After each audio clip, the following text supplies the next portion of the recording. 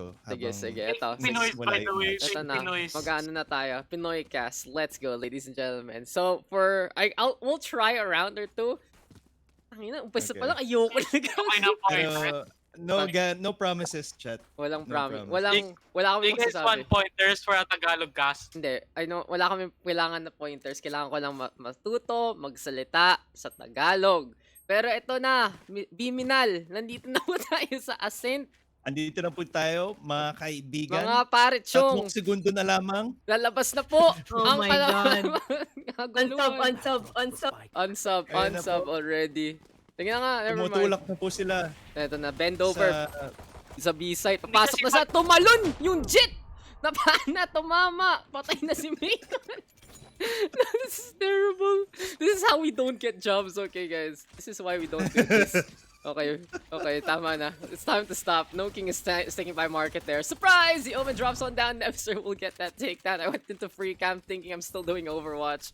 But here we are on Ascent. B-side take very quick here from the side of Winner Feed. Caster in the meantime gonna get that takedown. Cyber Strike though with a beautiful paint shell to save the day. And Craigie XD with one final kill as Cyber Strike pushes forward.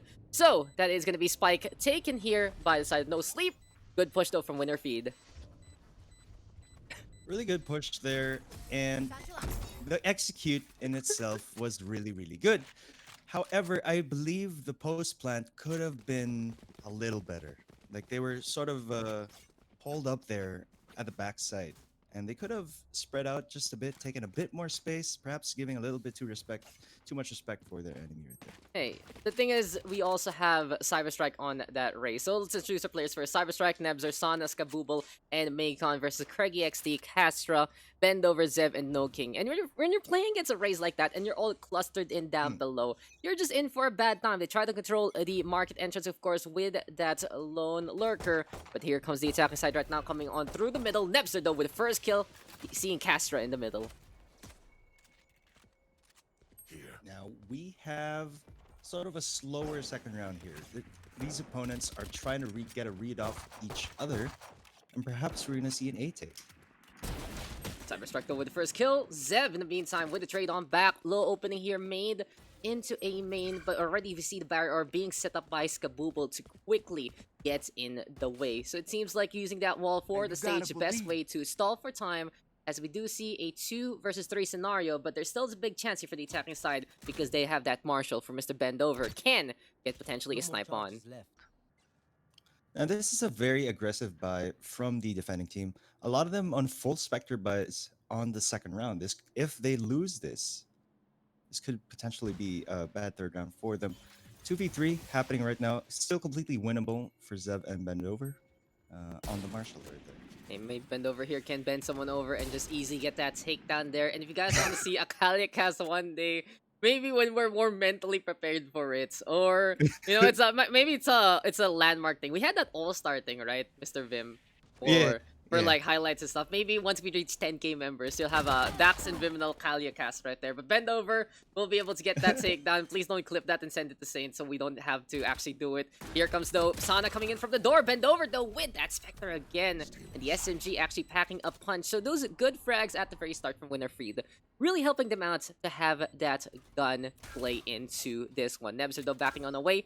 Tracking Dart is just so annoying because it will just tell everyone where you are. Dark cover as well being thrown out by the Omens. It's time to go for the TP play. And will he get spotted? Good play here from Nebzer. Moving over to the north side. There we go with Zev going down. And Prozone fake perhaps Bendover pushing forward.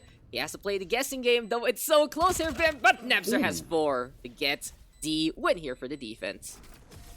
Really well played from Nebzer right there. Again, very, very risky to go full Spectre buys on the second round. Why?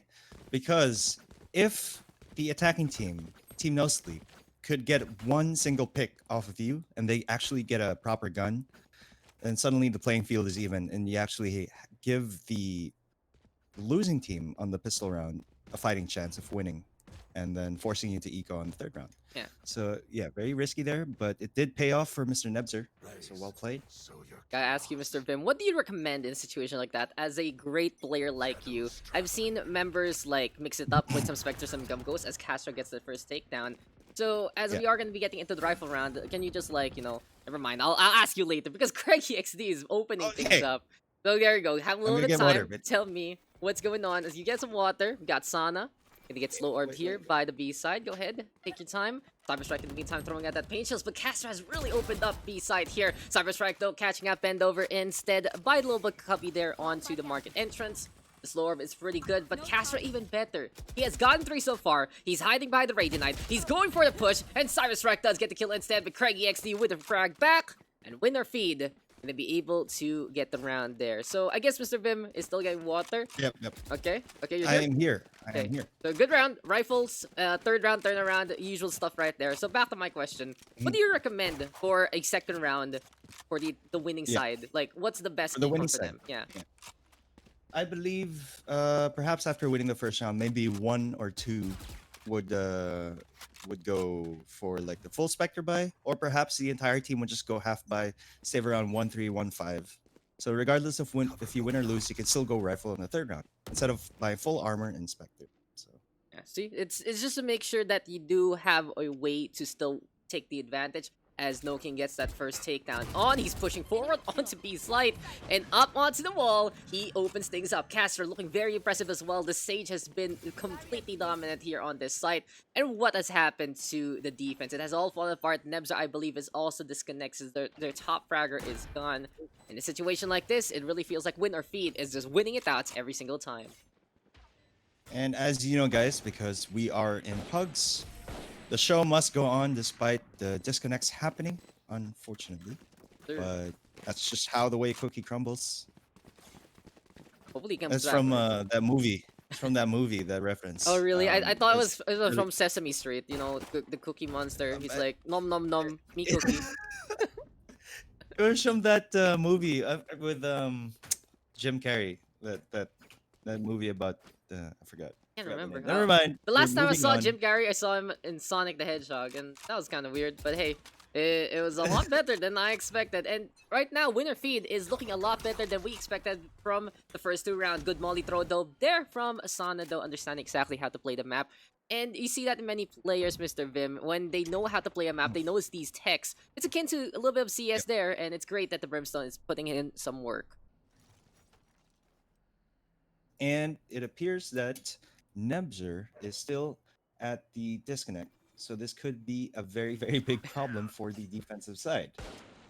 They're on the stall for time, Mr. Vim. They're trying to make sure that they have ways to really mitigate this push, but Craigie XD has opened things up again. And as soon as We Are Feed decides to go for this push, it's just going to be looking very, very scary. Odin in the hands of Macon. It's not going to happen. Zev with that kill, but Sana gets 2, gets 3, perfectly placed there by the little bit of the corner. Craigie XD, another trade back. This Sova has been looking pretty unstoppable in many, many ways, but now it is Kabooble versus 2. As No King takes care of the Omen, but in all honesty, that helps out the Sage here, knowing 1 is coming in from spawn side. Indeed. Now what we saw happen there was they lined up, unfortunately, on the left-hand side. No King finishes off the round by getting the kill off of Skabooble. Goodbye to the Sage, and it seems our chat is saying, "Oh, it's the one of the Almighty movies right there." Oh, God, as Morgan Bruce Morgan Almighty. Freeman, you can't go wrong. Bruce Almighty, yeah, it's there was one with the Ark, right? Really? There was one with the Ark. It was the other one, and hey, it's Steve Almighty, I think, Oh. or something. okay. I can't remember my movies anymore. You know what I'm remembering for some reason? Zoolander. I don't even know why. But Winner Feed has 5 ultimates ready to go, and maybe they're gonna be putting in their own show. Cyberstrike in the meantime, Shorty in hand. It's an econ round again here for the defense, but Nebzer desperately needs to come back because the team really needs him at this moment. And there we go with the boom bots, just blowing up in face of No King, who survives. Now we are seeing the Omen carrying the bomb, just trying to get a couple picks right there from defense. At this point, they really, really need to stall for time and play a bit slower in hopes of Nebzer coming back. But the bomb is now on the rotate to mid-control. They still need to get a pick off here and commit to a site.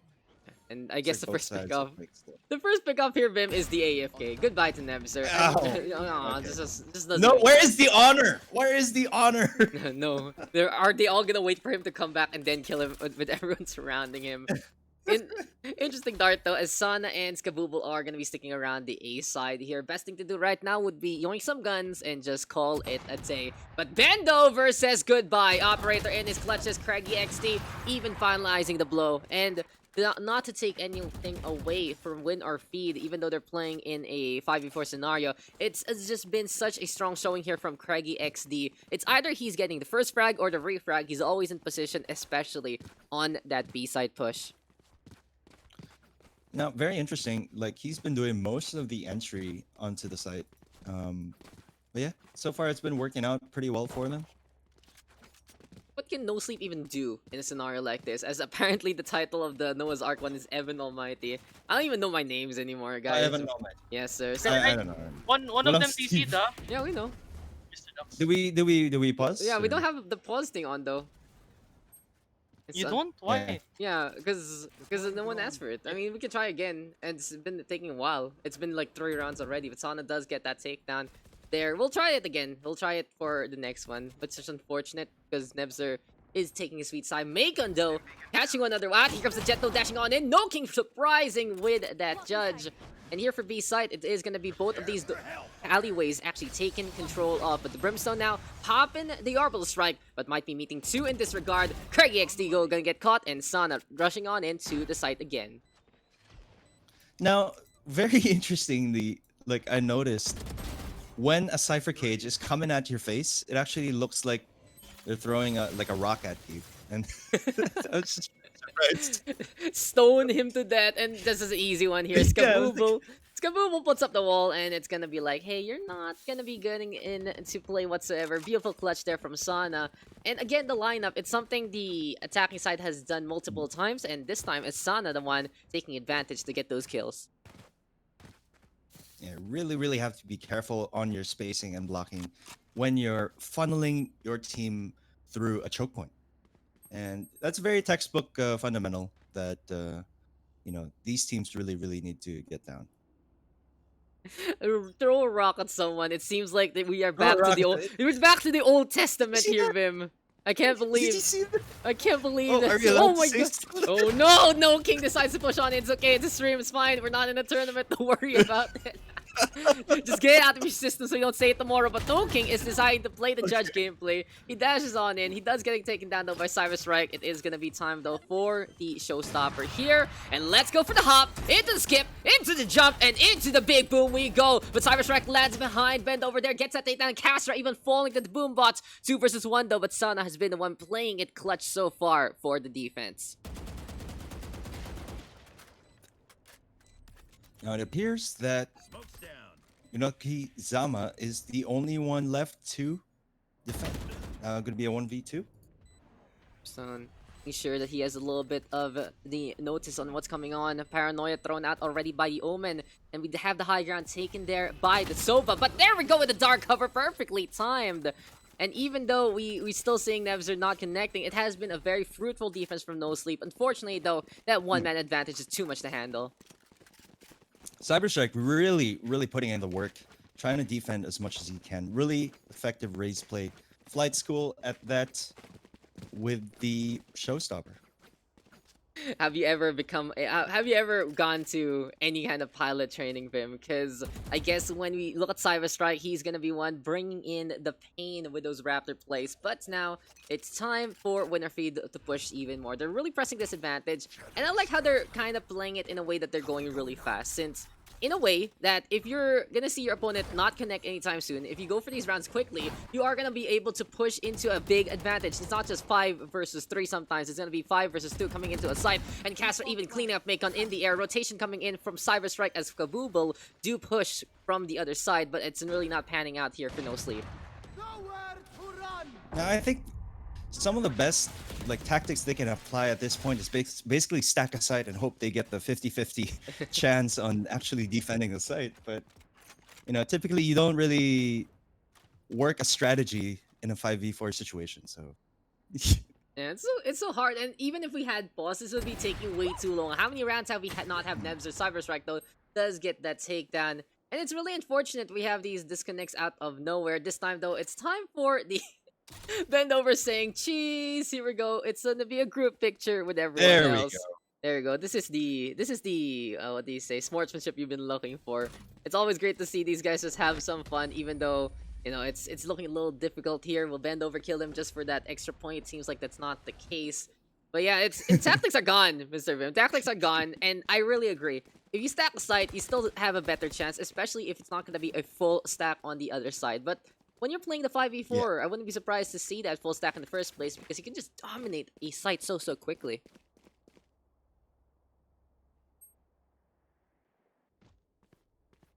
Anyway, go. Oh, my mic is muted. Sorry. Okay lang yan. See, this is why Vim joins these things. So it's all gone when he has his big time things. Don't worry about it. He is your month caster of Valorant in August, and Castra even A gonna true get the Renaissance man like myself. Dude, you are a Renaissance man, true and blue. But hey, that's at least 4v4 right now, and Nebzer is back. Praise the Lord. Never mind, Morgan Freeman saying you're going back to Earth. Castra will catch out Nebzer there, looking for another one. What a tap onto the jet. Now it appears the B site is all open, right? So we have Cyberstrike and Skaboobel going for a 2v4 retake. This is going to be really hard, and the best chance right now is for them to play together, which is what they're doing. But they do get shut down by Castra with that beautiful 2K. Dude, it's an ace in a hole, and his tap game is just amazing. Have you ever played that rhythm game on the phone, Tap Revenge? It seems like Castra is just ready for that. And he is just destroying as much as possible. Tap Revenge. I was really bad at that game. Then again, I'm pretty bad at most games. Except Valorant. Number one. I think, are you the highest rank caster? I don't know. Fun fact, chat. They Daks clapped me in rank the other week. Okay, that's a really funny story, honestly. As we get into this round, here we go with Nebzer trying to hold the middle. At least oh my god, Nebzer is back! Oh, wow. He is back, and he is here to just smite some fools. Maygon even peeking into B main right now with the tailwind, and I think that's very ambitious. You can't really get the aim there unless you're using that blade storm. Here comes the other jet though. Loki now will go down to the hand of Sana. This B push looking pretty dicey. Bent over has to run on away, and Castra is now looking for a little bit of the tap again, but will get caught out by Nebzer. Beautiful awakening here from the Omen. Beautiful awakening indeed. Now I'm not sure if that was an intentional one-way smoke coming from Nebzer that we saw over at mid lane, but it definitely worked out to his favor. It's so fast. Those kills did come, and okay, back to story time, Right. guys. So I queued this 5 with some of the Overwatch peeps. Mr. Vim queued this 5 with the EXE peeps, and we met each other on Haven, and it was pretty fun. It was a great game. It was one of the few times I played Brimstone, and whenever I play Brimstone, I only buy an Odin, and I buy Stim Beacon, right? And then every single time, who was the Sage there? I think it was who was the Sage? I forget. I can't remember, I think but it was Food. I think it was Foods, yeah. And I would run into Foods' wall and destroy it, and he would be behind it, and he would just get eaten by bullets. It was the best thing ever. So it appears that Nebzer is doing an intentional one-way smoke over at mid lane. Oh, okay, we're back into the game, and they're it's very scared. Yeah. It's true though. Like that's really well placed by Nebzer. And again, when you see a player know these things, it feels like they've been practicing a map. Cyberstrike though in the face of Zeb, but Zeb is the one who wins it out instead. And now into the mid we go again. Nebzer though catching out one onto Craigie XD, and it is Nebzer now waking on up to really try and go herald a comeback. But this is the last round in their defense, Mr. Vim. They have to be very careful coming into the offensive. There we go though with the neural theft. Skaboobel almost gets the kill onto the jet. Zev though with another takedown, and it's the A side opened up for the side of winner feed. But as I say that, it's orbital strike down onto the generator. Now the defense do have the HP advantage. They're setting themselves up for a pretty good retake right here. Orbital strike really doing its work delaying that. Beautifully done though. Maycon pushing forward. I love the paranoia though, courtesy of Zev. And it is now time ticking on our way 2 versus 2 though. Maycon is sticking this spike defuse. And Casper gonna get that takedown. Nebs are not paying attention. No King surprising with the judge, jury, and the executioner here. 8-4 our scoreline right now. Win or feed with a 4-round advantage as we move into the next half. I don't play Jet all that much, but come to think of it, I think it's really good idea to use a judge at the round that you're going to be using your kunai knives because Knives. the name escapes me. Hey, Knives. knives. That's what Astrike is saying. They're called knives. I'm not even sure if it's a correct or something. Yeah. Knives. Knives. Oh yeah. Now I remember. Now I remember the #1 tip you have for aspiring casters of Valorant. If you're a new caster like me and you have trouble remembering the names of the abilities, all you have to do is bind the key to Yes. show Uh, cheat sheet. That's you. It's Here you very go. very easy. Here you go, guys. F1. Hold F1 for your default. Apparently, my Facebook is still on. Sorry about that. And we are going to see Team No Sleep now on the offensive. They are trying to open things up onto every single part of the map. So it's a little bit of a scattered approach here. Can't go wrong with that. Macon trying to play the tailwind there into the middle. But for now, it's like a slower, ambitious approach because of all these smokes being thrown out by both sides. Despite the disconnect, Nebs are really putting in the work right there, showing him at the top frag. Nebs just We'll waking up. see how it goes in the second half. Yeah. Here we go into the middle again. They tried to play that generator with the jet. I like how Macon is trying to hop around there, but let's go with Nebzer because he has been leading the charge even though he hasn't been here all the time. It's feel like he's going 9 to 5 right now, and Nebzer going to be catching out Zev there again. Goodbye to the Omen. Here we go also with that Rachel's and Cyber Strike. Why? Why? It's a holy war and a half, that's for sure. And Nebs deciding to push on forward onto the side. We do have a sneaky peeky Cypher there into the Cloudburst, but here comes trouble. No King, the shotgun man himself, gonna get whittled down there by Nebzer. And Craigie XD is all alone by the market side. 1 versus 3. Still a good chance at it if he does get the recon bolt in time. And his best chance here is to chuck dart. Hope to get a pick or two, but no. Didn't have it. Didn't have it, bud. Nebzer Didn't have it. Didn't have it. 3 kills on Really, the board. really looking dire for. Man, Yeah. this Omen, as soon as he comes back, he is saying, hey, don't forget about me, guys. I'm all here. I'm ready to go. And he is leading the charge with a 14-8 scoreline. Exactly what the attacking side needed after, well, the difficult 4v5 defense. And, hey, they are going to be going for 2 marshals here. So it seems like, you know in Ascent, right, that the double operator is a pretty good comp. Hey, double marshal might work too. Now this is actually a really good example of when you should do a full buy after winning the first round. If you're down a few points, want to secure the next round, Nebs are putting in the work right there with the Spectre. Nebs trying to do things, that's for sure. He went for the shroud step in behind. People turn around low awkwardly, but Macon now with a surprise. Bucky in his hands. Sees the Cypher, gets the take, and then a face full of buckshot. But Craigie XD is hiding by the wine side. A side right now open. That Angel says goodbye to the Sova. Clean as a whistle right there. No sleep. Getting 5 rather. I only losing 1 there. Beautifully done. I gotta say that round was just good execution all around. Very good execution, and this is something I've noticed playing in matchmaking. Like maybe if you have a pug stack, right, and you're not really, used to each other's playstyle, usually you'd be stronger on attack. So we could see that happening right here for the team of No Sleep, right?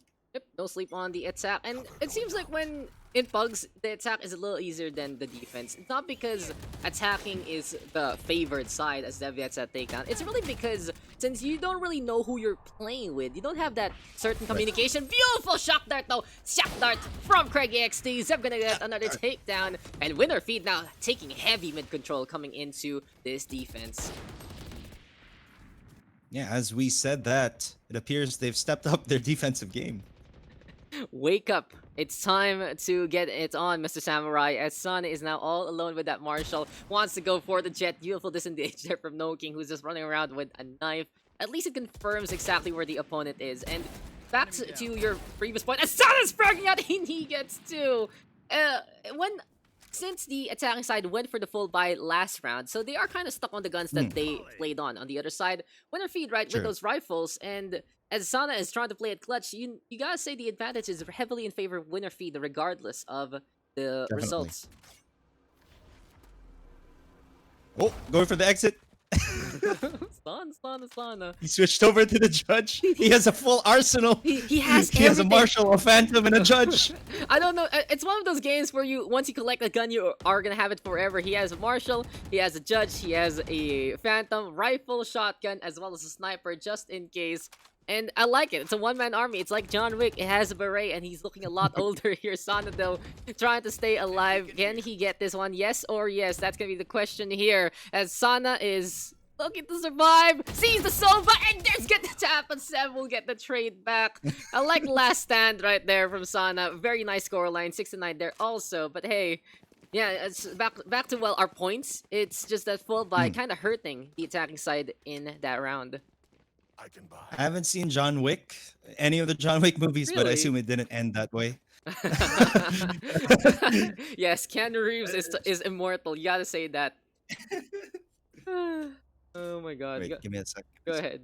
So rifles are here, operator from Mr. Cyberstrike, and Nebs are getting a sponsor there for this round.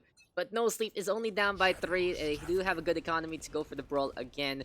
And this is really where I feel like the round will matter truly. Because with an even economy on both sides, whoever loses this is going to be the one busting their chops and getting busted in the back. But Sev is holding the line in the middle again. Sana will go down first and foremost. Macon, in the meantime, playing a bridge over Troubled Ascent and actually catches out one there. Macon right now, though, with the Blade Storm. Floating on around, misses the right click, and Castro will easily get the shutdown again. Whenever you see the stage in front of you, it just feels like that if he gets tap on, you will die so quickly. Cyberstrike though. So this is, Okay, he's back. this is indicative, sorry, of the of how the next few rounds will play out, because both teams have rifles, they both have full buys. That's really the economy around here in essence. It will define if you are a first world or a third world country, and this time it's Nebzer getting another set of kills. He gets 1 and 2. Last stand yet again, just avoiding those shotgun shots, but the shock darts from Craigie XD will say goodbye. Absolutely lightning defense here from the Sova. And this is going to be good here for Winter Feed because they get 2 in a row, and they will be putting No Sleep on a bad econ state when they are down by 4. Definitely a bad econ state, but they definitely need to force buy and try to maintain, gain a bit of leverage here, because they are down by 4 points. Very comfortable lead for Castra and Co. So yeah, we're gonna be seeing half armor with a rifle over here at Cyberstrike. He is the entry frag, essentially. So he's gonna expect to go down really early in the round, in most cases. And go down guns blazing, that's for sure. Those trades making a big difference. Craigie XC though by the cubby, but it is a really good notice of how Ascent plays since it's a double smoke composition here for Nebzer and Sana. They are going to be looking to just keep an eye out and take care of those sidelines. Sev though has found Fallen, and here we go with a really quick push onto B side. Skabooble all alone right now. Reinforcements coming in from the Bristol. Good slow orb though to mitigate a little bit of the push, and I think for Sana, he's the one going for combat instead, and Bendover will get that takedown. I think despite them having a double smoke composition with a Brimstone and Nebzer on the Omen, I really believe they could still maximize usage of those utilities. Right before executing the site, you didn't see any smokes go down over at CT and market side. And I think that's why they were able to do a proper retake for team Winter Feed. Yeah. Really good point there, and exactly that. You saw Sana going for a fight against a Cypher in no smoke territory. It's like, come on guys, you have the smokes for a reason. You want to make sure you control the map, and even though it's a good one on mid, it doesn't matter if you're not going to be really doing anything in the middle in the first place. It's kind of just like a debate and a half, and it's just, okay, we go to B side, but we're losing members there, and I completely agree. It feels like you can't always maximize your abilities as every single agent, and someone who's been maximizing it has been Castro because the Barrier Orb comes up on A side. Really good anticipation of Anticipation. Anticipation. Anticipation, as the French say. But yeah. Anticipation. Castro though, seeing jets, and here we go again with the shotgun. Not gonna happen. Castro with 2 again, and this is gonna be a really good stand here from the Sage Storm, even to slow things down. Time to TP on out one more time. Nebzer and Skabooble caught in the rock, a hard place, and a few shock darts here and now. No King actually getting a rifle, and into the air we go. Knife is out, and stab is there, but Skabooble will get one. Oh, everyone is going for the knife, and goodbye to the poor Sage, as it's match point here for Winter Feed.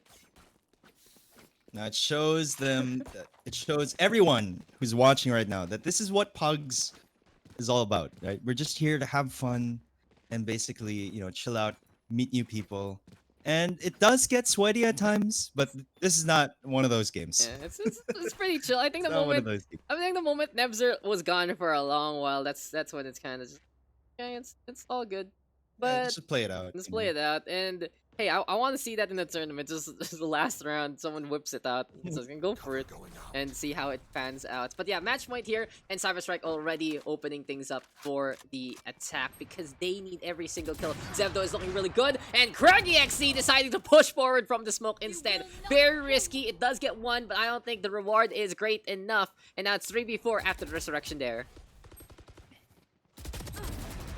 Getting a little bit overconfident on the defense. Looks like they're looking to close this game as soon as possible. However, they do get punished.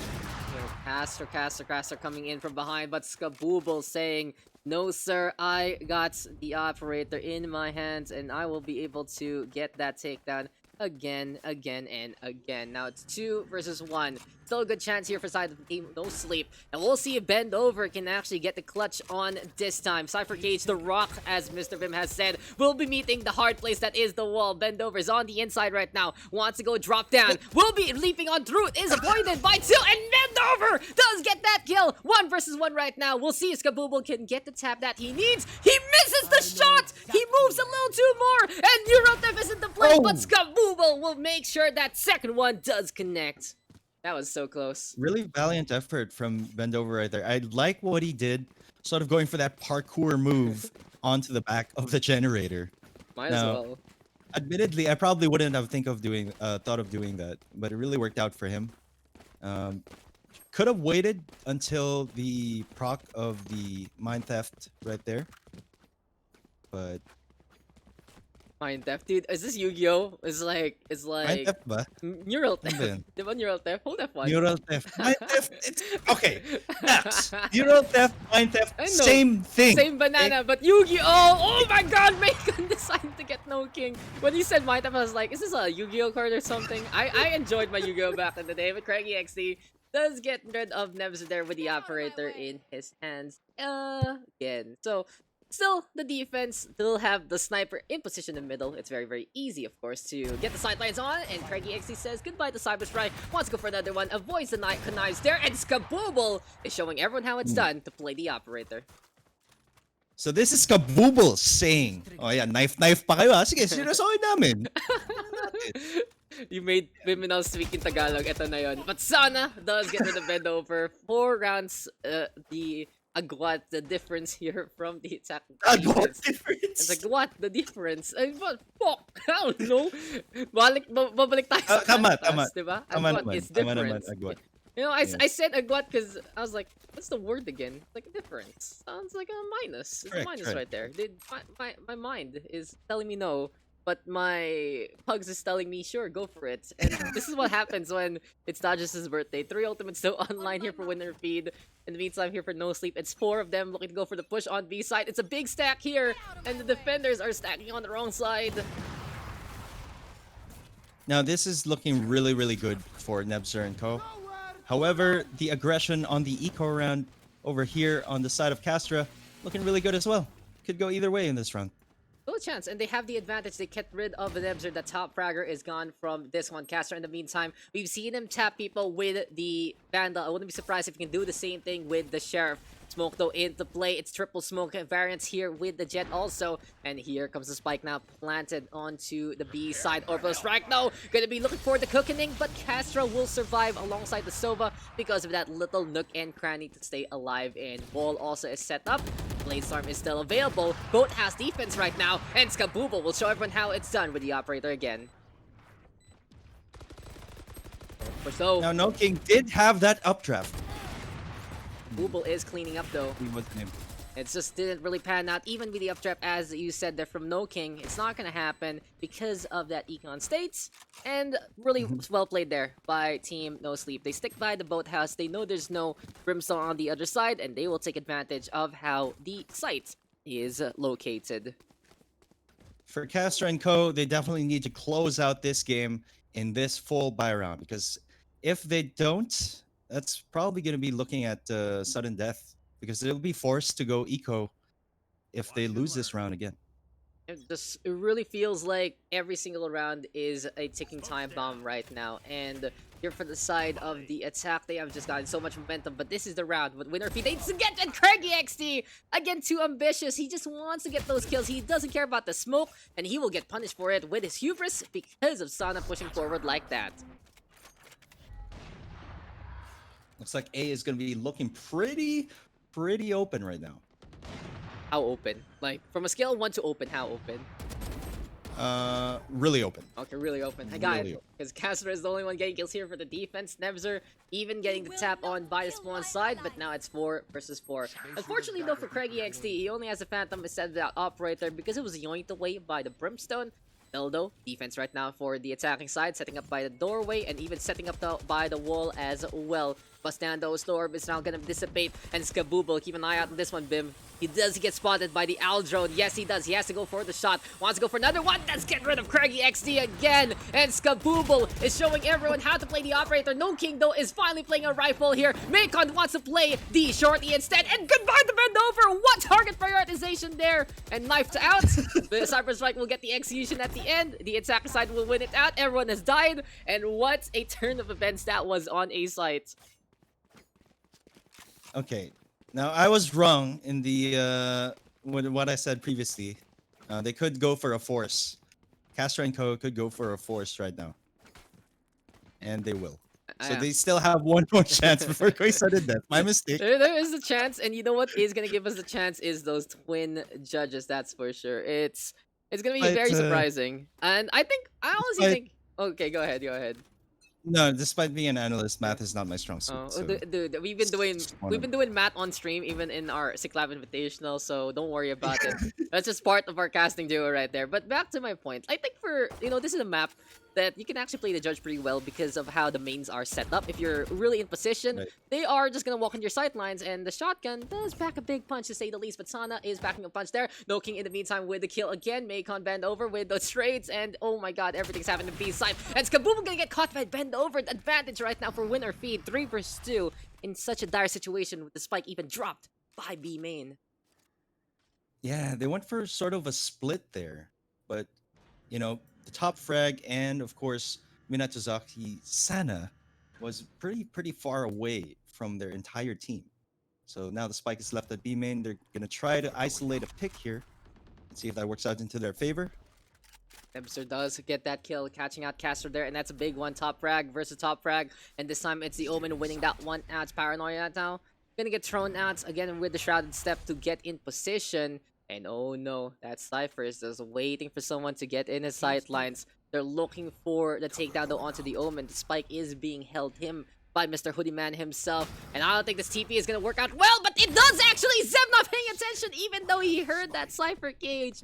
And this is Bend over now all alone, Mr. Vim. Can he do it? He does see the Brimstone there, gets that takedown. Spike has to be planted, and Bend over with the clutch. He gets 4 in the end, and lurking is the way to go for team winner feed.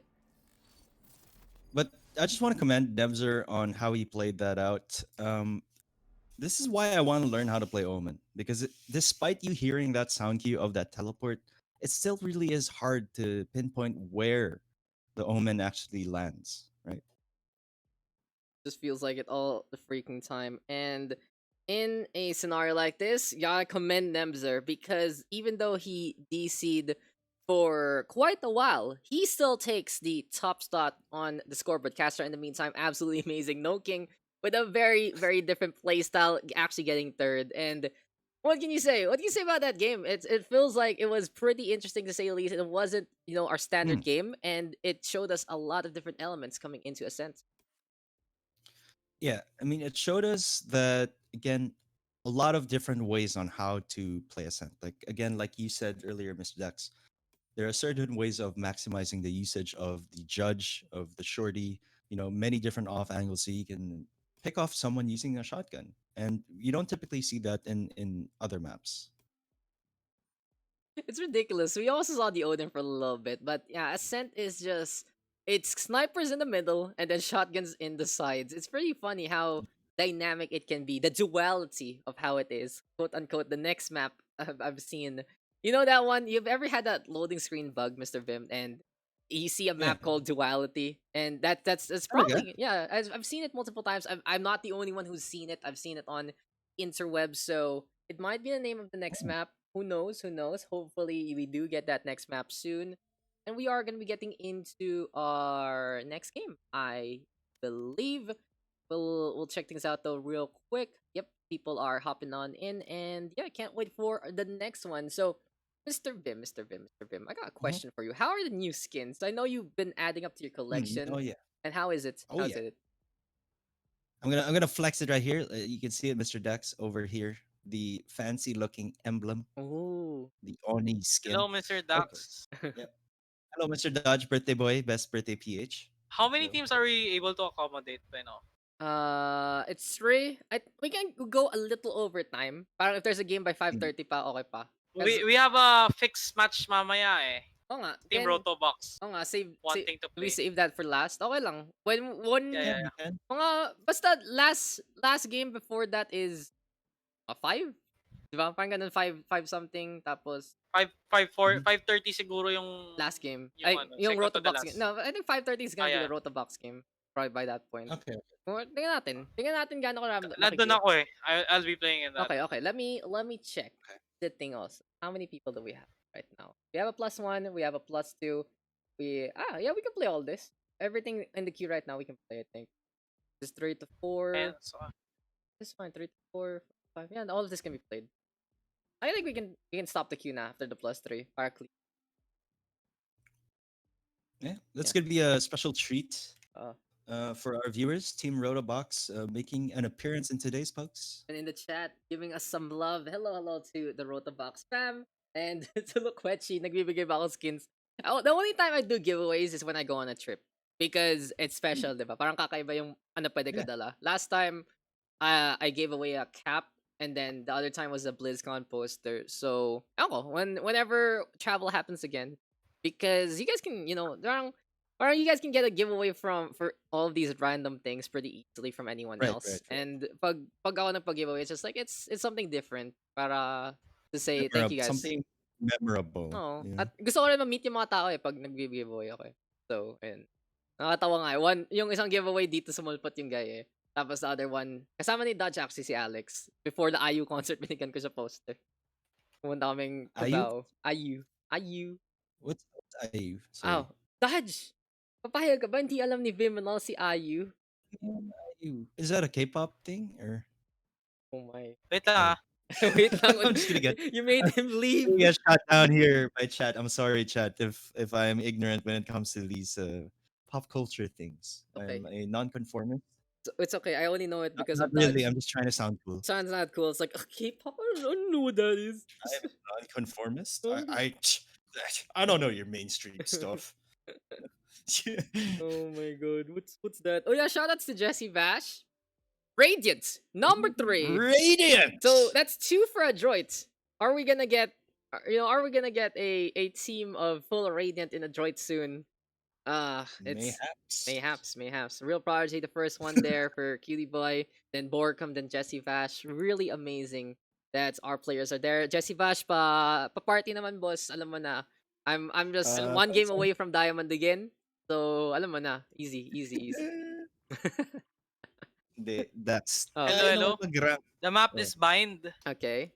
Sige, wait lang ba ako? And Yo. the map is bind pub.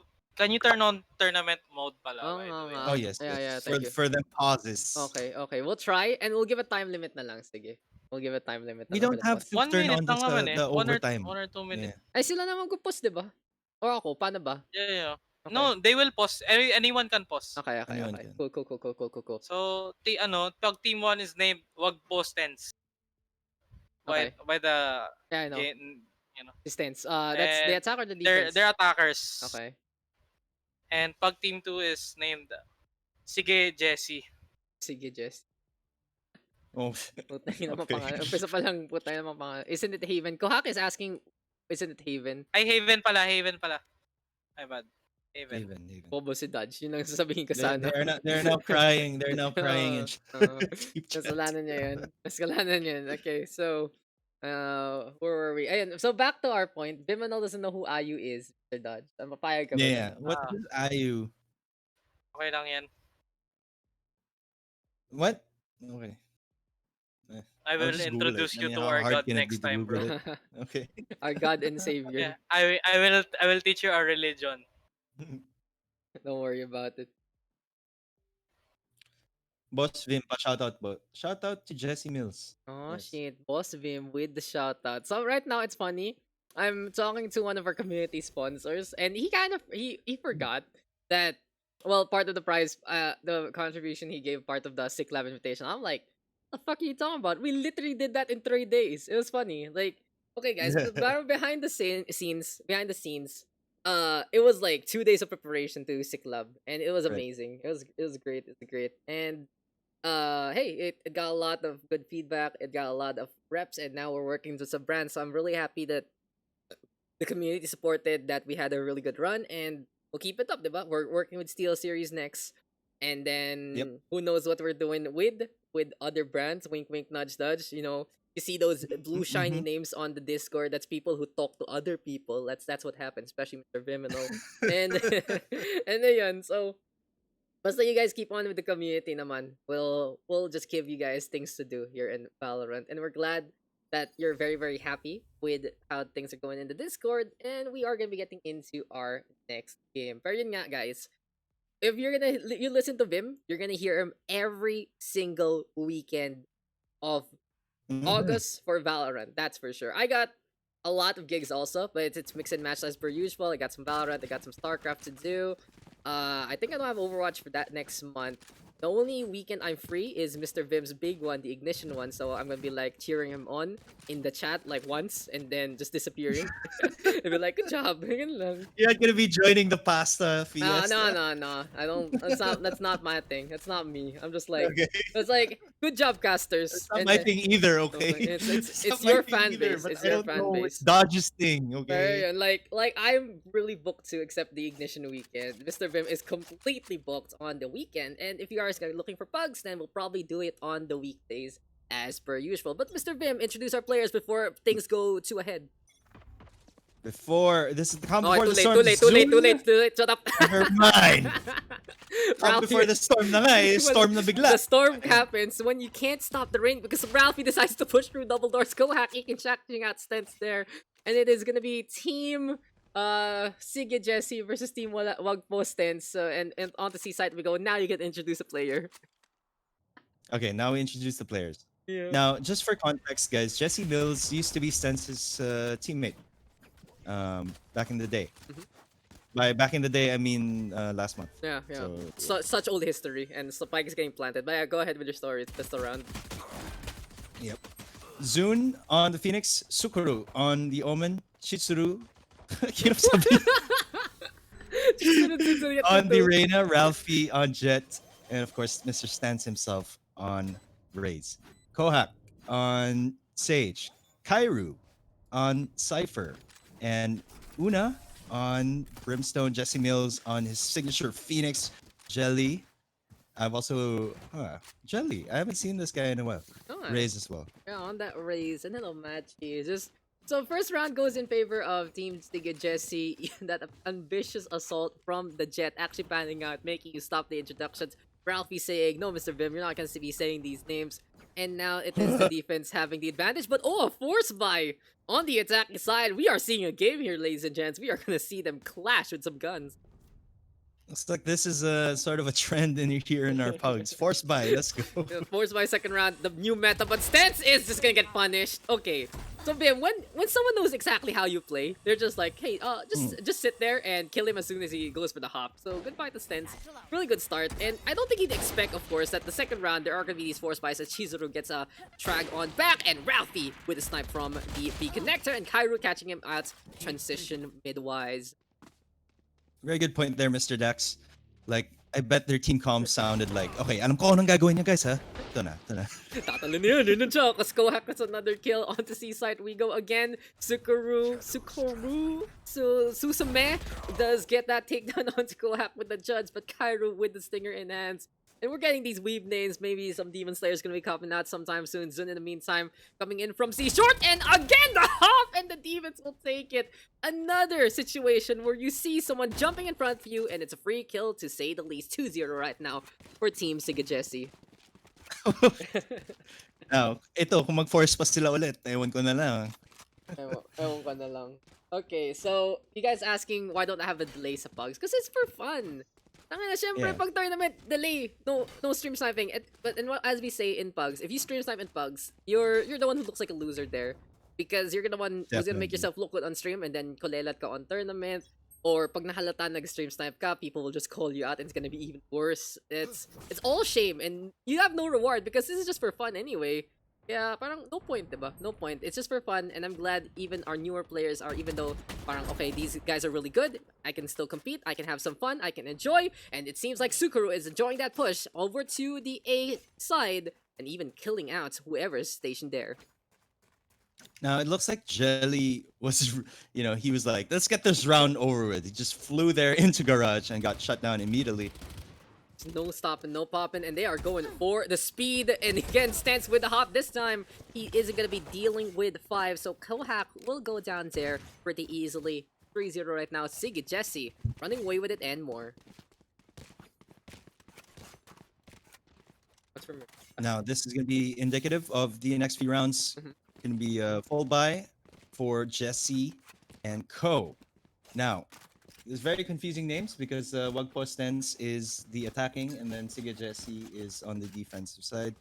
And then both of these names are not from either team. Yep. So Just think about it like the other guy saying this. So Stance is saying Sige Jessie, and Jessie is saying wag po Stance. That's how I remember these things. Lear though coming into play. It's again the Vyminal stop talking push because they tried to come in through the double doors. Jelly and Kohak will get to Kohak this time, showing up with the Vandal. And this is the second game in a row we're seeing some amazing Sage Vandal plays. The taps are so strong from the medic himself.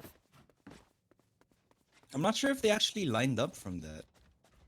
But it seemed like it happened so fast. Kohak really, making big plays right there, securing them this round, no doubt. No doubts indeed. That's a pretty good band. But I gotta say, guys, if you are new to Twitch, the amazing thing about Twitch compared to Facebook is as soon as the game, as we are live and Jessie Mills does get that kill. So first point there for Wagpo Stance. Even if we're live, you can access the VOD. You can access the game that you played in at any point in time. If you want to make clips, if you want to make sure that you can check out what's going on, and you can always go back to the live any point in time also. So if you want to see your highlights, you want to make highlights, go ahead. It's in the videos tab. If you can't find it, just add /videos to the Twitch channel and you are good to go. So go back to the game though. Rifles abound and an operator here for Chizuru, and we'll see if the defense can hold against the attack, finally getting some momentum back. Looks like the operator is going to be going down at C-Long. Beautiful. Beautiful. Dragon up, and Jelly will go down. The American Dragon named Chizuru, maybe the Mexican Dragon in a state like this. Of course, the operator is so strong on that long angle. Stance though, around here by the fight. Nice transition there. And the wall is set up. Claire just suddenly clicked the mouse and changed the angle. I was like, what? Chizuru though, close! Does get rid of Kohak there. It does get rid of Una. Jessie Mills though with the trade on back. 2 versus 4 right now. And Key's side now is the angle of attack. What a great pug session. Very nice. Very Very nice. nice. We have a cameraman. Yes. Cameraman in the background. Yeah, but Jessie Mills does get one more. Chizuru changing guns, and here we go with the dismiss. Invisibility is key, and first life is gone. Second life is there. Have you ever seen a phoenix, Mr. Bim? You probably haven't because they're not real. But when they die, they turn to an egg, and I've How heard. do you know they're not real? I mean, I've heard when the phoenix egg before it hatches, it makes a really good omelet. So there you go. Goodbye to Zun, to Jessie Mills rather. And yeah, that's my fun fact for the day. Phoenix omelet. There you go. Okay, I could go on and on. I could talk the entire game about how to make, different kinds of omelets. You know that, Mr. Daks. We gotta break some eggs. I think we're breaking our minds here with our casting today. I think it's the most casual we've ever been, in all honesty. But hey, but Jessie Mills is holding on to double doors again. Showstopper time. Stance says goodbye to nothing. He hits a crate, and He just stands there. He knows he fucked up, and he knows he will take that bullet from Jessie. Now, this is what we've been talking about earlier, Mr. Dax. Like while we were playing some games, whoever has the more like stronger operators would probably win. In a high level game, operators are really the name of the game. The meta, that's for sure. And it really is just a lot easier to handle compared to other games. You can be more mobile. The game itself prevents more mobility, prevents new angles. And look at that barrier orb. This time though, Jelly gonna get caught out there. So doing plays just like that, Mr. Vim, with the operator, you can actually do so. And it really adds a different dimension, but still the one-shot kill makes it so that whoever has the better gun and the better wielder of the gun, making sure that is gonna be defining every single game, as Jelly will get caught after the failed showstopper also.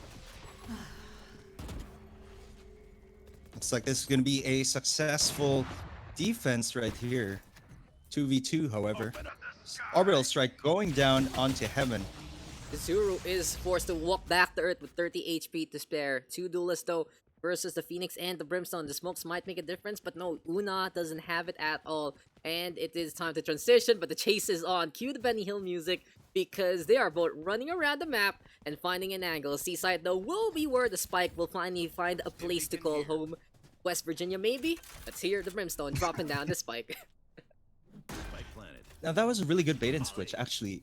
I expected them to actually go for the push after, following that orbital strike, but they chose to go to C site. And that really caught the opponent off guard. They thought about it, but they stuck around B just in case there would be a fake there. Jessie Mills still catching out Ralphie, which is the best kill because Chizuru has only 30 HP because of the grill that is the orbital strike. And Una says, I'll be the one there getting that first shot. Chizuru gonna get caught out there. And now Sige Jessie with a 2-round advantage coming into Haven. This is a pretty good game, all things considered. Very impressive bait and switch right there by Una. And of course, really good post plant. You saw that Jessie Mills was sort of baiting the focus of Chizuru on that one, and it really paid off. It's really just how they made sure that they had both angles covered for that seaside take, and they kind of forced out the opponent to go into the angles that they like. And that's what I like to see from teams. Not only do you hold the angles that you know your opponent's coming from, you're making sure that they are going to be coming from that side in the first place based on their initial position, based on how much time they have left in the first place. And hey, it's really some 2, 3, maybe even 4-dimensional chess, but Jelly actually catching out Chizuru makes it simple to open up Seaside. Ralphie though with the trade back. Now this is probably the best map to play someone like Raze. You have two really long lanes on C and A, and you can just really open up a site like that. As Pain Shells doing pretty key because they are alleyways instead of open pathways. But Zun saying the joke is over and he is here. He gets caught by the operator, but doesn't matter. Sukuru will get caught by the sniper though, as we do have the Phoenix trying to turn back and pop in that color, but Stence is in the game. And here we go right now with a hop and a skip, and he will get caught by his former teammate. This time Jessie Mills saying, Sige, I got the kill there. Pretty easily done. Here comes the curveball though, trying to push on forward. Platform is there. Zun gonna be able to get the backstab on. Oh, okay. What? Dude, trigger discipline. He knew Jessie Mills. Discipline. See, he knew Jessie Mills didn't know. He didn't know, and he was gonna coming back. So I'm down for Jessie Mills. He has no idea. He has no idea. Oh. Very impressive trigger discipline from Zun. Now I was like, the madman in me was like, just shoot him now and then run and push when he respawns, right? But no, just go with the safer play, arguably a smarter play. Very smart. And very good job, Sir So, Zun. he had a big advantage because operator for Jessie Mills, right? He runs on forward, so it will take some time for him to scope on in. And for Zun, he's like, okay, he's not paying attention. If he does turn around, I will shoot him easily. Trigger discipline is just something that honestly many players need to learn in a game like this. Sometimes you're like, okay, first guy comes in, you shoot already. I fall under that assumption in all honesty, but there are times you can get 2 or 3 for free with the backstab on if no one's paying attention. But right now it's gonna be Ralphie and Chizuru trading spots. It's the Reyna right now on the inside of the garage, but gonna get caught trying to bunny hop away by Kohak and the wall bang there.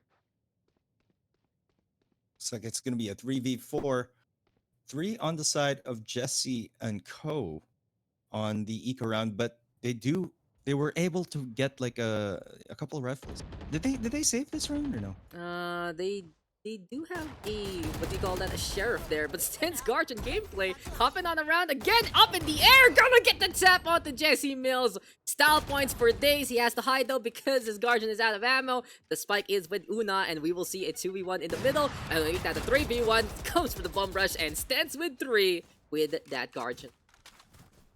Really impressive defense. Smooth as butter. Smooth as butter. And I love how Stence played that out. He even basically goom stomp Jessie Mills there. But now the question is here, Mr. Vim, what's the plan for Wugpa Stence? They're down by 4. They kind of need to stop playing into the antics and play a little more standard, I believe. Yeah, I think they're playing like super aggressive. They're playing really, really fast. I think they should just play for picks right here. Especially maximize Jessie on that operator. Get him another op. Get that man another op and just play for picks.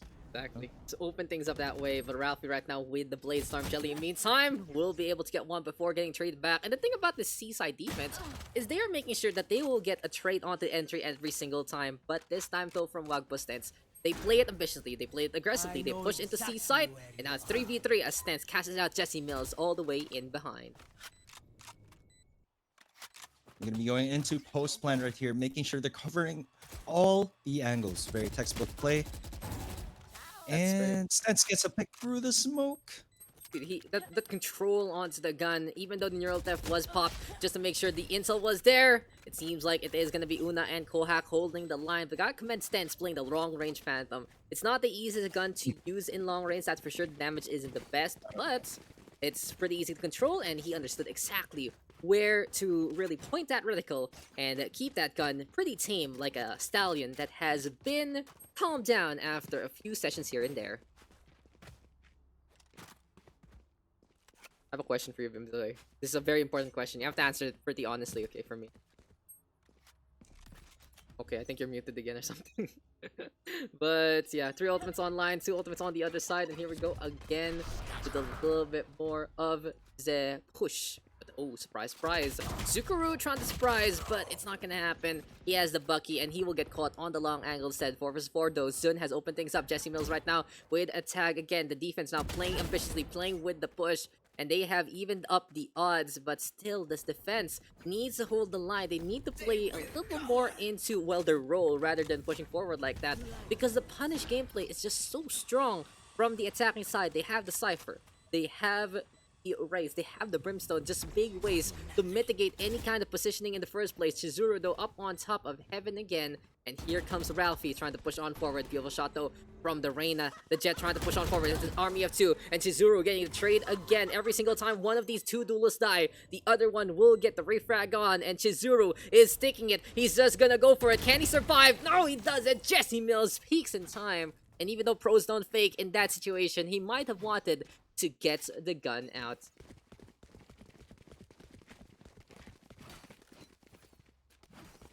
There you go again. Happened to Vim. Did he die? Is he okay? Let's find out.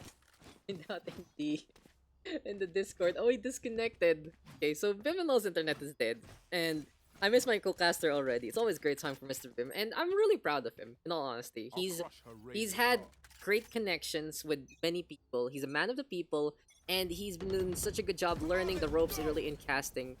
For the whole month of August, as I said, he is going to be having a cast every single weekend for Valorant, especially that big one with the Ignition series, so it's really, really amazing for him. Jessie Mills still does get 2, and we do have, of course, the Raise of Stence holding on to the showstopper. Now for me, guys, of course, I'll be working with Valorant PH with the 2 events this month. Not going to be doing any of the C-Sports slot. Let's just say that's not ever going to happen, that's for sure. And hey, Una is going to be putting up that spike. And if you guys do want to miss me, I'm always on my stream anyway. Zundo catching out the Brimstone there. Good flank though from Kairu, catching that one out one more time. The Raises though will meet each other. Pitch combat. Knife is out. Stence is trying to get some honorable combat, but Jelly executing Chizuru instead. Now 1v1. Showstopper though to surprise. Beautiful hop to get away from the rocket launcher. And they can't even decide if they're going to go for knife versus knife because Jelly is executed there. Here comes the absolute carnage that is this game. And in the end, it's Stence gonna get slowed down. Pistol play abound. Jessie Mills will get that takedown. A little bit of a teabag. Also, 6-5 our score line. And we are coming into the last round of the half. E-caster, guys. Yes, your favorite E-caster right here, right now, showing up yet again. Looking to impress, looking to do all I can and more. And thank you guys for all the supports. That's for sure. Really appreciate it. Really just gotta, what do you say? So really just enjoy everyone who's been liking what's been going on. Not only Valorant PH, but everything I've been doing. And hey, we'll keep on keeping on as per usual. Who needs a bum life? Who needs a bummer in your life? If you can just keep on casting anyway. But Stence and Chizuru, operators in the hand. Ralphie gonna do the same thing. 5 operators right now for the side of the defense. And it seems like this is gonna be fun times at Casino. Fun times for the side of Sige, Jessie so far. Cypher though is trying to pay attention. Here comes the Brimstone of Una as well, pushing forward. Stence though will easily get that takedown there onto Pyro. And with the Brimstone now all alone, he's gonna go for the orbital strike. He tries to get the ones by the doorway, but there comes Sun, and Ralphie will get caught. He even catch out Chizuru post-mortem, but hey, 7-5 right now. Sige Jessie with a pretty good defense, all things considered. And the biggest factor there, in all seriousness, was their capacity to trade. Just the capacity to be able to make sure that the numbers would not be a big advantage for the attacking side. And it's very, very commendable in many, many ways. Blair, order whatever you want. Let's just get whatever. I'm hungry too. And as we are waiting on, guys, I haven't had lunch yet, so I'll probably get a little bit of a snack after this game. 7-5 scoreline. Sige, Jessie. What? You're gonna say hi to this? Come here. 7-5 scoreline. 6 points now needed here for the side of Sige, Jessie. And, oh, you know, Meralco, gotta pay your bills, Mr. Vim, in the big city. You know, there was a song. I remember there's a song made by Meralco with that Jinri Park girl. It was like a ad to pay your bills, and it's very, very cringy, and I always remember it. That's for sure. I know he said it in the chat too. Chizuru has gotten that kill though. Don't worry guys, I can hold the fort while the Meralco is trying to fix Vyminal up. Jelly though actually getting that takedown with the short thing in hand. Now with the spike planted, it seems like this is a really good position here on the A side because they get coverage onto both long as well as the defending side connector. Ralphie gonna get that kill, 1-for-1 trade so far. Sukuru holding the line, 1 HP and Dream here for the Jets, but the double peak is enough to get the advantage, and Team Sige Jessie is starting to run away with it. 3 points right now. Wouldn't be surprised if they get the 4-round advantage coming into the next one. And with how these pushes are working, it's just looking really, really good so far. So Mr. Dodges is here. What's up, birthday boy? Are you gonna co-cast with me this time? Alam mo na. You know what to do, bro. You know, I know what to do. You're okay, give me that. Stream Valorant. Go live. Here you go. Do it again. Hopefully it doesn't crash anything. I don't even have to say what's happening, bro. I mean, yeah, it's okay. Don't worry about it. But here we go again. Ralphie is going to be pushing forward onto C side. It's going to be a full stack there. Over to the long angle. And this is the Jet now trying to pay attention. Jessie Mills though will get a beautiful tap there onto Stence. Every single headshot. Just really bringing in the crunch. Like though planted already. Very quickly done here by the attacking side. they're taking really good post-plant positions. Well, not really, since they don't have control of long though. Right. Garage though. They're playing that Stinger Rush, so they don't need that long. They're just gonna get in the face of diversity. Jelly also having that short. There will be the takedown one more time, and Kohak versus the world. Shortly squad unite, gets another kill, and you know what's better than one shotgun here, Dodge? It's 2. Oh, Stinger time though. Wait, never mind. Walang tiwala sa judge. No nga, Stinger versus Stinger instead. Oh, he almost fucked up. You can't do that. You can't do that, Kohak. You need your whole clip, and now the oh Omen. no! You know how Reloading. confident. You know how confident they are because they heard those few shots at the beginning. Kohak does get to What? beautiful knife Are you there. shitting? That's amazing. But hey, that's gonna be a victory again for the attacking side. And in Big all kills, I seriousness, guess. Dodge, can you explain why they were so confident as soon as the first spray of the Stinger already, was used up? He had 6 bullets. Stinger has 20 bullets. And even if you get 1 kill, you have to expend your whole mag on 1 kill. And if you miss your mag, then you can just knife him, I guess. Or they were just fucking around. I think it kind of turned into a little bit of that, but like half and half, kind of fucking around, kind of just exploiting the matchup there. And it really goes to show, if you're playing the shotgun, you got 1 shot. If you got the Stinger, you got 1 clip to work with. So here we go again. It's now a good advantage. Oh, Marshall time Or here. marshals. All marshals for Sige and Jessie. I guess they are just memeing it up to the best degree. Other marshals on the other side. Here comes Jelly though, hopping around. Sakura will get the kill. An absolute carnage as we hear these rifles. I don't think we're playing classic mode anymore. I think we're playing Spike Rush because everyone is playing basically the same gun. Well, let's see if this bites them in the back though. Oh, Stence though. The backstab is so huge. He comes in from A side. It's like, thank you for the free flank there. And Zun right now is going to be looking to take the similar advantage. But the ponytail gonna get caught. Get stabbed in the Oh, back. no. Here comes Stence pushing him Rip. forward.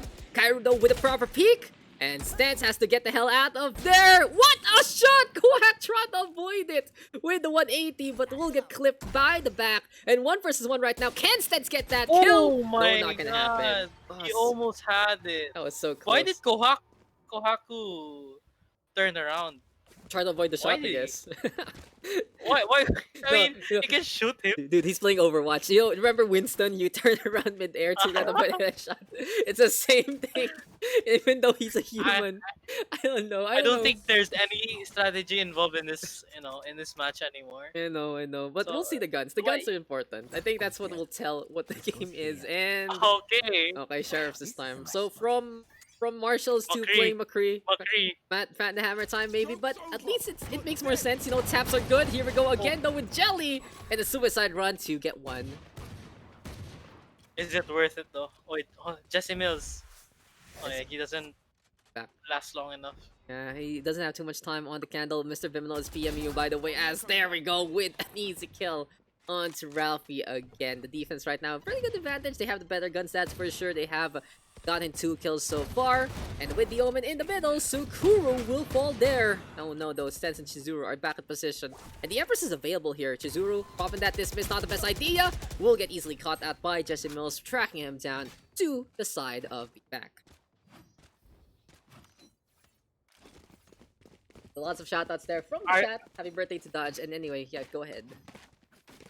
Are they gonna be taking this seriously now? The score is getting Nope. a bit closer. Nope. Look at Nope. look at that. That is Yes. that is 5 Odins, and the only one who I know plays Odin on this map is me. On pretty much every map, honestly. But yeah, the best thing you can do Odin on this map has to be the double door spam, and they are gonna do it right now. Whoever's in the window might have to cry Who's the themselves to sleep. victim? Or no, Jose, Jesse Mills. Jesse Mills is there. Oh, Holding the line. Jelly in the meantime. Showstopper's gonna be huge! And that's gonna be Oh. 2! Wow! Kaboom goes Zun. Kaboom goes the Jet. And Chizuru right now pushing forward all alone. Jesse Mills will get the kill. I think it's time. I think it's time they should, take this seriously. Oh, the T-bag coming in for Stence.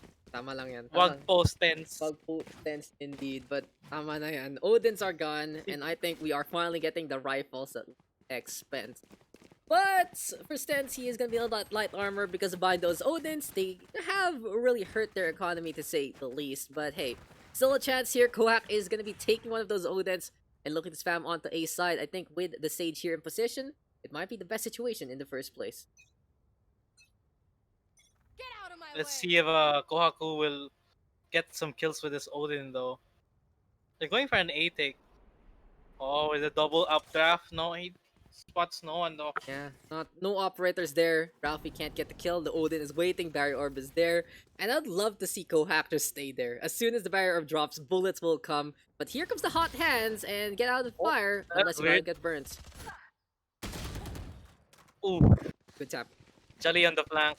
The double back. Are they double backing? Maybe. They're looking for a little bit of a lurk here. Jelly on the back gets hit in the grave instead. Oh, Judge doesn't work. Too bad he wasn't looking at the right side.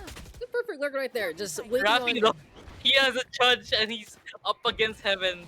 Oh my god. Well, it's 2v5 though, 2v5.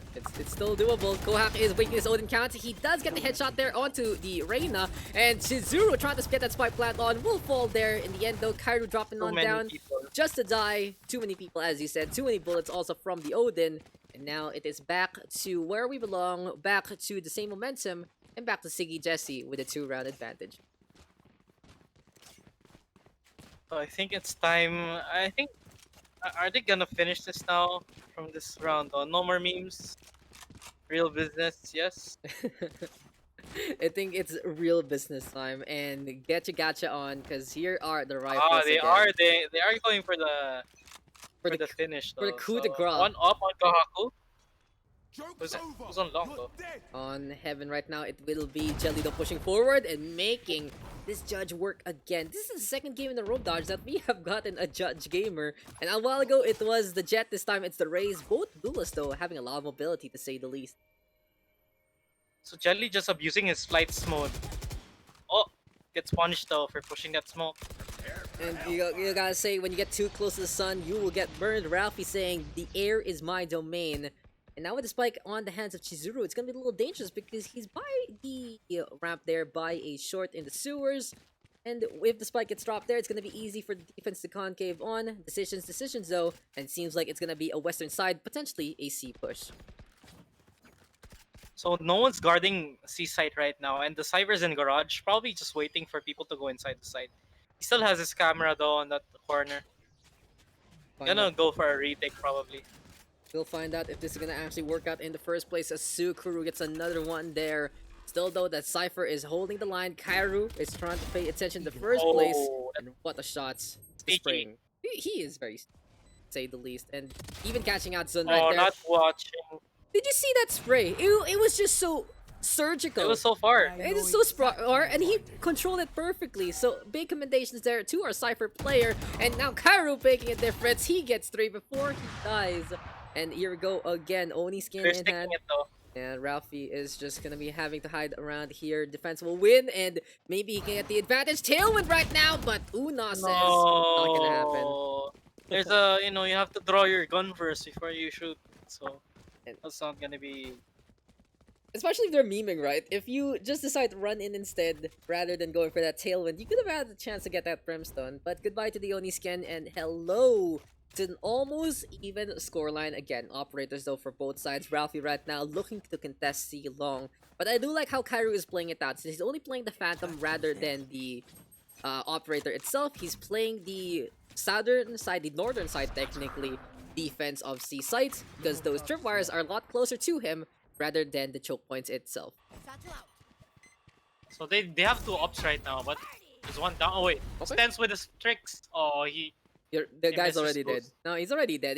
I don't think he realized that his teammate has gotten the kill there onto A long. But for now, he's gonna be brawling, and Una says, I'm gonna get the first shot again. Koak up on top. Dark cover though will prevent him from doing anything, and Chizuru making sure that this is gonna be a cheesy explosion onto A sites. Kohaku, they're going for a retake right now. The opposition is pretty good post plant position, so it's just pretty hard to retake right now. They have the rifles, they have the operator Kaido catching out Sakura there. It's a little too ambitious. Layers. Oh my god. Go hack from Don't peek, above bro. again. Just don't peek. peek. And here we go again with a drop down. That shot doesn't get a connect though. Good try. Try to no scope with a drop down. But the recoil is ridiculous. It's like you're just playing a dartboard while you're blindfolded. Not gonna happen, that's for sure. But hey, you gotta commend Ascent. Still though, this is now Sige Jessie again with 2 rounds at the advantage.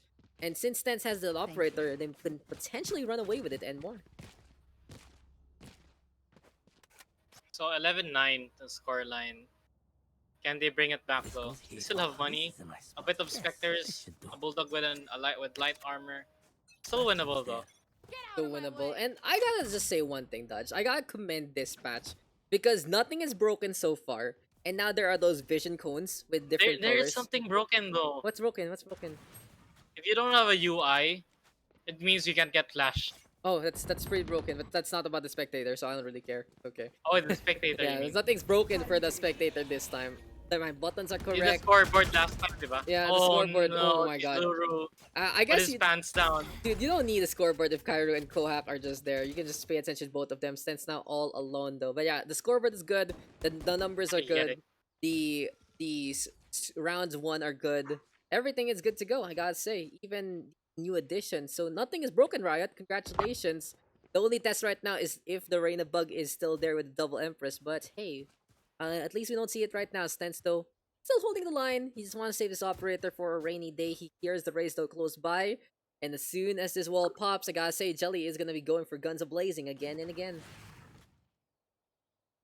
Okay, so the wall's gonna break anytime soon now. Oh, good. Ah, with a teabag even. He deserves it in a way. It's like, pay attention, mate. You gotta pay attention when that sage wall is cracking.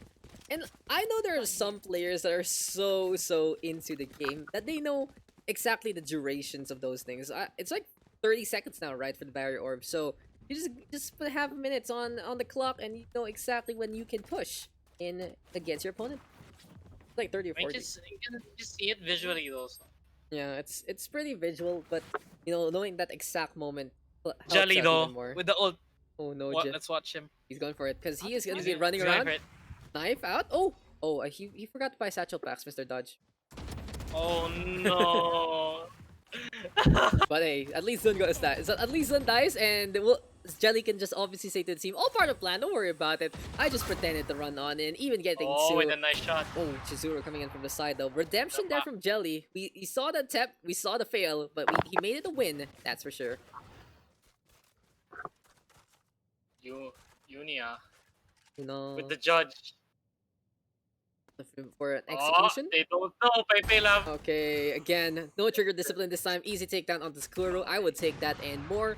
And I like how he's tossing that molly to prevent a refrag from happening in the first place. Now, the best thing he can really do is to get a new gun, because if he's gonna do the same old thing, the flank is gonna come, and never mind, Chizuru instead with the operator. Here comes the pincer, and that was very dangerous for Chizuru, I gotta say. He could have waited for Ralphie to come on through, but they have been a good tandem so far, getting the refrag every single time one of the two duelists do die. Oh, he's gonna res. Kohaku's probably gonna be looking for a res here, and they're taking it to A right away.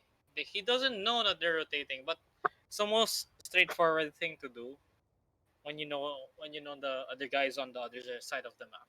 Especially since it's only one. So now for Kohak, Shit. popping the res, maybe?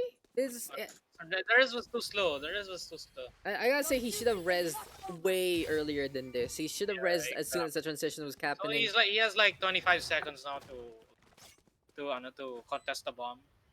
Look at this, Chizuru's already up on heaven. So this is really good here for our Reina player because He had so much time. He had so much time to. it's a free flank, that's for position. sure. And here we go right now with the orbital strike onto the long side. Knife out! Goodbye to Kohak. You can see the panic in his eyes. And Chizuru wanting to go for the ace, and will get it here! Beautifully Oh done by my the Reina. God. Perfect punish onto both the window side as well as the double door garage.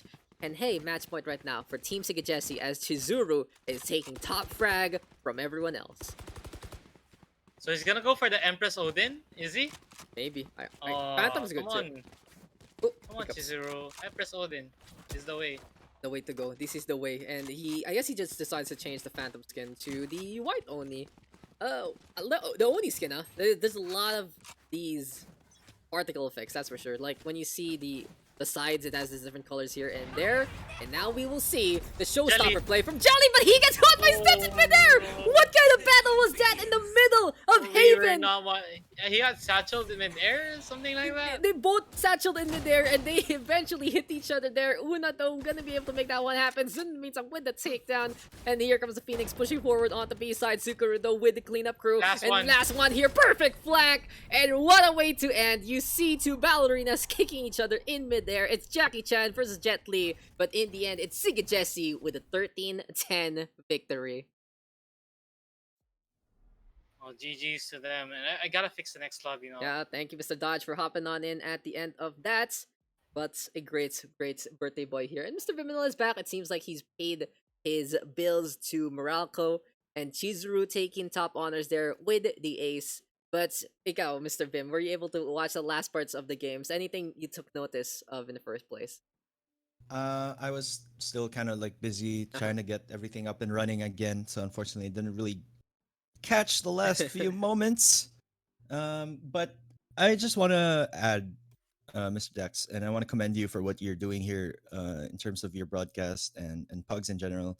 To give you guys an insight, chat, on how casting really goes. Like, if you cast a tournament, if you're hired to cast a tournament, your job description is literally to watch the game and cast, right? There's a different person in charge of spectating the game, being the cameraman, quote unquote. But Mr. Dax here is crazy, and that's why he's being the cameraman and the caster at the same time. I mean, I've done it. And I tried it for the first couple of games, right? It's really hard. It's really hard to do.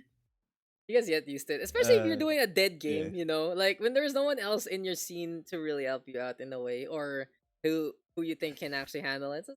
Just go for it. You know, Yeah. just do it. And it was a It's trial by fire, and I've learned to yeah. be comfy with it. It's a different level of mental gymnastics, and I just gotta commend you for that. So I was actually gonna ask you if it works that way, can you like go live again on Discord so I can just spectate your camera view? Ay, ayaw mo ba yan, no? May ano ka. I think that would be I don't know better. Sige lang. No Yeah, freeze. because it really messes with my brain. Having to jump to player to player. Okay. Sige, Enrico. Here you go, friendo. We will wait Yes. for the next one. Very good. Very good. What a way to go though. What team rounds? Marshall round. We got the sheriff round. We got the Odin round, and now we'll be getting into another round of game because Mr. Dodge is gonna be rallying the troops at 3:30. We'll have time Mhm. for a bunch, that's for sure. We still have time for the next two games after this, so no worries whatsoever. And I think we're getting some Subaru today. Subaru's okay. What do you think about Subaru, Mr. Mm. Bim? Yeah. Fun fact. Never mind. Don't Actually, I shouldn't say that Don't, on don't tell me stream. don't tell me. Oh my Never god! mind. I'm already assuming Never what you're gonna mind. say, and I'm just gonna say No. Okay. Anyway, Subaru. Getting back to just answering your question at the basic level, I oh my God. I actually like Subaru. Like it's super fast, casual, Italian American food, and who doesn't love cheese and tomato sauce together, True. or or pasta, like quick pasta. Who doesn't like that? Doesn't like pasta is can't go wrong. And it's really it's Hey, you okay. gotta It's believe. Jumper, if you come from the states or you ever tasted any of the states, Subaru is just kind of not cheap shit. But if you just want something like that's really filling, it gives you a different kind of flavor, and it's a pasta combo. Can't go wrong. I'm a fat ass Yeah. in Subaru, Mr. Bim. I go for the deep dish Chicago plus a big CT with Oh, yeah. Alfredo. That's my go-to in that place. Really interesting that Sbarro is one of the few offerings here in the Philippines that actually do offer like a deep dish pizza. Like we don't typically see that around here in Asia. Asia. But in Asia. Too fat. Too fat. Shout out to Mr. Vim for inspiring me on doing the Stinger C Rush from Mr. Hell yeah. Stence. So and see lots Hell of Vyminal fans in the chat right there. No, Stinger fans. Stinger fans. Both. I love the Stinger. I just love the Stinger. When was the last time I played? I can't really remember anymore. Makita niyo na tuloy rank. Plat 3, plat. Diamond tuloy. Ah, nga pala.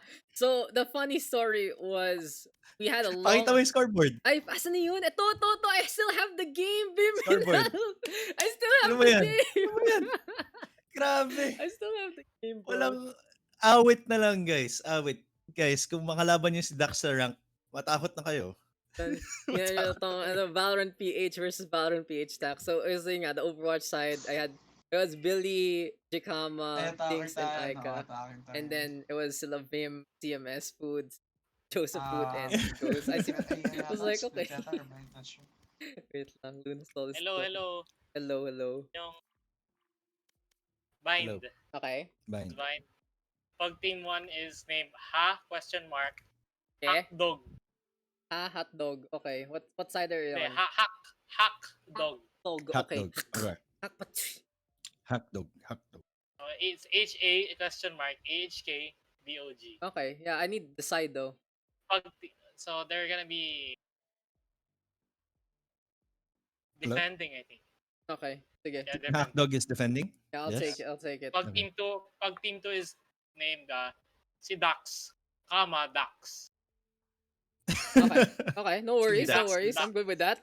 Team Sidaks. Si Daks. Sidaks. Yes. Okay. Good. Thank you guys. Love you all. Big commendation. And great mics. Great mics from everyone. That fucking party open chat is like the worst shit in the world, not gonna lie. They should have that in lobby mode wherein you could just automatically set everyone to The mute. mute, if especially if you're spectating, right? Yeah, exactly. Because it's very useful. Oh, to talk to people also, but it's like, okay, you're Yeah, hosting a tournament, someone says something very bad on stream out of nowhere, rip exactly, not only the stream but exactly. also the team, and then rip all the sponsors, and it just becomes a mess. Just because of that's It um. happened to me once that we were playing scrims, Mhm. Mr. Dax, and I didn't know that I had mine on open mic. So while I was doing comms, the opposite team could hear what I was. Because you were on party chat. Yeah, That's dude. a big brain. It's like, guys, they're going to be guys, they're going. Beautiful, beautiful. Very smart, very smart. Hmm. Tama lang yan. That's how you do it, guys. Um, how the Oh no, because the party chat is so if you don't know, then you're on stream and you say something bad, rip everyone. Rip to the Yeah, stream, everyone, rip to the everyone. team, rip to the sponsors, rip to the Valorants. It's a rip and a half to everyone. Parang you say you're on a let's say you're on a Steel Series tournament and you say the dreaded words Audio Technica. Oh no! Oh Oh no, no! rip, Rip and rip. XD. And it's a setting that a lot of people constantly fiddle with. Yeah. That's why it's accidentally turned on. Because when you play solo, you have to turn it on, and then if you play with a team, you turn it off. So you touch it all the time. It's a yikers, that's for sure. But hey, that's life is sometimes. Anyway, we're just waiting for the rest of the other team all there. But like, yes, they are the man. Jules, Lunasol, Venom. We're waiting for Dalandan and Clydius Filius to get into this game. What do I do with abot ng 20 Cornetto, Cornetto? Yun nga, Cornetto. diba? In top lane. Wink, wink. Wink, wink. Okay, okay, guys, confirm. Vyminal is a Cornetto sponsored person. Oh my god. Ano pa ba? Um, Lucky Me. 20 Uh, pochis. I usually count money by pochi, how many pochi I can buy. that's pretty cool. Pochi is one of my favorite candy. Yes, sir. 1 peso lang, okay na. And I used to have a metric system back then. It was like pochi is the 1 peso, and then a chicken fillet was 50. So whenever you were getting paid, you would just ask, how many chicken fillets can I buy? Because that's how many times you can basically get fed with how much you're getting. Big brain. Chicken fillet from KFC, right? No, from Hakdog. Oh, It's from 55 McDo. right now. That it was like 50. So it was like a standard. Pochi bigay mo sa classmates so pag upset. Pochi is great, honestly. My favorite local candy. I wouldn't be, I'm surprised, I like something strawberry, but hey, can't go wrong with that. We're waiting for Venom though to get the hell out of the training range and we can get into our game. It is gonna be Arza and the rest of versus so Mayata is actually in this game. I only realized now. We are gonna be going over to Lebind and on Bind, Mr. Vim. Labine. You got the teleporters, you got the A and the Yes. B, got the hookah, and yeah, that's pretty much it. That's what Bind is all about. That's what bind is. That's how Mafia works. That's what binds is. But actually, I was thinking, Mr. Dax, like you mentioned duality Uh-huh. or duality. Yes. I was actually like thinking, what if it was just a code name for bind? Maybe. Because like in a sense, it's like teleport A, teleport B. It's kind of like it True. kind of makes sense. Sure, that's a very good point. Can be, but I'm just waiting for my fifth map. You know why? It's very important to get our fifth map. Tim. There's one big reason. For best of five. Yes, thank you. Thank you for understanding. You are a great friend. You know Mm, exactly what I'm looking for. yes, Because yes, it's stupid to do a best of five when you only have 4 maps. yes. Like, even though the format needs it for something as big as the grand final. Why? Like, Mm, come on, give us a fifth map because having that extra choice, having that extra map to play on compared to doing another map again is very different. Since yeah. the map picks are important, right? They make a big difference, and seeing a certain map twice can actually be really really good for a team to pause the game. I don't think I'm Are gonna your pause are the game. your frames okay with this setup or That's fine. Don't worry about it. it's working? It's Okay. because Venom DC literally at the very start. I guess he's just trying to load on in. But yeah, Okay. so here we go. Go ahead. Introduce the players. Ushio on Brimstone, Humayatas on Sova, Belnicorn on Breach, Azure on Sage, and Ars on Raze. Lunasol with his Sage Venom on Brimstone, Jules on the opposing side on Reyna, Talandan on Sova, and Clyde on Phoenix. Very standard, like sort of meta compositions here.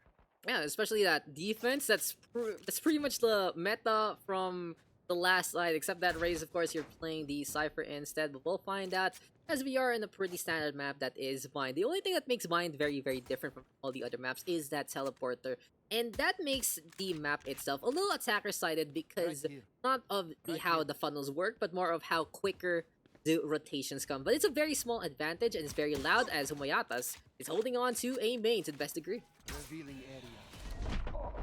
Looks like you're going to be pushing right here, right now. That Lear beautifully opening up the site. Humayatas getting that first kill. Lunasol with the trade again. Here we go though with the boom bots. And the wall is up again. For me, that's my patented A-safe approach. Because you are just basically setting up in a way that you have wall and you have everything good to go. Jules though, another takedown. Beautiful headshot onto Belnicorn. We see some grenades though being thrown out. And into the fire, into the spike plant we go. 3 versus 2 right now. Onto the lamp side. Now, there's a reason why so many teams do that sort of A-safe that you were referring to, because it's such a strong execute. Really is. It feels like it's just such a tried and tested build. It's one of those defining factors of the meta that it's interesting to see it this early into this game's life cycle. Now, compare it to Counter-Strike where it took years to have a defined meta into the game. It's not CSGO wasn't the starting point of Counter-Strike, it was CS 1.0, right? So how many decades did it take to get all of those strategies up? And having something like that in Valorant this early into the cycle is pretty interesting because the meta always changes every single time. It's not because of the patches, it's just because the game is still being figured out. And at least there's one thing already people are familiar with, and that is that A-safe approach on Bind as Arze is holding on to the hookah. It's of course the Econ here to the defending side as they lost, but the shorty says hello to Jules pretty easily. Looks like I'm having a bit of technical issues. Hold on. I think I have to relog in the game instead and just do what we were doing before. Yeah, it's okay. You can't hop in though mid-game, so... yeah. Okay. For the next game. Don't worry about it. Yeah, it's better because it's probably like latency or something. But here we go again with the Brimstone dropping down that smoke. Clyde in the meantime with that takedown. And of course with the stinger in his hands, so close to get kills Humayatas. So with another kill, Venom in the meantime with a trade on back with that Bulldog. And Ushio just leaps out of the wall just to die. Still though for Belnicorn. Checking out Lunasol there with the pistol. Here we go again with the two Sovas getting kills. 1 versus 1 right now. Stinger versus the Ghost. Oh, Humayatas getting his own Ghost. And the defense winning that one out. It's really good decisive play there. Now that was totally okay round for them to lose. Although a big win for the defending team. The attacking team did, opt to save their ghosts on the first round. So that would have been really costly if, again, they did full Spectre buys. So going into the third round, still big advantage for the defenders, of course, with the rifles going out there. 3 Vandals and Dream, they are going to be playing that Ares as well here for Azure. And 3-2 defense yet again here on Bide. Pretty standard stuff. Wall going to be set on up immediately by the stage before anything else. And Belnicorn actually catching one out by the showers, peeking over there as we see Azure looking to set up as much as possible. Humayatas though deciding to take advantage and make sure there is another defender. As soon as that Sage gets in the crosshair there, oh, he misses the initial shot. And this is the Sova backing on out instead. For the defensive side, if you're playing a Sage, I actually prefer saving the wall for a counter wall if they're going for that A-safe execute, instead of like putting the wall up immediately at the beginning of the round. Hey, I agree in some instances, but sometimes you just want to try to wall them away, especially if someone is stuck in the cubby itself. It's a deep angle that you can run into if you need to in the first place. And it's really good if you have someone paying attention in labs, but Humayatas going for the crossfire. Ushio gonna get on the board from Heaven, and Heaven is a place on Earth that Ushio says that he is gonna be taking control of 2-1 right now, and it is gonna be time for the defense to get one back and get back into the groove. It really is such momentum here for the side of Team Hakdog.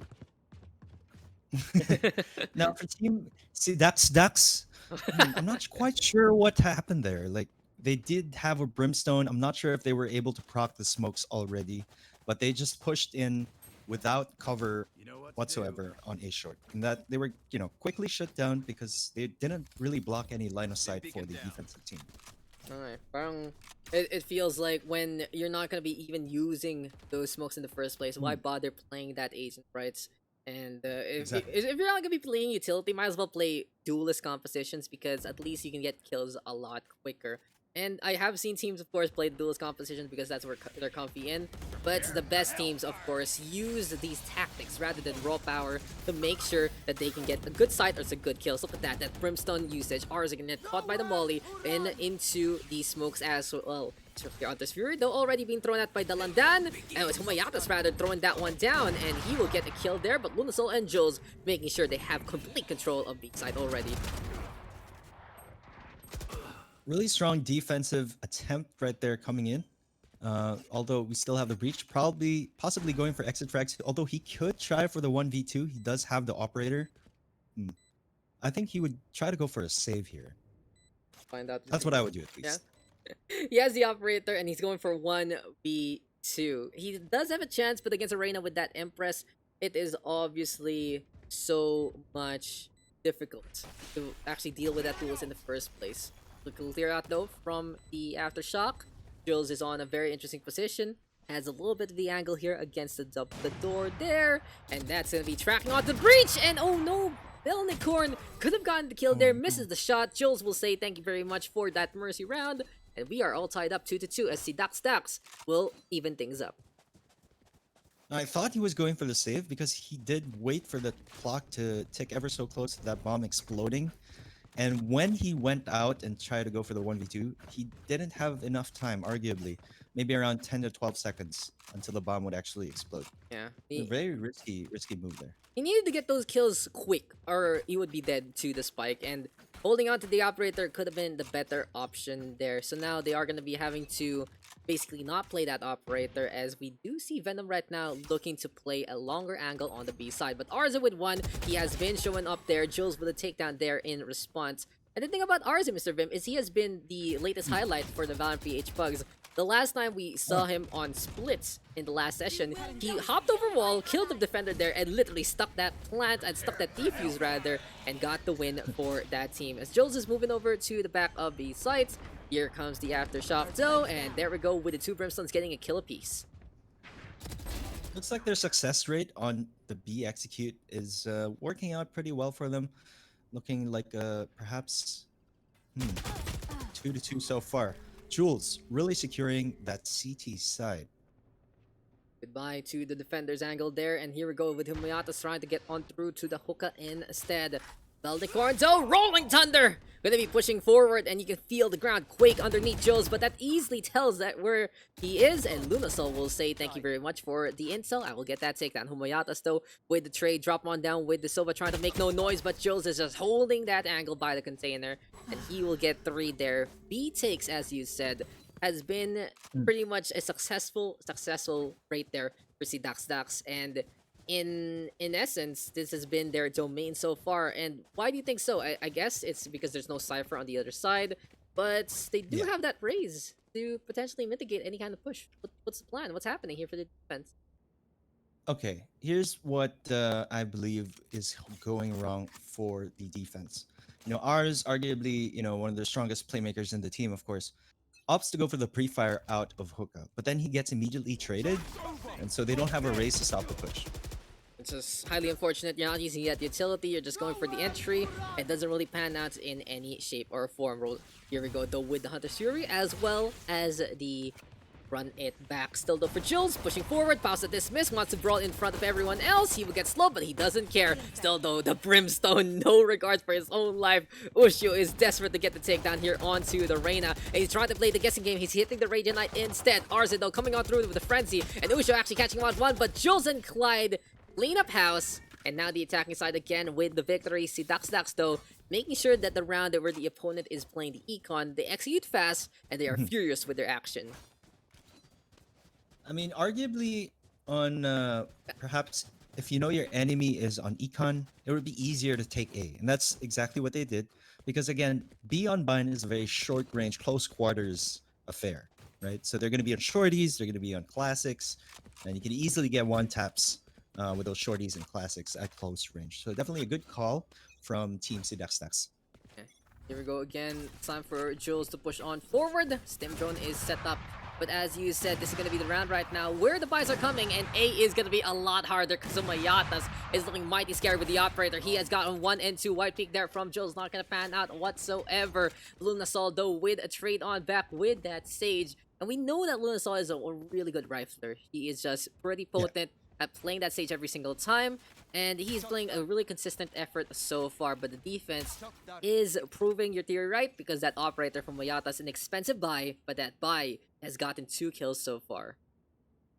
Now, operator can really change the game, turn the tide, especially if you're in dire straits. And the opposite, conversely, can happen for the attacking team if you give up that operator. Now, what they really need to do right now is utilize those smokes. Again, we've seen the smoke go down a bit too late, and after the operator got a couple of picks. It just feels like even though that wipe became, it wasn't really enough if the operator shot would connect in the first place. And it was a little bit of a bait and switch there from Mr. Jules. He's trying to, of course, have that time in between shots. It generally didn't pan out for him, that's for sure. Belnicorn though brought back the live shoulder right now. And oh no, ours, he had it for free, and he kind of just messed it up there. Sometimes when when someone likes you and then you mess it up because you're not too sure, it's that kind of feeling. I don't know what that feels or anything, guys. I'm totally fine. Don't worry about it. Tell him that in the song. Mahugot, boss. Pero by the garden slum, maybe a garden date between the Sova and the Sage. Belnicorn will easily shut it down with an easy shot there. And so here we go. Okay, Lunasol has gotten 4 so far. We'll go for the resurrection, but that strike is gonna get defused as Lunasol gets an ace to, well, clean it up. That spot, I gotta not commend it. It's kind of questionable to put it too close to the container. You mean? Oh, yeah. Of course. I thought you were talking about Ars's defensive spot over there in the cubby beside the container. Because, I love your point. in contrast to what you said there, it is my favorite spot to defend. I love that spot too. I love sticking on that side, that cubby, because you hold angles onto long right, you hold the entranceway there, and if anyone's coming in from hookah, you can't play close, so it's a really good corner to stay in. But my point there was as Arza gets that first kill, this time at least the entry frag works out. When you put it too close to the container, someone can literally hide inside and those bullets aren't going anywhere, but the hull itself is sure gets another one. And Arze, what a B defense so far from both the Brimstone and the Raze. This is also a very powerful position, pre-firing off that angle from entrance of hookah. If it works, it really works well for the defending team, but you got to be careful of those trade frags. Really is, because that's where the attacking side is going to be coming from. Ushio though just going to be leaping on forward, decides to get another kill there. See right now if Lunasol can get the pre-fire on. He sees Belnicorn, and that's going to be the breach winning that one out. And no gun for you. Closed door. No gun. Denied. It's like when you go to a mall and okay, this is my story. So I went to a mall once. Yeah. And I was gonna buy a gift, and I was literally 2 steps away from the store door, and it closed on me. I saw the shutter literally go down. That's sad. That is really heartbreaking. Like, I hate it when that happens, especially if I want to buy this new video game or this new gadget, and then 9 p.m. Sorry, sir, we're closed. Sorry, sir. Can I just pay you here outside? No, sir, that's not how it works. Okay. Can you pay more? Okay, no, sir, that's not how it works. Okay.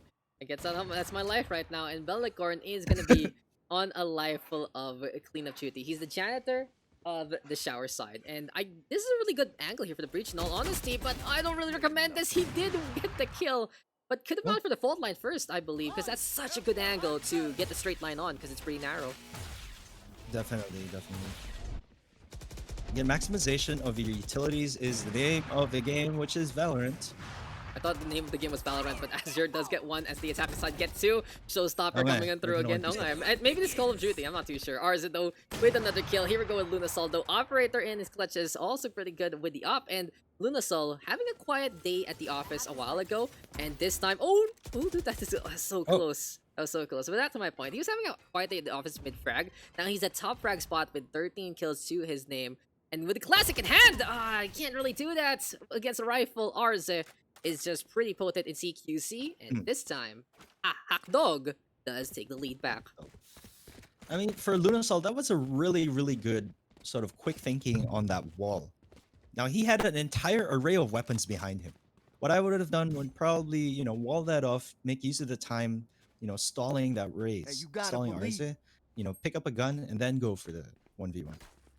Where she went for the rifle there, but decisions, and you kind of want to be like, okay, I have the operator, maybe you can get a snazzy kill, but here we go again with Arze, gonna be looking for that poke over to B side. This time though, he will be looking for that intel game first with the boom bots, and this might be the Brimstone having to run away instead. Usho gonna get caught out there by Jules. What a tag team tandem from the Brimstone and the Reyna, and that's just pixel perfect because with the orbital strike, that is exactly where he's running, and the Reyna is in position to get that free kill. Lear also up on top, and Arze gonna get caught. Jules knowing exactly how the opponent is gonna play at that B site.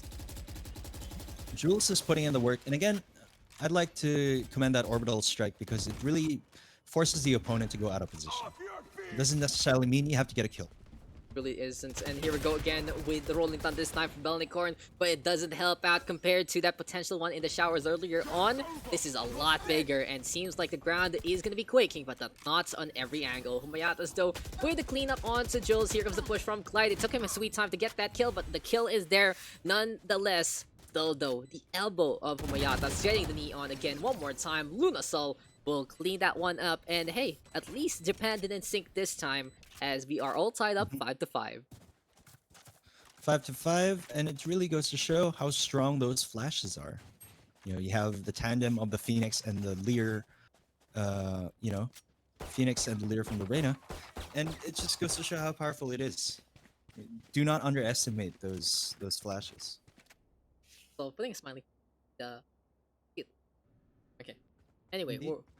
it's good. It's good, and I completely agree. The flashes are a little different. Of course, the Phoenix is the best flash in essence because it is a complete flash compared to the Reyna's nearsightedness, which is more of like the paranoia effect. But the Reyna does have that one-way flash in a way that your team doesn't get flash. So in terms of team play, if you're not gonna be peeking after the Phoenix flash, the Lear run on in is the best option to go on. And it's something I was teaching like some of my friends the other day. That if you're playing Phoenix, you throw that curveball and then you peek, you're still gonna get shot because the white stuff in front of them is not too white anymore. It's not gonna be as, you know, as blinding.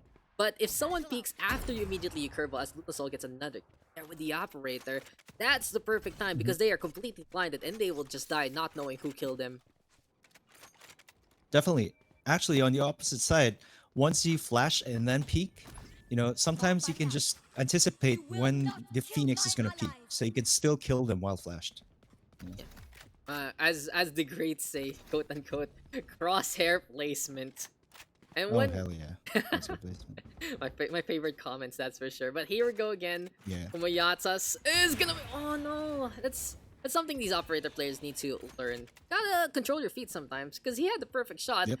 but he kind of stumbled, trying to do maybe the waltz rather than, trying to do the tango rather than the waltz rather. And here comes Humayatas though, deciding to stand still and take care of business there. But Jules by the lamps again, deciding to push forward, sees the Brimstone, trying to set things up, and goodbye to the tactical decisive action there, because this is Jules infiltrating 6-5 right now to Daks with a run around advantage. Jules just really doing it for his team. Again, really powerful that the Lear is sort of a one-way blind. It can really cause your team to rally behind you. You could really make your team rally behind you. And that's why I think Reyna is such a good pick. And I don't know, it's just common fare right now that Reyna isn't really popular in the meta. Like, a lot of players are saying Reyna is a bad pick, but I don't know. I disagree. The Reyna main here talking, and I get the logic, because the Reyna is best when you get that first kill. But in the highest tiers of play, everyone is so good that that first kill is just so hard to take in the first place. So it's really that feast or famine character, and if you have that skill advantage against your opponents into, well, the ladder, then that is really the best place for Reyna, because those tiers are just so strong, that's for sure. It's a really strong ability, and for me, people were talking about balance of Reyna as Lunasol gets another takedown there. I've always said that Reyna needs something quote-unquote OP like the Leer because it allows her to get Yeah. that first kill. Usha, though, has gotten two again. Venom, in the meantime, end up getting one back for the Bray squad here, and the defense will take that because Bellicorn keeping an eye out on the showers. A pretty subtle round right there, in all honesty, because those kills happening here, there, and everywhere. It's all tied up, though. It's time to get into the second half. And I think they're really trying to play around those operators over on short and heaven. That's why they keep going for the shower push. But the problem is with going for the shower push, it's really not ideal. It's very, very hard to funnel your majority of your team through that very, very small door, right? So it's definitely not ideal. They may go try for a B execute here. I think that's what we're gonna see. And hey, it is gonna be time for Humayatas and Co to get on the attack this time. If anyone's asking from the Chatterinos, I think this is we've gotten our queue set up. This is pretty much everyone is gonna be playing. After this, we'll have 2 more games, and then we will call it there. I got a broadcast at night this time, so it's our mini pug session as I call it because there is a timer compared to the question mark pugs and never ends for the normal session itself. But Lunasol is by the Booker right now. He gets 1. Will get traded back by Humayatas. Good play there from the Sova. He gets 1 and 2 in that quick succession. Whenever you're playing as the shorty, Mr. Vim, it really feels like as soon as the 2 shots come, you are just free to get that kill. Yep, definitely. The reload time on that shorty is just it's a pain. It's a pain. Have you ever tried, putting Nerf bullets in to a Nerf gun? It's pretty much that slow. As it really is. It feels Pretty like with those sawed-off things, it just takes their sweet time. Jules and Ushi, though, will get some kills for each side. It's gonna be the garden side here. Oh no, Azure had the perfect cluster placement there, but will not be enough with the pre-fire on. Ushi, in the meantime, catching out Jules, and there we go. Spiking gonna get planted for a little bit of money. The attacking side now with the advantage.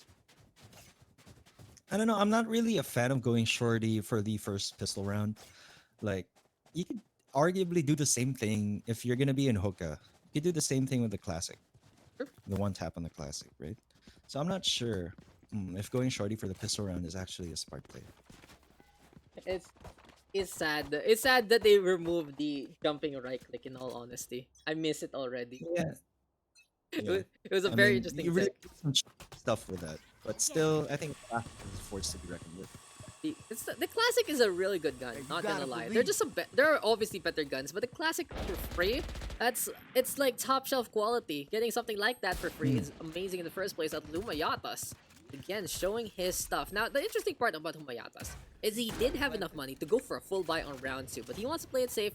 Go over to the Spectre instead, just in case something dicey happens. Ours in the meantime sticking around by the lamp side, and he's waiting for the Brimstone to go for a little bit of the back off, but here comes Lunasol, though, anticipating the member here onto the lamps. Usher in the meantime with the kill there. Venom right now will go down to the hand of Arze because this Raze is looking nigh unstoppable, nigh infallible, and Usho will clean up house. A take here for the attacking side, proving Mr. Vim's theory right. When you have the gun advantage, A is just so easy to take over. Definitely. And I think sort of attacking phase will favor Arze and company over here. Because they do have the breach, right? Yeah. On the opposite side, they did have the Reyna and the Phoenix working together, but they weren't really able to maximize the smokes from the Brimstone, right? So I'm pretty interested to see if they were actually gonna, utilize the utilities to the maximum here. Maximum potential not unleashed as of yet. There's still something in the reserves, but they are running out of time here. The defense is down by 2, and every single win, every single part of momentum here for the attacking side will help them out. But here we go again with the drop down play from the hook. The Hakdog already in position here by the B side. Humayatas still with the kill again. Venom just making it rain with the Marshall, but it is now 3 all the way on the defense side, and this is such a bad chokehold. This is what makes a B take easy to defend, Mr. Vim. If everyone is on one angle, especially that small doorway, Arze is keeping an eye out and gets 1 and 2 already. And the round is closed. Attackers won. Now, yeah, here's the thing with the B side. It's so easy to defend post plant, so that sometimes, I prefer going 3B and 2A instead of going 3A 2B, which is what we more commonly see. The reason for that is because B site is so damn hard to retake, It's really tight. especially if you don't have Cypher, right?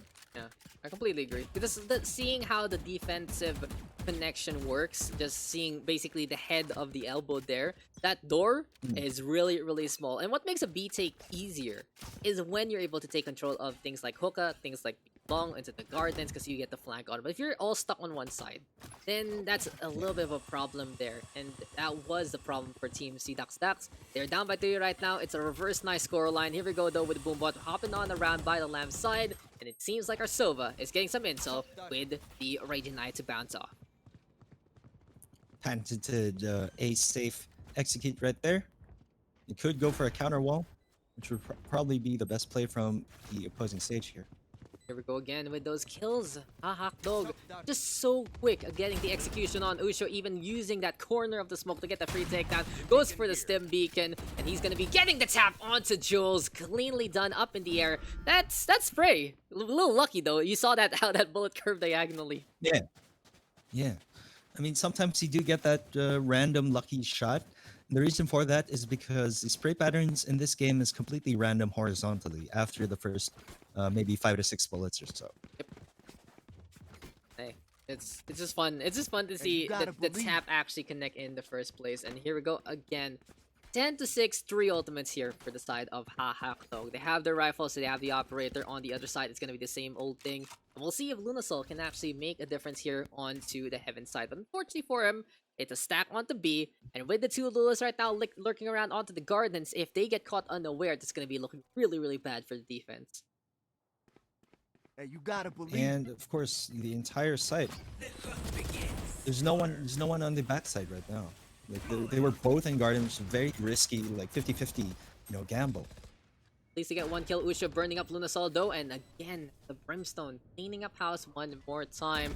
Still though, the Sova trying to go for the backstab. Arza catching out Delandan there instead, all the way to the long angle there.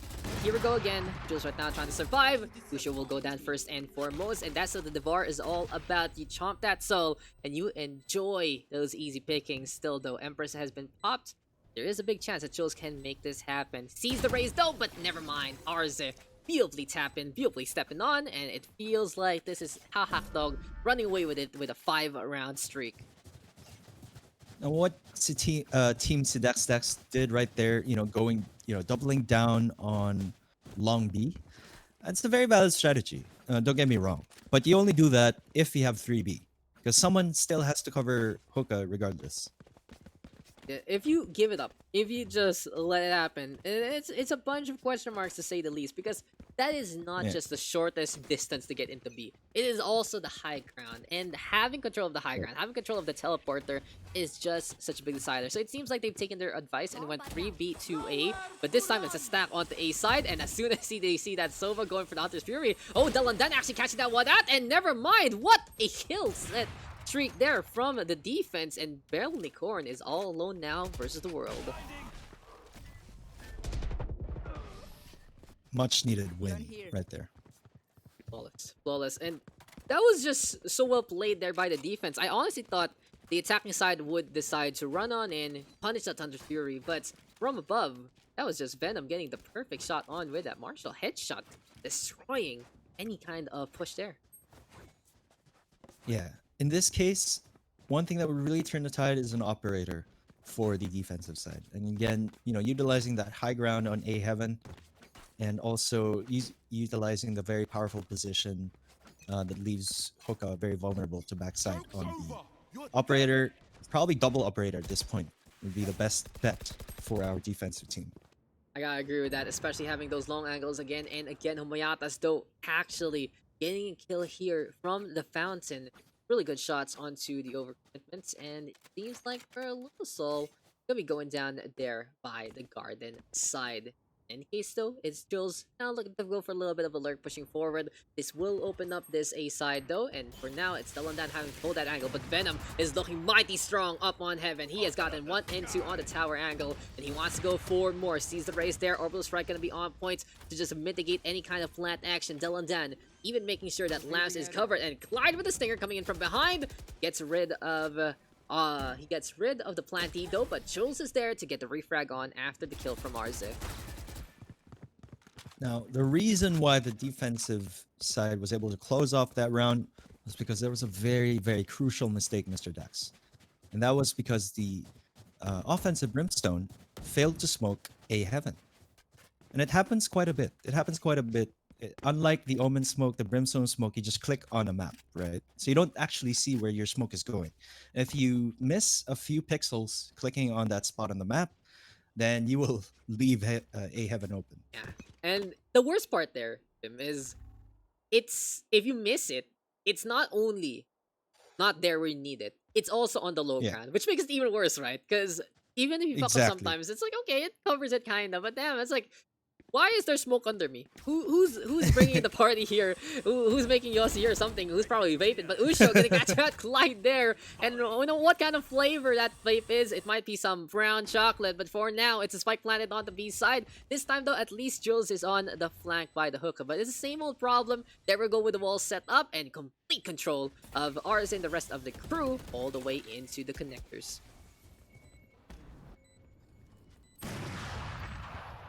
Lunasol. Hey, oh my god, Lunasol, never mind getting two. Seems like the punish is on with that sniper rifle. Here comes though the fault line and into the Hunter's Fury go. Good combo so far. Jules though getting the backstab on again. Azure though will survive, and it's now 1 versus 2. Sage versus Sage and the Reyna. What is the angle of attack here for Azure? Here's the defuse coming on through. Sees Jules going for the defuse, but misses the shots, and it's gonna be time to get the wall on and get the defuse at the right time. Only a second to spare though, so close from the attacking Sage. This is actually what we were talking about earlier. Again, operators turning the tide for the defensive team. They're finally finding their momentum. The score is 11-9. Definitely winnable for either side. Still doable, and hey, at least it isn't a tragedy here, that's for sure. 3 ultimates now online here for the side of Ushio and the crew. That Orbital Strike, that Resurrection, and that Showstopper all gonna be panning out pretty well. And look at this, Ushio is already ready to cook up heaven. He has had enough of that Brimstone Sniper, but since Venom has decided to play into Shower instead, it's a really good notice of what ultimates are coming. And I think that's one of the best things that higher tier players do, is not only pay attention to money, but also to ult economy on every side. Very standard smokes going off here, trying to close off A Heaven, but they did not anticipate that the operator was in showers this time. Another shot there. Oh, the Showstopper making sure that operator is going down, and Jules gets the backstab at last moments. You know what's even better than the anticipation is a quick reaction, and that is the Reyna deciding to push forward and get those kills from the side flank again and again. And I think that's something that these two teams need to pay attention to a little more. There are times where the defense gives up lamps easily. There are times where the offense gives up lamps easily, and they pay the price for it every single time. Really good flank from Mr. Jules. Perfect timing for that retake. Surprise. And it's like, Jules, it's here. I'm here. I'm popping the Empress. I'm going in. We're going in, brother. We're doing it. And hey, We're doing it. We're doing Finally, it. look, the score is 11-10. They are They doing were it. down by by like 6, Yes, I believe. sir. Look at that. The 6 streak there from the attacking side, and then 4 in a row for the defense.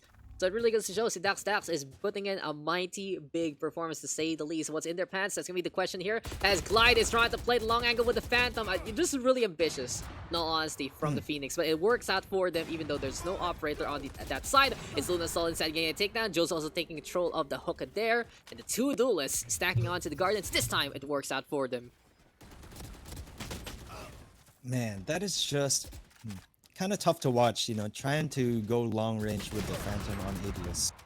Just doesn't really work most of the time. I feel like the Phantom is really that gun you keep on ADS in many situations. Even in long range, as Jules again doing it. This guy is proactive, to say the least. He is a go-getter. And he has 34 freaking kills in this game. What a performance from my Reyna. God.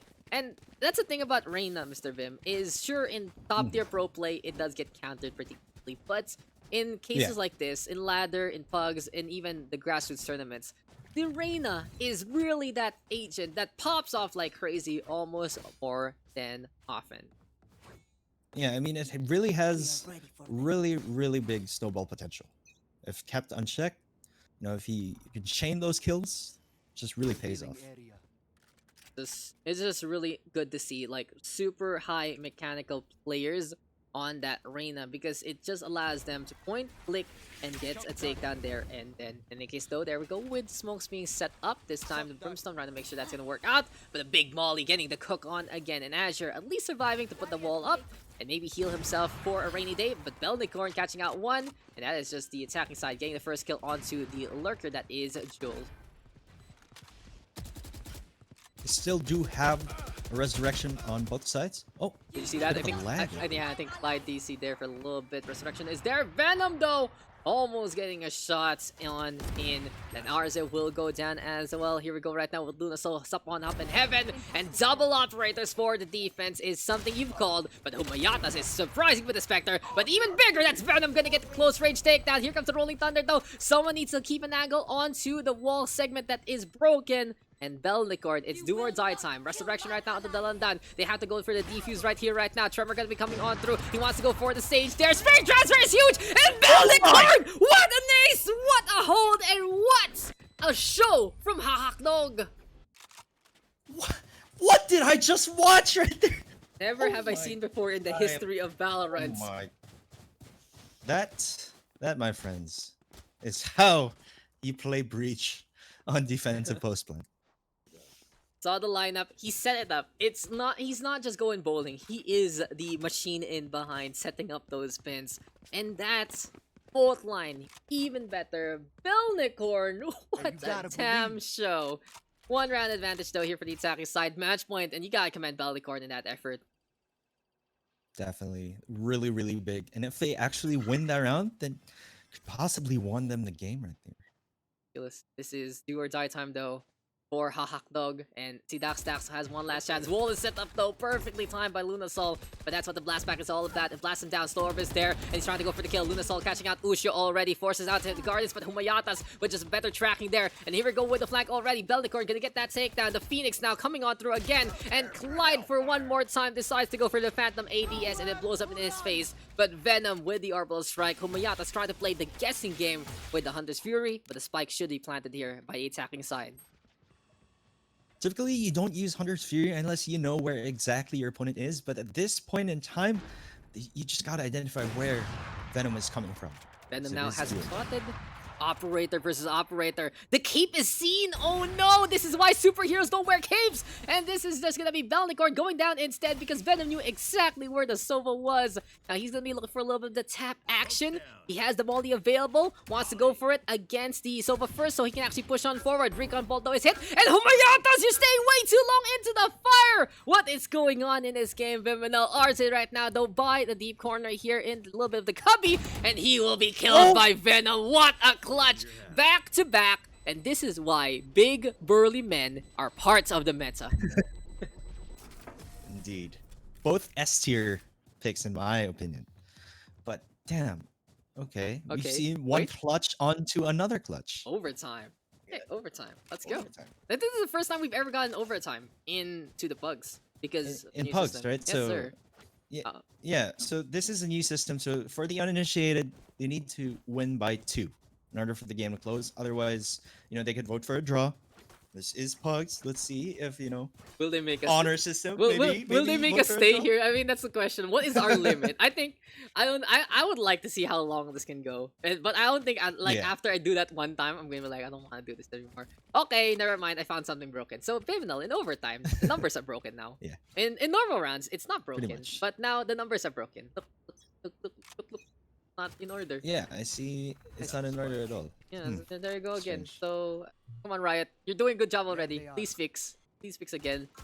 Oh, Arzido, by the Yeah. shower. Goodbye to Clyde. There's Bonnie and Clyde gonna have one last member, and Arz again. Really strong entry to start things off. Gets a second one there, and shower is in complete control. Taking those early picks, definitely really, really big advantage for the defensive side over here. Caught out by the B side, and A is open. Humayata still not paying attention. Wants to go for the Sova instead. Will get that takedown into that one. And the difficult part here is Venom is literally behind enemy lines. Look at how the sandwich is going on. Jules is trying to hold on the B side, and I think for Venom, he has to use his friend as bait. It's time to go for the noble sacrifice. Jules is gonna go for a last man stand. If you've ever watched something like Saving Private Ryan, it's that part where the one guy is going against the whole German army, and there we go with Venom using that opportunity to save Private Ryan and sets up that spike. Really, really good bait and switch there. I think that was pretty much their best bet on trying to go for that 2v4, spike point. Mando perfectly placed, and here we go with the breach, Belnicorn! What a sixth sense from this breach. Playing it safe because he saw the smoke there. Why would you put a smoke there in the first place, right? So just play the guessing game, and this is the defense showing up to such a good effort. See, Daks now is one away from taking this game. Yeah, I really think it gave off his position, that smoke right there. Because he never smoked that, right? But he did, and just really gave it away. And then fault line, GG. Did the sides not swap? I'm confused. Don't the sides swap on overtime? Yeah, they swap twice on overtime. So like, one team is on defense, and the next time they're on the attack. Really? Yeah? I'm confused. Am I dumb? Okay, Daks now. No. They swap twice. Okay, whatever. Cool. Sorry, I'm just trying to figure out how to fix the overlay in overtime. Yeah, it's gonna be tricky for sure. Yeah, I'm just trying to figure it out. Anyway, so now swap sides. Here we go again with the reset onto the economy, and we will find out if Lucio and the rest of the crew can actually make this happen. We are on the attack side already. Clyde with the first takedown, and I guess we are seeing that kind of game that either side not wanting to give up, and at least Phantom from long range gets the first takedown. Does get the first takedown. Looks like the bomb will be going at B. They are going for the early rotate. Very good anticipation. Lunasol holding the fort with that operator. Range advantage, absolutely key, and now it is 5 versus 3. We'll see if Lunasol can get another one. Yes, he does. So easy for him. It's just so pixel perfect. Now the wall bang onto Usho. He has gotten 3 so far. And can he even guess where the stage is? He tries to go for it. He does get the hit, I believe, on the side, but Venom will clean it up, and we are all tied up again. So we continue on into the game unless these two teams decide to call it a draw. Parang ayaw magpaawit to. Feeling ko sa Pugs, no one's gonna surrender. They're gonna play for, they're gonna play for the win. They're gonna play forever. So we'll see how long this game plays. I think we can call it a 15-15 at most. Let's see. We Let's can call see. it a 15-15. Yeah. I do want to see a game though, where how far we can freaking go. But then I feel like if we say that, they're just gonna do it on purpose. They're gonna soft throw, be like, nah, we can make it to 99, something like There that. there was a game when we played scrims and we didn't know how to draw, so They it guys became a want me to say 17-15. they should draw at 15-15. Well, I can say. But anyway, we'll. You can say it. They won't read it though. Oh, I know. You can say. Tell them in the chats as soon as the rounds end. But Himayatas does get that first kill onto Lunasol. The defense is holding again. And here we go again, Vyminal. We are in for a wild ride. See, Daks even survive. Oh, he survives that shock dive, which is pretty exceptional there. 5 versus 3 though. Defenders are in complete position. And this is looking really good here for Daks. Definitely 3v5 situation. Very, very favorable. And if they close off this round, we might be going for a 15-15. Tuloy-tuloy lang ang laro. But here we go with Arze. Spray control is absolutely key. And it seems like Venom and Collide deciding that they are going to be going for the robbery approach on the B side. It is the best chance for them because it's 2v2. But Arze is making sure that it's going to be difficult for them. Collide will go down. Venom will go down also. Arze is showing up again. And now Daks with the advantage. I will say it again, Vim. They are one away from... Okay, I see what's going on. Fuck this game. Look. So what happened there is the side swap on the fucking scoreboard. So my overlay is now broken because of this. Relax. No, Mr. I'm not Daks. okay. We actually didn't foresee this. Okay. Yes. You can actually turn on pause without turning on overtime. So, Yes, I know. But overtime, I guess we should be done dead. But yeah, this is fucking. No, yeah. I'm more triggered that my overlay is broken, so I don't know which team is down. Which team I can't remember. So let's just call it, the attack, team defense, whatever, Okay. whoever they are. But Team Jules, okay, let's just say that Team Jules is in the lead with 14 right now. no, they're not the lead. They're the ones with 13. Oh, see? Case in point. Case in point. Case in. I'm gonna shut up now. CT. CT. Anyway, though, here we go again. It's big CT with white sauce. Here we go with Bellicor. Go push, play control. Discipline there from Glide rather. Usual down. And fuck this overtime. Not gonna lie. Have you seen? Okay, I like overtime in comp. Not gonna lie, because it makes it Yeah. more balanced. But have you seen Azra's post? He's very salty about overtime. I actually haven't. I haven't seen it. He's going for the bring back sudden death hashtag. It's a new movement, I think. It's all the rage for Oh, the cool huh. kids. It's just funny. But I guess here in the Pugs, yeah, overtime is not what we want to see. So here we go with Humayata still gonna get that takedown again.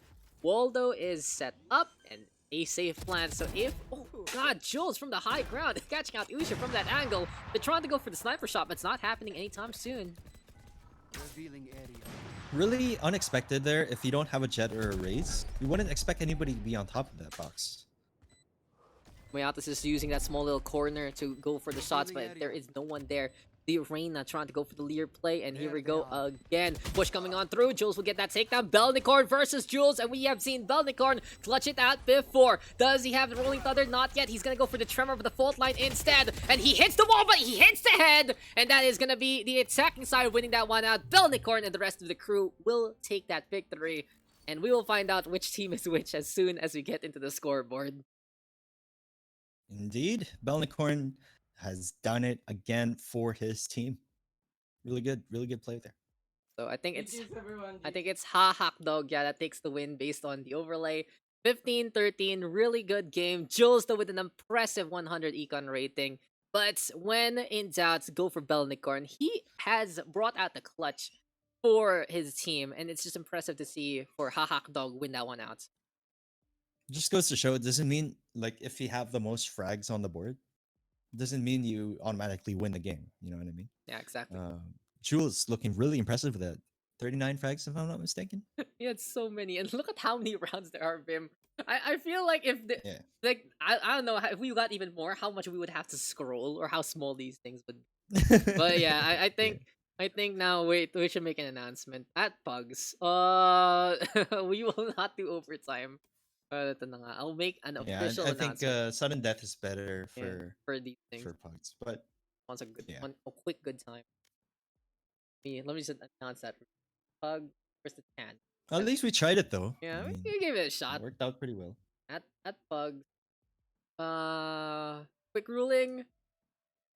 We'll use sudden death rather than overtime, but we'll turn on tournament mode for quick pauses for a short pause duration. And there you go. That is Yes, our sir. ruling right now. I think we can figure out how long the pause is gonna be. Not too long, but long enough for someone to reconnect. Maybe like 2 rounds of mga 5 minutes. That should be fair. Mhm. But yeah, that's a great game, guys. The slide the 400 If I'm- ping. Yeah, If I'm spectating from Discord, no, is there a way to control the quality of the video feed? oh, I made it 480 so there is no latency. I can make it 720 kasi, pero Perhaps 720, because so I can see the. kasi parang The kanina text. you said na you were having issues so I thought you were getting desync from what I was No, saying. no, no. I was referring to the resolution. Like it was really. I think it was really low. I'm not sure, I thought you were going to go 720. but yeah, it looks better now. I think it'll be good. Yeah. It kind of stabilized towards the end though. Yeah. So So, tingnan natin. Ikaw, you can come in just in case na parang I don't like okay, it. okay. Para Sige, safe. sige. Study game.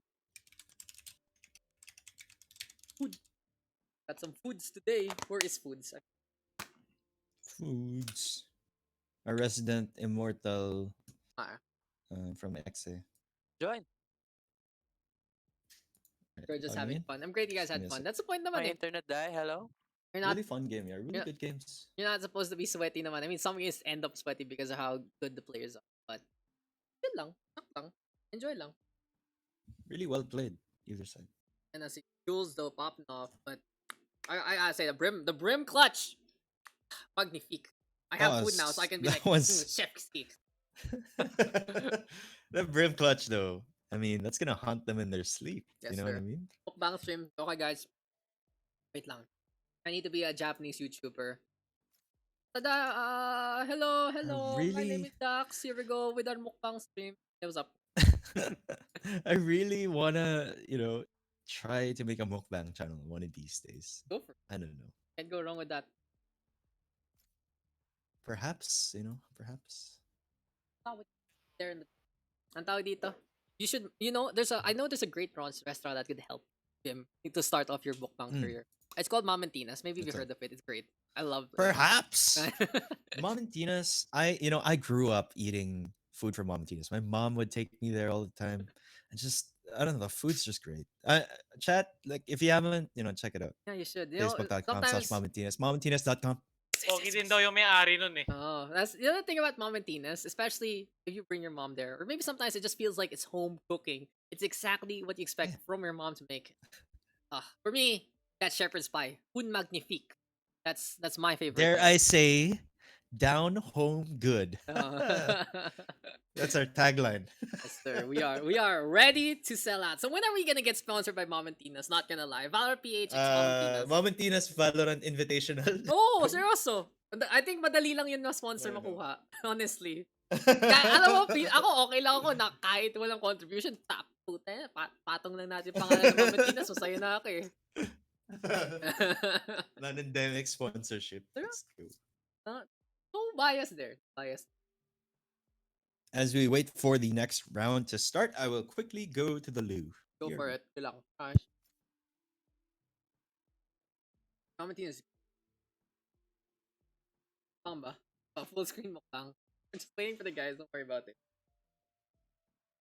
So after this, guys, we are ending by 6 because I do have a stream at 6 o'clock, which is the grand finals of the New Invitationals 6 first wave o'clock din yung playoffs. ano mo?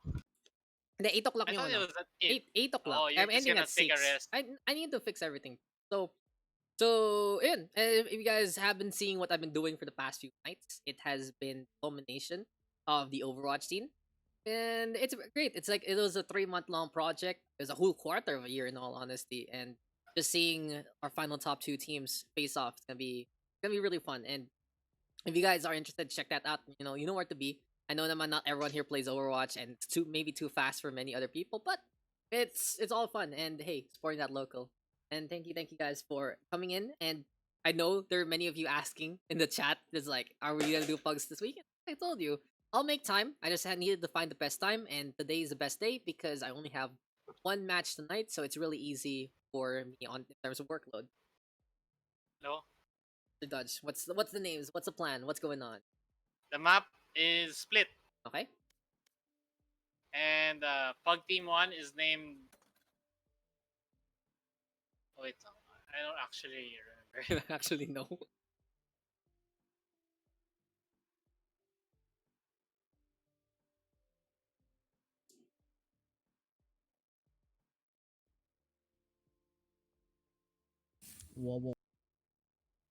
So while we wait, guys, I want to say, thank you for hopping on in, and we'll see. We'll see now that the new wave's gonna be done after today. But seeing how our schedule can be for Valorant Pugs. No, we're doing it like once a week. I think we can get twice in the future.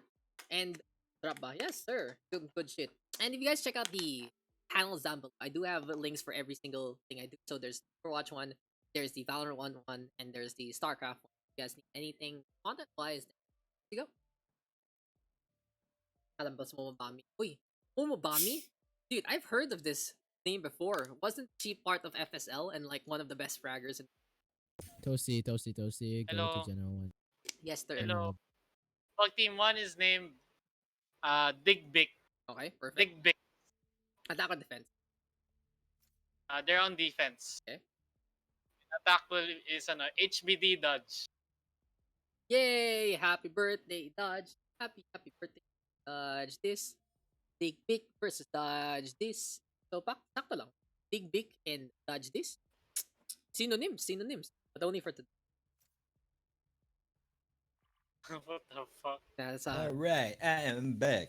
Ano masasabi? Okay, Pim, perfect timing. So Yeah, if you're to like sell Dodge to a woman, what would be the first few Oh things my you'd say about God. him? Don't Um, even. He is a professional gamer. Mm-hmm. Aim. I'm already Professional sweating gamer. buckets here. Continue. And he's, I don't know. That's all I have to say. Wala na, wala na. I gotta say he's No, one of Dodge. he's one of my favorite Pokemon, that's for sure. He's my favorite Pokemon trainer and he's my favorite Pokemon also. He's the reason I got into Pokemon. I can't wait to do things again outside for Pokemon, but for now it's like I'll have a Switch anyway. In all honesty, though, Dodge is a very charming young man. Of course. So Fuck off. His cheeks, guys. Come on, like, boys. you do this to his cheeks? Some good shit. he smells nice. Don't forget about that, Mr. Daks. That's I like his perfume. That's what I remember from seeing Dodge for the first time in What person. is the ano? Smells You- really nice. The you de Dodge le fragrant. Fragrance. Yeah, what did you use that time? Because nga. it's very very attractive. I-plug mo na. as- I-plug mo na yung mga mga Dodge de special Come on, powers. guys. I'm out here. You guys are fucking me over. It's like- No, it actually legit smelled good. That's what I remember. okay. I mean, this is all Vyminal now. I'm just like, okay, sure, go ahead, bud. Yeah. Oh, what map are we playing? We're on split, bud. We are Split? on split. Okay. I wish they, Gotcha. they had a screen that was different per map because we had that bind one Yeah. once, right? And now since it was Yeah. like it's the Ascent season, and Ascent is there, but I'd like it that Yeah. if we're on split, we get a split background and Yeah, official release. By the way, smile. yeah, but just how hard is that to do?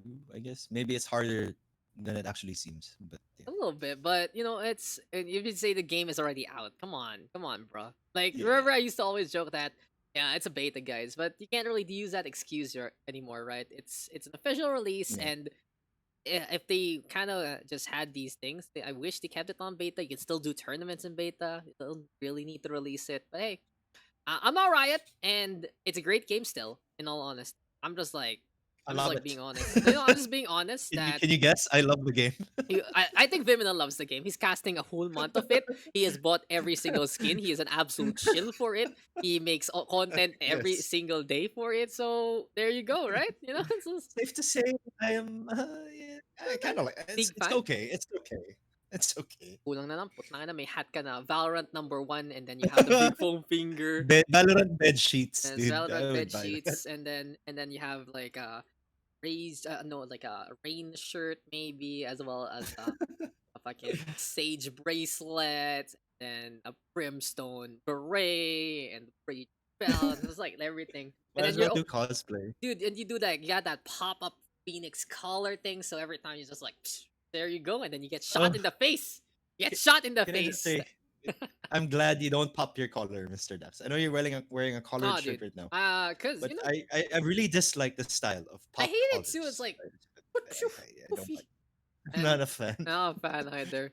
I'm wearing a collared shirt today kasi nga, grand guys. Kaya kakaiba. Pero Oh, that's just it. You already see my outfit for tonight. And why is taking us so long to get into this map? this kind of happened before on a previous pug game. Yep. But I don't know. If I you don't know what causes it. I guess if you complain enough, What was it that? will work. And dodge this. What's going on? Okay, I thought it Yeah. was. I thought you guys were still stuck. Never No, mind. no. It's No, okay. no. I think it's probably one of the players who got us stuck. But hey, don't worry about it. And here we go, Mr. Vim. Who's playing into this one? This goes here. Mikey EXT30 on Cypher, Cyan on Jet, Unpaid Potato on Brimstone, Toasty on Reyna, Twix on Sage. Now for the attacking team, we got Kiato on Omen, Billy on Raze, Calamitous on Sage, Momobami on Reyna, and Brock on Viper. Probably, I don't know, maybe utilizing the Viper buff here. Interesting. Very rarely see Viper picks. Even with the buffs, I don't think Viper is still. This is okay. Billy though with that first kill. And if you saw what Mike was doing the whole time there, now on the pre-round phase, you can actually pick up your Cypher cages. So you can set up those one-ways a lot easier. But Mike right now hanging on around down below. This is his territory, and he wants to make sure he can hold it. Mommy? Cage And be triggered. looking on They around. call It my is bluff. gonna be that double duelist composition. Here goes Billy though, but Mike easily keeps the bullet fire on, and Calamitous instead will get the counter kill. So it's time to get onto the site. Unpaid Potato gonna get another kill and make that to Molly completely in full force. Really good defense there from Unpaid Potato, and of course the Cypher making use of that one-way Cypher cage really well. He's been practicing, this guy. He's been practicing. You mean Mike? He was literally practicing while you were calling those names. We were literally on him, and he messed up once. He messed up twice. So like, I got a third time's the charm. That's okay. He's been watching them YouTube vids. Yes, sir. I know he was probably watching it at the same time while he was doing it. Now, okay, I got some backstory for you, Mr. Vyminal. You see this Momobami right here on the game? This is one of the best players from the FSL. She was part of the that PH team. What was that called? Was that like Vic something? Something like that with Nikhil and all the like. And really Now impressive. they're called Amari. Amari, rather. There you go, Amari. So, yeah, Momobami, newest addition to Amari, really making a name for herself in the FSL, making it to, like, either the top 4 or the top 8. And, hey, now into the Pugs. So, great debut again. Twixo will get that takedown, and Twix will say there is equality here because it's a shot onto Billy, a shot onto Momobami, and the barrier orb is set up by the split mid again, and make that a 3K for our stage. Really, really good defense from Mr. Twix. Really perfect. It's gonna be by the ramps right now. He has just played it out momentum-wise. Kyato, though, crouching away from the bullet, dodging it at the last moment there.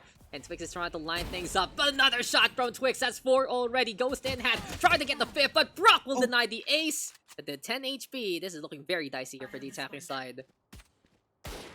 So close to an ace right there. Literally 1 bullet away.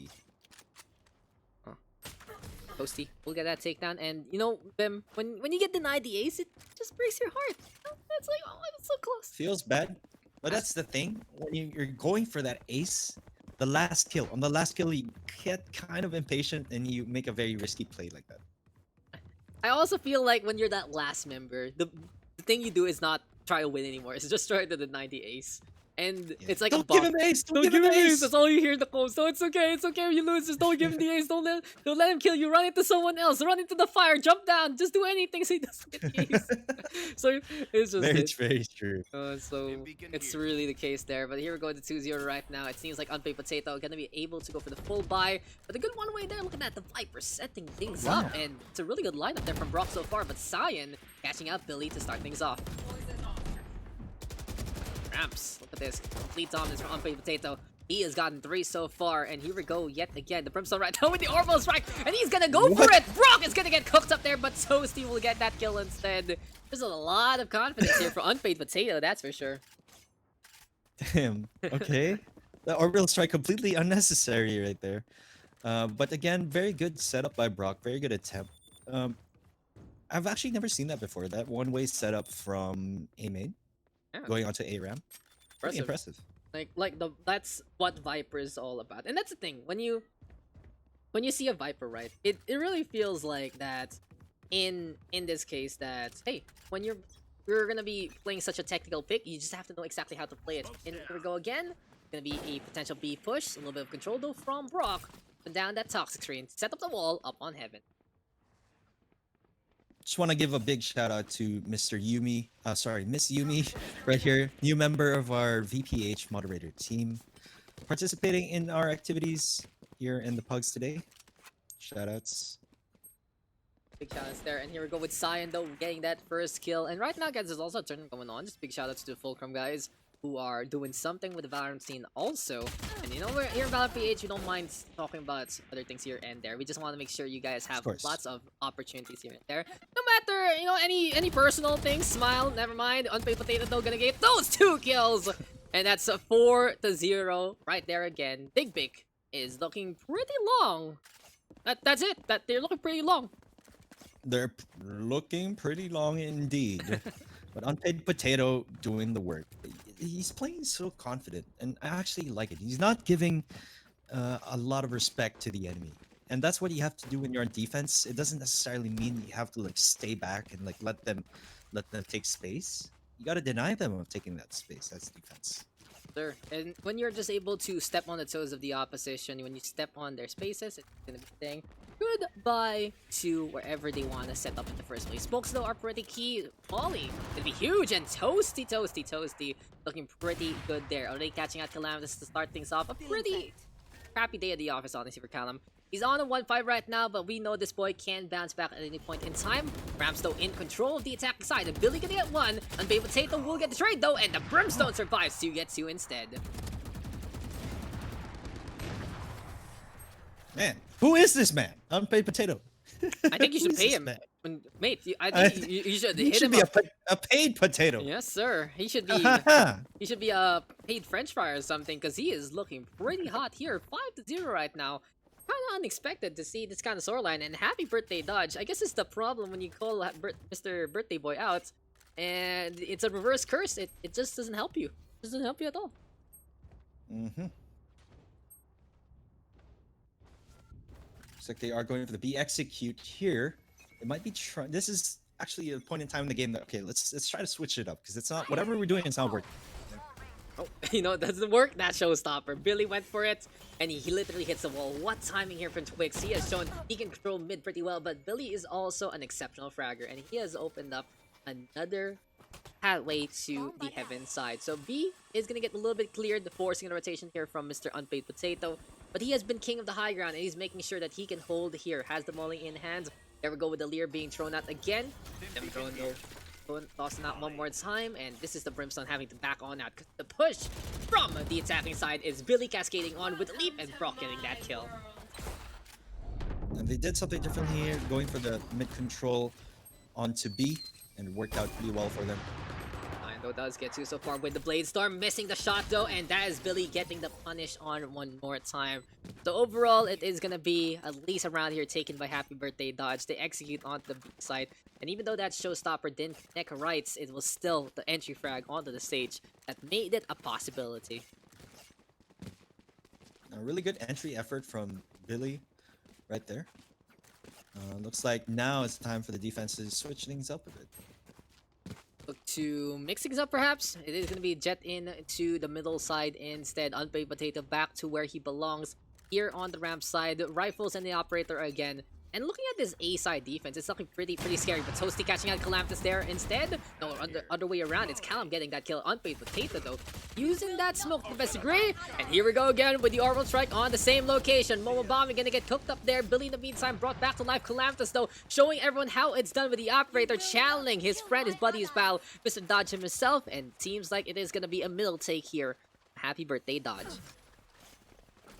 Now, here's the problem when you're trying to defend A site and you go really aggressive, on, especially at the operator at that on that angle. As Mikey XC goes down, it's just really risky because you get pre-fired a lot, you know, going out on that angle. Quick's even cleaning up Brock there, but I completely agree. Like earlier on, as Toasty gets another takedown, like they did something really smart earlier on when they had Toasty by screens and they had the Potato Man himself on the ramps. That was so risky, and Calamitous did punish them. But now the tides have turned, and with Twix using that resurrection, it's still gonna be another chance here for Toasty so far. Really though, hesitating to go up on Heaven, could have gotten the kill there onto the stage, but he wouldn't know about that, that's for sure. Sees the stage right now. Twix though will survive. Better gun, better aim, and now it's 6-1 in favor of Dig Bick. Really good showing from Unpaid Potato. Putting that orbital strike down, really stopping the push completely onto A side, because they already did get a pick off Toasty, but you know, it's just, you know, they couldn't execute because of that orbital strike and they were forced to rotate. Yeah, even got the kill there and then cooked up Momobami for good measure. Shoutouts to Kyle. Happy birthday, Kyle, from Heroes Are Idiots. What a great name also. But hey, it looks like Dodge having some birthday buddies, and now coming into this round, it's going to be an econ state for Happy Birthday Dodge. And oh, as Billy gets caught in midair, what's the best thing they can really do coming into this map? What's like the best tactic they can actually run against this lineup? I don't know. For me, I would just go for mid control at this point. El They Clasico. don't really have a raise to lock down mid, you know? It's true. And it feels like they only have that stage and then whatever is there to throw out from defense. But Cyan looking mighty impressive with the Operator. Yato in the meantime, I believe immediately got spotted out there. And Mike says, "Hello, what are you doing here, little boy?" He wants a candy. That spike is planted though. And the Omen right now is trying to survive against many. Cyan, the first one there, gets that kill. And goodbye to any chances for Happy Birthday Dodge to get this round. Again, just like to highlight one of the, really impressive players in this matchup right now. Cyan, one of the youngest members of Valorant PH community. I do believe he's 14 years old. Whoa. I'm not quite sure on that. I know he is one of the youngest, but damn, 14 years old and he is having a hot hand like this. 10-6 right now on the Jet. We usually see him on the Sage though, but this is looking really impressive here from the side of Big Bick. Unpaid Potato, the A defender to remember. And it's funny that Happy Birthday Dodge is really trying to take control of the Rams when the best defense is really this Brimstone, putting on a quick little show with the smokes and the fire. I just would like to command your control of the Silver Tongue, Mr. Daks, because I would not dare say the defensive team's name. It's Would not okay. dare say. This is what I gotta say also. It's my stream, so even if we mess up, it's fine. If you mess up, it's fine. No, I'm on Mr. Vim. When I feel that pressure sometimes, when you're doing an official gig and there are bad words to say. Not bad words, I'm just like, nah, okay, you can't say these things. Fucking SEA Invitational, you can't say countries. I was like, what the fuck? Okay. Those kind of things. So, so it's like, when you have the comfort of being allowed to mess up, it just becomes funner to, do wordplay. So, it's really just that relaxed environment. But hey, it's just a learning process also. There though with the twin heaven defense already between the Sage and the Jet. The Brimstone of Unpaid Potato has moved on from the Rams to go over to the Vents instead. This is a little dangerous here for Unpaid Potato. He will get smoked out though, but Cyan gonna get another kill on the board. He sees the ankle, and it's gonna be Unpaid Potato breaking Momobami instead. Back on out. Here comes the Omen though. Kyoto will get that takedown, and he gets two so far. Calamity also on the board, and middle is controlled by Happy Birthday Dodge. As you can see, mid control really worked out well for them here. Perhaps a B-split push. Mike though, he just stays there and he will survive. Oh, Brock messing that one up, but eventually he does get the kill. Pretty dicey though if Toasty only went for the peak. 12 seconds left, but this now is gonna be B-side into the oven, and maybe it's gonna be even burnt rather than just toasted. High ground now taken, operator in the hands, Lear already being thrown out, and Vandal time with the Empress. I like the decision here from Toasty because this is better for the rifle. He gets Calamitas first, but he needs to make sure he has bullets in the chamber. 5 of them trying to make a difference. No, it's not gonna happen. Brock will get that kill in response, and a good clutch there from the Viper, winning out the big 1v1s in the end. Saving the operator at that. Pretty good play from Mr. Brock. But yeah, as you can see right there, mid control I think was the best option. And I think they should just keep going mid instead of trying to go A ramp. Yep. Yeah, because Unpaid Potato is just so comfy on A ramp. Yeah. And that's a He knows really how good to play angle. it so well. Dude, he doesn't just know it. He lives, breathes. I think he would say, this is my home. From time to time, he would go to split custom games for himself and say, I feel like I'm at home right now. Unpaid Potato is just spraying on crazy. But I think the really bigger factor here is the Molly as well as the Orbital Strike are just so much better on that A main compared to the middle itself. Sure, True. mid Orbital Strike is good, but that is just complete and utter destruction if you get caught by a Brimstone there. Toasty looking really hot over here at A screens. Use the Omen though. Kyoto playing with the sniper, up and on around, but this is the Reina right now. Gonna get walled off. Unpaid Potato though, already backing on to the tower itself, and here comes the Sage of Twigs. Calamity though with one. What a wall bag though onto Brock, just went for the shot. Toasty gonna get one more as well. Paranoid though into play. Bombing gonna finally get her first kill. Twigs though is still holding the line, and it's now 2v2, but Calamity wins that duel of the Sages of the Operators. Toasty now trying to see where they're gonna be coming from, but he doesn't know Vim. He doesn't know. Now he does. Gets rid of Calamity, but a really interesting play there from the Sage. But still, it's time for the sight, and it's time for the snipe. Oh. Really good defense from Mr. Toasty right there. Again, it doesn't matter whether or not you're in the operator or a rifle on Rada. But the fact of the matter is that dismiss is just super powerful. You can just reposition very well with that operator. Sometimes you don't know where the Reina is going to pop out. Hey, you gotta believe. Go again with the Reina sticking on around. Toasty having that 8,000 DPI setting just for good measure. And I've never seen anyone actually play 8,000 DPI. Hey, Vim you gotta after you. believe. Here's my theory. He does an on-the-fly DPI switch that he just bumps up for the lulz. for the lows. and then brings it back down. Sure, I have one. That Cyan is just not joking around. He gets 2 already. Here go with the showstopper though from Billy. Doesn't really get too much. He does get rid of, well, whoever's positioned here on Heaven. He's now caught between a rock, a hard place, a Brimstone, Sage, and even a Jet. 2 versus 5 though. Calamitous trying to push forward. Like, again, with more of the shots on Paper Potato though with that takedown. Calamitous all alone, and that's a Brimstone. Getting 2 more. They really need to get as many rounds as they can here on the defensive side, because again, arguably Split is still sort of a CT-sided map, Yes. despite the changes. I completely agree. When you see Split, it's still defense favored because of how A and B are at. Now, it is easier to get middle as the attacking side, and that is where you see those victories. For, well, as we said, the attack. Then, what do the rest of the sides do, right? It's just such narrow chokeholds that it's Split. Yeah. For me, it's called Split because it's a split decision. As soon as you get mid, you can pick A or B, but you need to get that mid first, as there you go with a 1-for-1. Here comes the orbital strike once again. Oh, Calamitous even caught out there by Unpaid Potato. The shot doesn't connect. Here we go though with more of the brawl, and Mommy gonna get caught out there already by the main side. Unpaid Potato trying to make sure he get the angle here. Cyan in the meantime sees the lineup, easily shuts down the Reyna there. 9-2 our scoreline. Really big advantage here for Dig Bick, and it seems like they're digging deep and just beaking on now to make sure that they can get the sneaky peeky kill onto Brock. Parang mali yata yung narinig ko.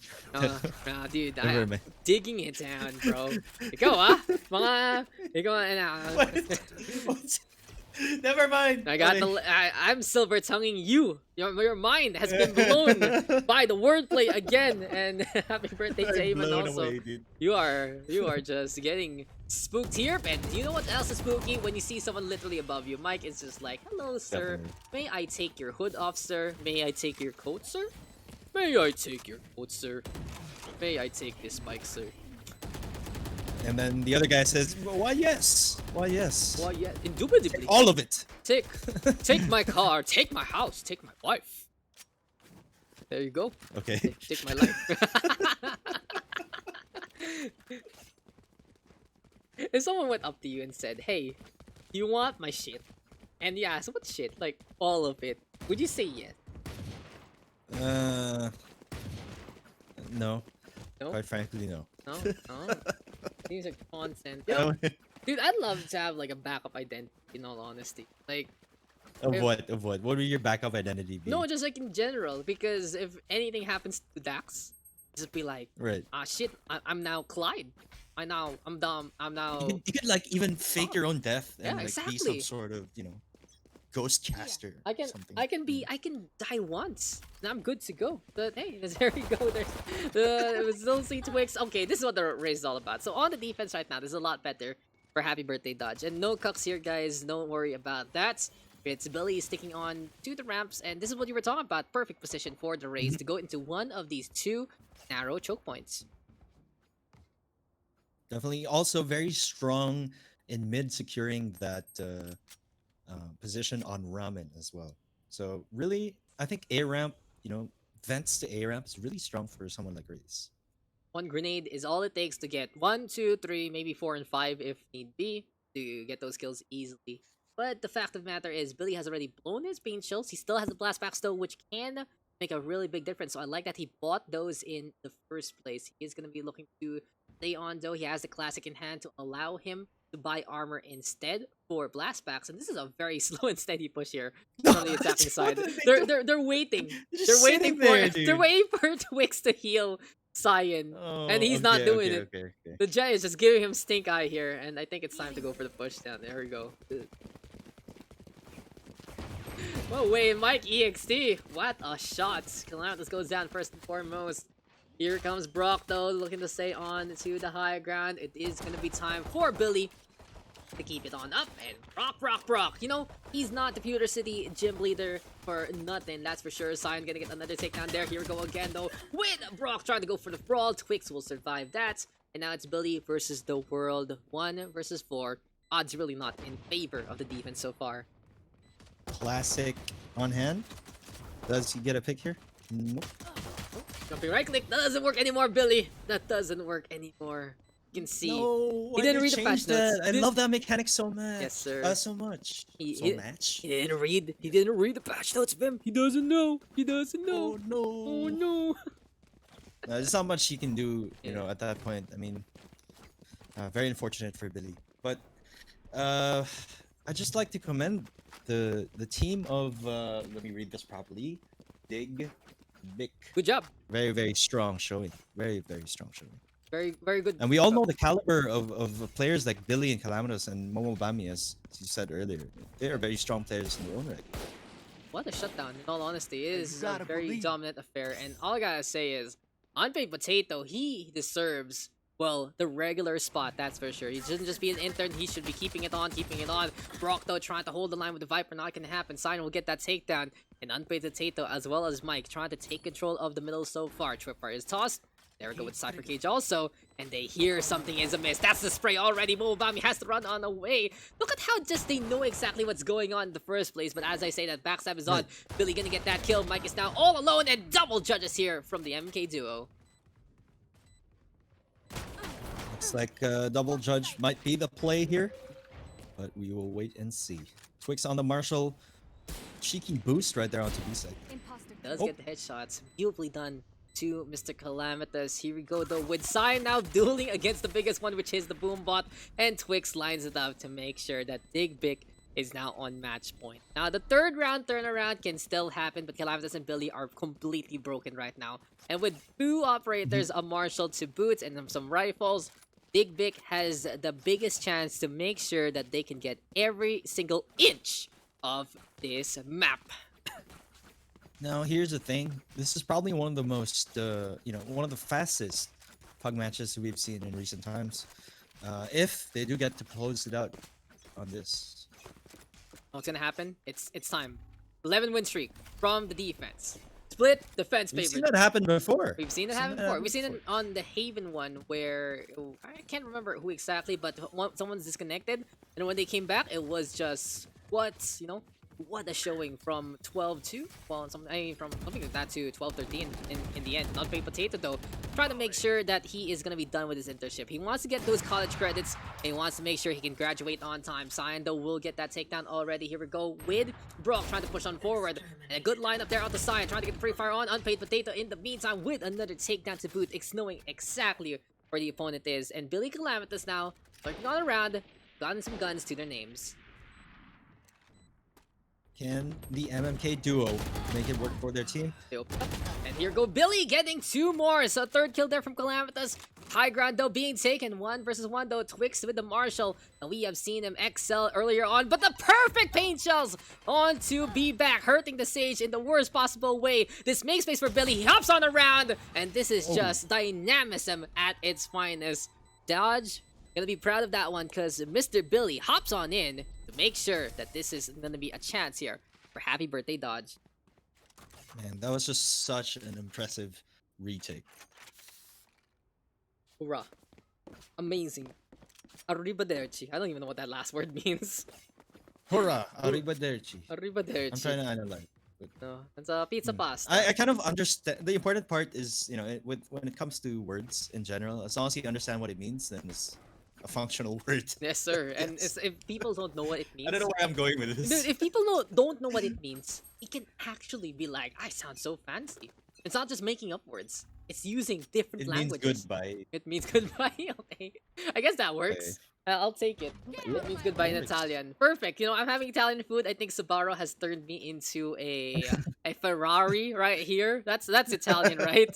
Pizza pasta, Leaning Tower of Pisa. We go again, and here we go on to the Rams. Italy is like, it has brought a lot of good things to the world. Unfortunately, it's kind of shitting the bed with the whole coronavirus thing. Hopefully, I know it's getting Mhm. better, but I hope everyone in Italy, if anyone's watching from Italy or anyone knows anyone from Italy, hope everything gets better. In all honesty, and hey, Of course.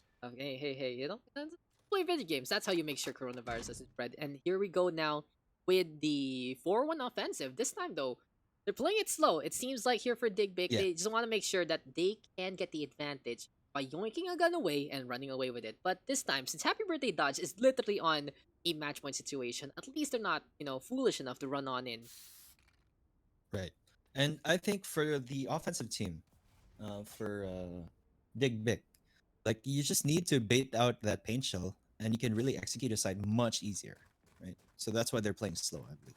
Speaking of the execute though, it's a 4-1 on Potato is trying to fake people out by a window smokes. And look at that, perfectly played, because that makes Kyatso get the hell out of that side. And Toasty will say thank you very much for the free kill. Billy though with the showstopper, hopping on the round, wants to go for the Reina first. Toasty will go down, lines it up against Twix. And this is now Happy Birthday Dodge getting 4 so far. Unpaid Potato is all the way on a different area code, even though the European Union, you can travel anywhere, but you're in the wrong country there, because the Brimstone cannot even get close to the site.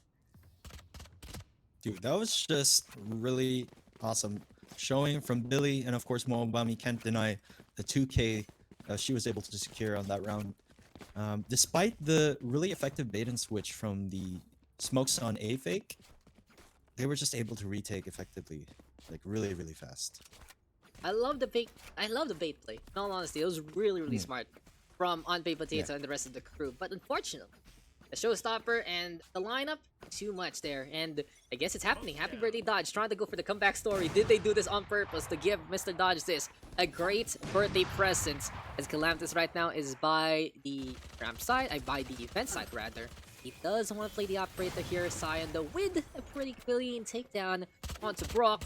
It's now a big opening into the middle again for him. Yeah, the thing is, if you're an operator at vents, if you don't get the first shot on the opening of the round, then you pretty much have to reposition right away, because you just get smoked out. Big Potato getting that first kill on Gyatso again. This now big opening here for the attacking side. All is set up, but Billy has gotten 1 and 2 from above and make that 3. What a lineup here for Billy. Has to be careful though. He only has 11 HP. Momobami gonna get another takedown. Now it's a Sage and the Reina trying to deal with the other one. This can be a free kill because Twix is just out in the open and he's using Toasty as bait. Calamitous instead will get 2 there. And we know when those plays happen, Mr. Vim. I feel like that's the ultimate salt for your teammates. Like, why did you do that? But Definitely. when it works, it's like, okay, good job.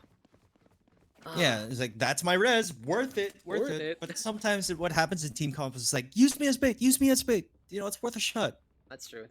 But, I mean, in a case like this, they can play it safe, you know. The Resurrection is... Though, I think it's really one of the best ultimates in the game, bar none, because it makes the game 6v5. Definitely. It's a second chance, here we go again. And you can do stupid things with it. You can do stupid things before it, rather, because if you have it, you just take control of where someone died. And Calamitous is making sure Toasty is gonna get burnt up again. And cue the bread, just getting all that mold there, because Calamitous is getting the shot on again and again. Actually, really interesting that how he's able to wall up mid despite being completely smoked off. Speaking of the boost wall right there. though, that is just so scary to see. We're on the Calamitous camp and he just saw 4 people get lifted on Oh up my from god. the depths into heaven. But here we go right now with Kyato with the flag. Twix right now versus the 3. And he knows someone is coming. Wants to go for Momobami first. Sees the Reina, misses a shot, and that's free kill there for our duelists. It seems like it's happening, Bim. 4 in a row here for Happy Birthday Dodge. That was an econ round for Bick, however.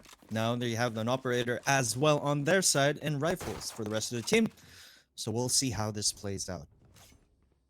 Find out how we gotta be getting this one. Momobami looking for just a little more again.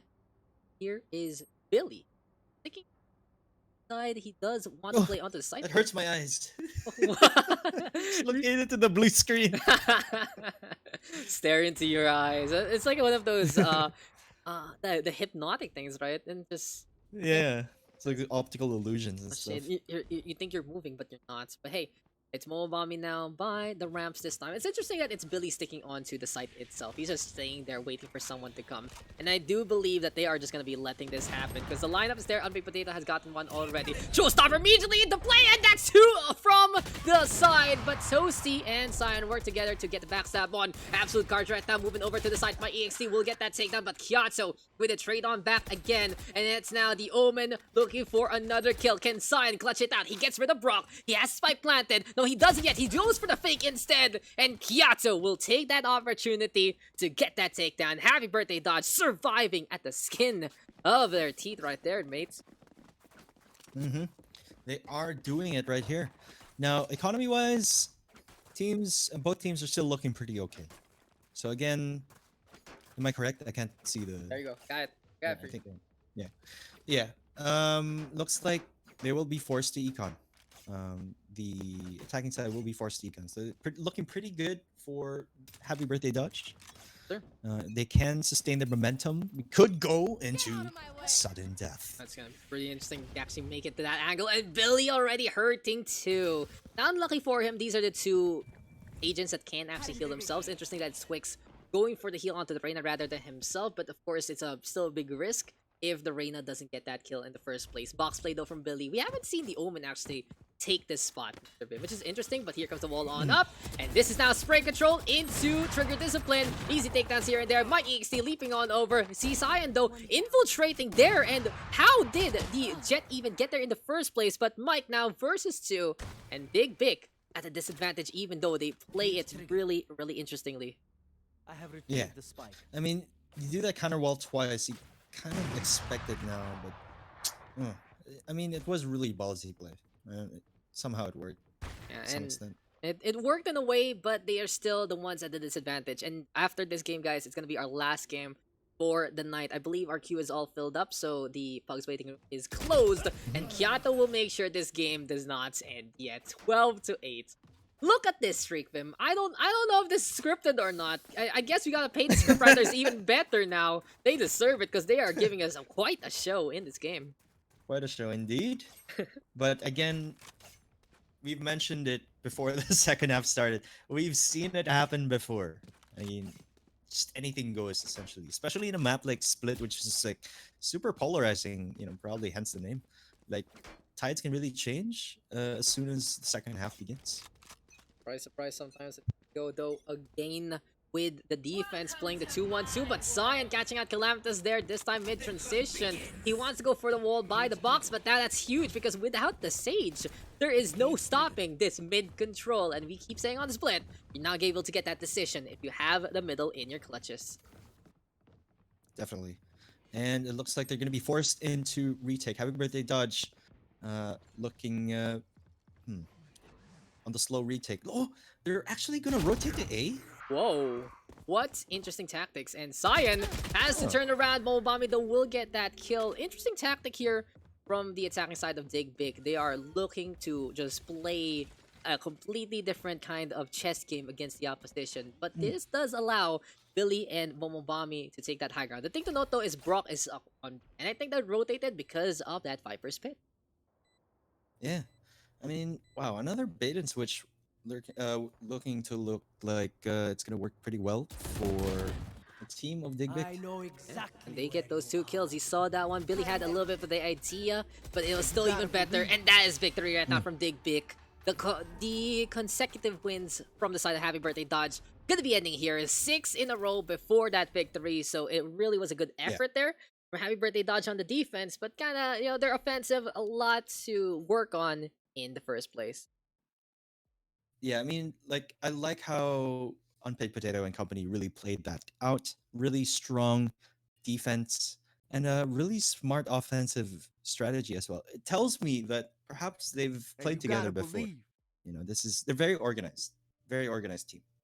And that, reflected on the scoreboard as well. 13-8, very decisive victory in favor of Bick. It's ridiculous. And, Unpaid Potato, you cannot get that potato out of its ground. It's trying to grow into a better potato, or maybe we'll get that legendary potato tree. So it's a potato tree from Mr. Unpaid Potato. Yukon Gold potatoes, my favorite. It's gonna be some lays, some good stuff right there. But hey, that is our second to last game. We are gonna be going to the last one, which is actually a special request from one of our good friends, the Rotobox crew. And of course, I believe we will seeing also the birthday boy in that next game. So let's pay attention. Or I don't think actually he's playing. He's just been fixing things Yeah, up. I think he swapped out already. Gave up his slot because there were more players who wanted to play. Yeah, what a Very good guy. admirable. What a Our great scrims guy. moderator, Mr. Dodge, a great guy. Happy Yes, sir. birthday, best birthday, PH. Mr. Dodge. And what's happening? What's happening? Where's gonna be? Oh, Why? what? Okay. Trying to kick people. Okay, I think we're all good. Have weird party bug. Alright, I think we have to Let's go relab. Team Rotobox. Wait lang, Mr. Vim. Okay, okay. Go along, go along, go I along. cannot even leave party. Okay, I have to Maybe restart. it's me. No, I think I'll it's leave. because someone went offline weirdly. I'll just restart the game real quick, guys. And hey, it's been a great session. I got a few things to tell you after the stream, though, Mr. Vim. But you've been Yeah, doing a really what's good up? job. I've noticed something, and we can talk about it later. But hey, Sure, for sure, for sure. you're doing amazing, and you are. This is a good warm up. You're ready to go again to cast with so many different people Go over again. the next few weeks, starting tomorrow. So as we said, guys, tomorrow Vyminal will be casting with the sports guys on their community showdown, and also for the week after that. And then he will be hopping over back here to our home Valorant PH, wherein he will be working with me on to the Steel Series instead. Yes, And sir. after that, it's the last week, I believe, of the C Sport one, and then the week after that, it's even the biggest one. It will be his bread and butter, the Ignition series, Mr. Ignition coming back home, and then we will have one more announcement for the end of the month for you guys from Valorant PH. So you're gonna be expecting how many weeks is that, Pim? Looking right now, it's like one, End of the month. 2, 3, no, like 1, 2, 3, 4, 5, 6 weeks of Vyminal casting coming your way, guys. It's insane. Okay. I just like to take this time to thank the community and thank, veteran casters like Mr. Daks, for giving me an opportunity like this. Oftentimes, when you get a newbie onto your field, some people gatekeep, but the folks over here in the casting have been very, very nice to me. So thank you guys. Yes, sir. Tuloy lang ng ituloy ito. And we go again into our last game. Invited you to a new party, bud. And hey, Okay. it's been Wait, I been didn't get. solid. I think I should restart my game. Actually, Yeah, I think it's me that's bugging. Hello. Hello, Mr. Dodge Days. Can you get our players in next game? Oh wait. I'm try to get them in first. Yun lang. So ano bang plano? Gagawin? I forgot. I think this weekend. What do you have? What do you have lined up for? Oh yeah, tonight so after, after the PUGS? so my schedule is tomorrow. Oh nga pala. So tomorrow, guys, I have this small mini community tournament. Now the thing about this is it's something that one of my friends actually basically made me do to help out this community. It was also a Valorant thing. It's gonna be a small one, so I don't really expect much out of it. But hey, if you want to support the little community thing, then you can check that out tomorrow night on a Facebook page. I'll probably share on my page. And if Mr. Vyminal can make it also after his gig, then Like, he is totally welcome. do you have a to new join. haircut or what? No, it's just my hair's just growing. And then the week after that, I got StarCraft. The week after that, I'll have Valorant again. That's still Series 1. And the week after that, I got StarCraft again. And the Ignition weekend, I believe, is my only one free because, yeah, Ignition is my free one. And then the next one is our other Valorant PH project. So there you go. I got a bunch of things. I do have things already lined up for October and September, actually. It's pretty cool. Then yeah, we just keep on keeping on, right? Everyone has busy schedules, and you guys missed us, you already know where to find us. I believe Cyberbully was the guy who casted when I joined the last PUG session, right? Dex? Yes. Cyber has been a Cyber. man on the Overwatch scene for quite a while. He got introduced to the scene through the Overrush PH PUGS, and he's been very, very supportive of many endeavors Nice. in and out of the scene. Now he loves Valorant too, and he's also been super duper supportive. So big shout outs to him, Mr. Wanting to stay low key, and hey, much love, much love. And hey, Look, getting Look at this, Mr. Dax. Are you seeing this? What right am I now? looking at? Oh my god, what is this flex? So many people. Oh my What- god. So Mga many pay- people mga wearing, pay to win. flexing the Oni skin. I Oh, love it. I Oh love my. it. Oh my, oh my. But this is our last game. Hello. And I believe it is Team Rotobox versus who exactly, Mr. Dodge? Team last game. Team last Yes, game. sir. Perfect. Team last game. Yes. Okay. So Just last game. Yeah. yeah, Rotobox on the defense and last game attack. And it's always great to see the Rotobox guys have been very, very supportive of the community. And of course, if you guys need a glorious mouse, then you know where to go. It's but they not only sell the mice, they also End They game, bro. customize End it. game. Extrify. Yeah. You know? They sell. Yeah. No, I was gonna But, talk about the yeah. customs one, which is even better because it really goes Custom to, painted. Yeah. yeah, they're just so artistic and it's really fun to see. And they do giveaways. They play Valorant on stream. and they do giveaways, there's always a chance for you to get something, diba? From the Yeah.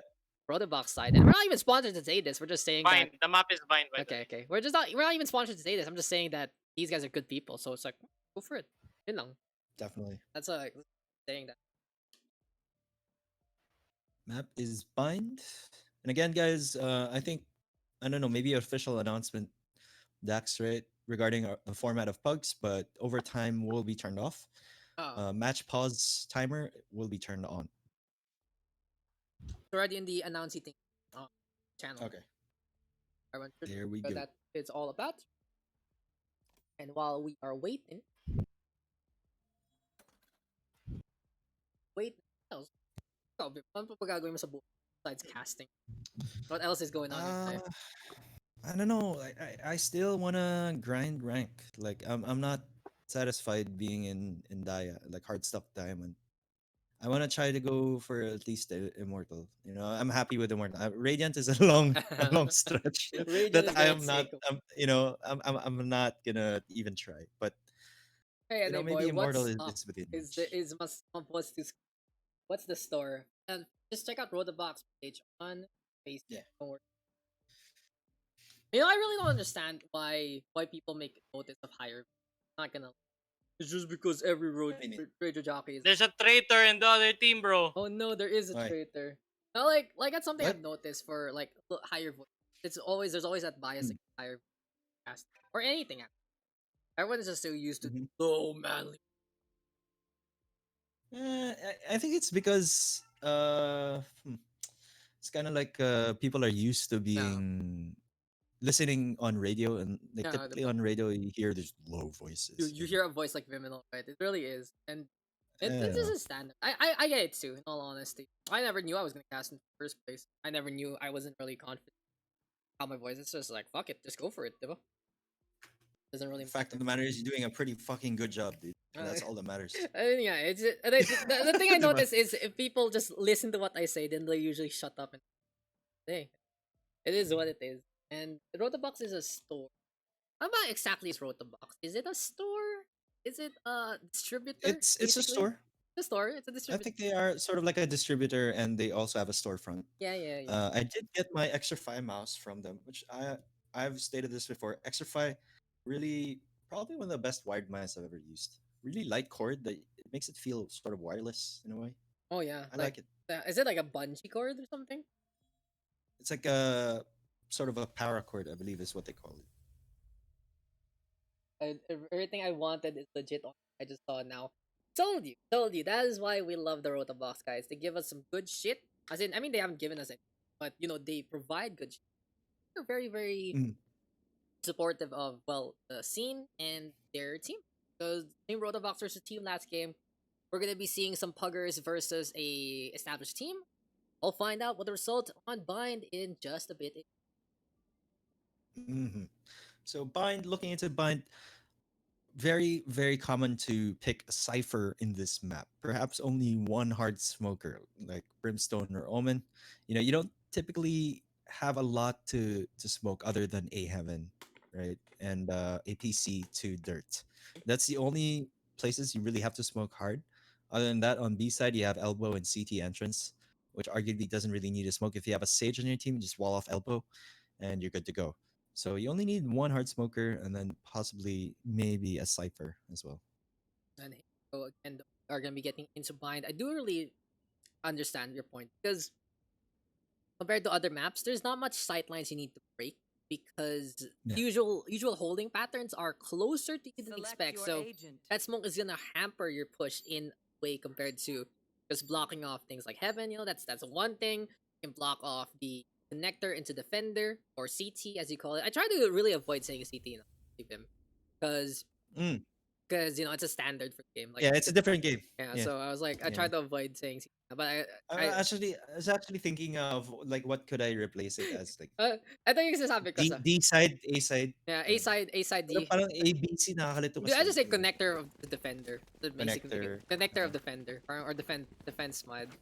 And you know what? I have a system here on. Oh, we're getting game on B. There's the elbow right. That's officially called elbow.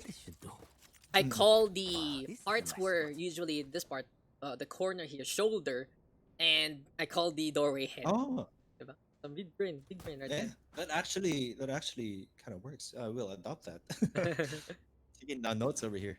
Sir, and But again, introducing our players: Arch on Jet, Louis on Cypher, Ken on Sova, Ojo on Sage, Kolokoi on Brimstone. Now for the side of last game, we have Cyberbully on Rada, Kasra on Sage, Dev on Jet, Kuma on Brimstone, and Keds on Cypher as well. pretty good teams in all honesty, but Cyberbully starting things off strong will take control of B-Long here. This is where he belongs, from the fountain to the push, and Louis has to get the hell out of there because this is rotation time, and it's a fake coming on in to A side instead. Looks like it is a fake coming onto A site, and we have Kuma carrying the bomb. Although the Sage Ball does go up down there, delaying the push. They could still rotate. Again, the mark of a higher tier game is that even pistol rounds they play rather slow.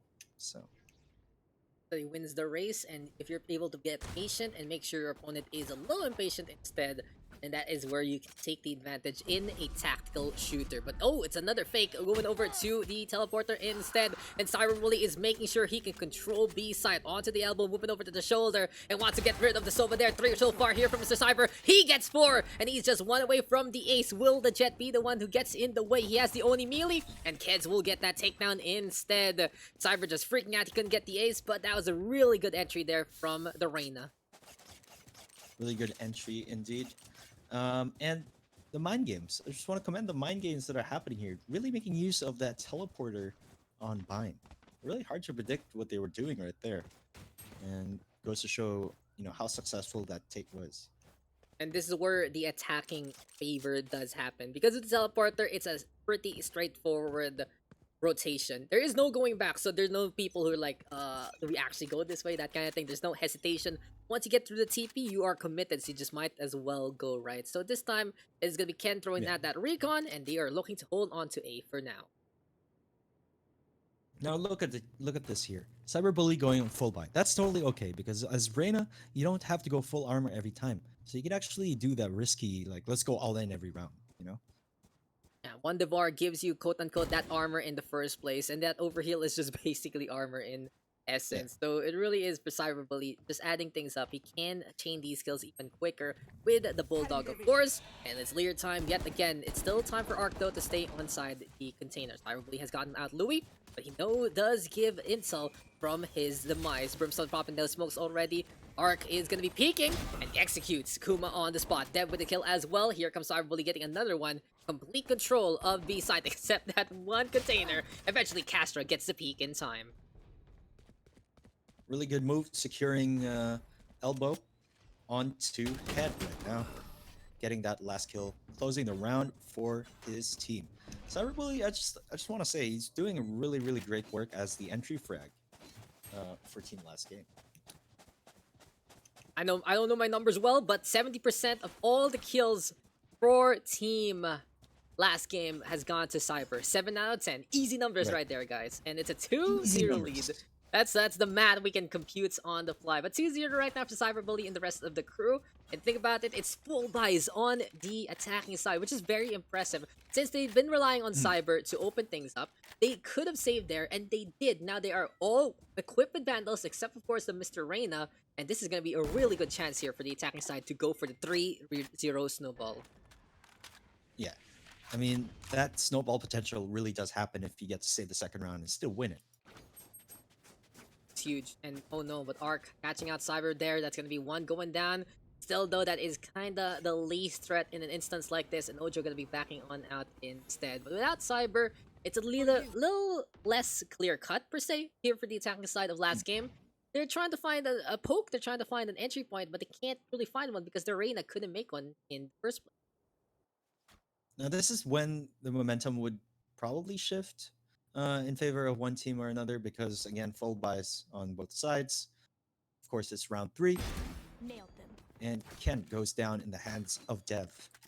Dev. He's just getting the dab on this time and will clean that one up onto Mr. Ken. Cloudburst that has been thrown. Beautiful use of the tech there. Tailwind to get away from the Cypher Cage. But Louis gives chase and plays the angle. Just hold the line. But Castor right now getting rid of the peeking Cypher there, has already lined it up, went for the pre-fire, and went for the shots in the first place.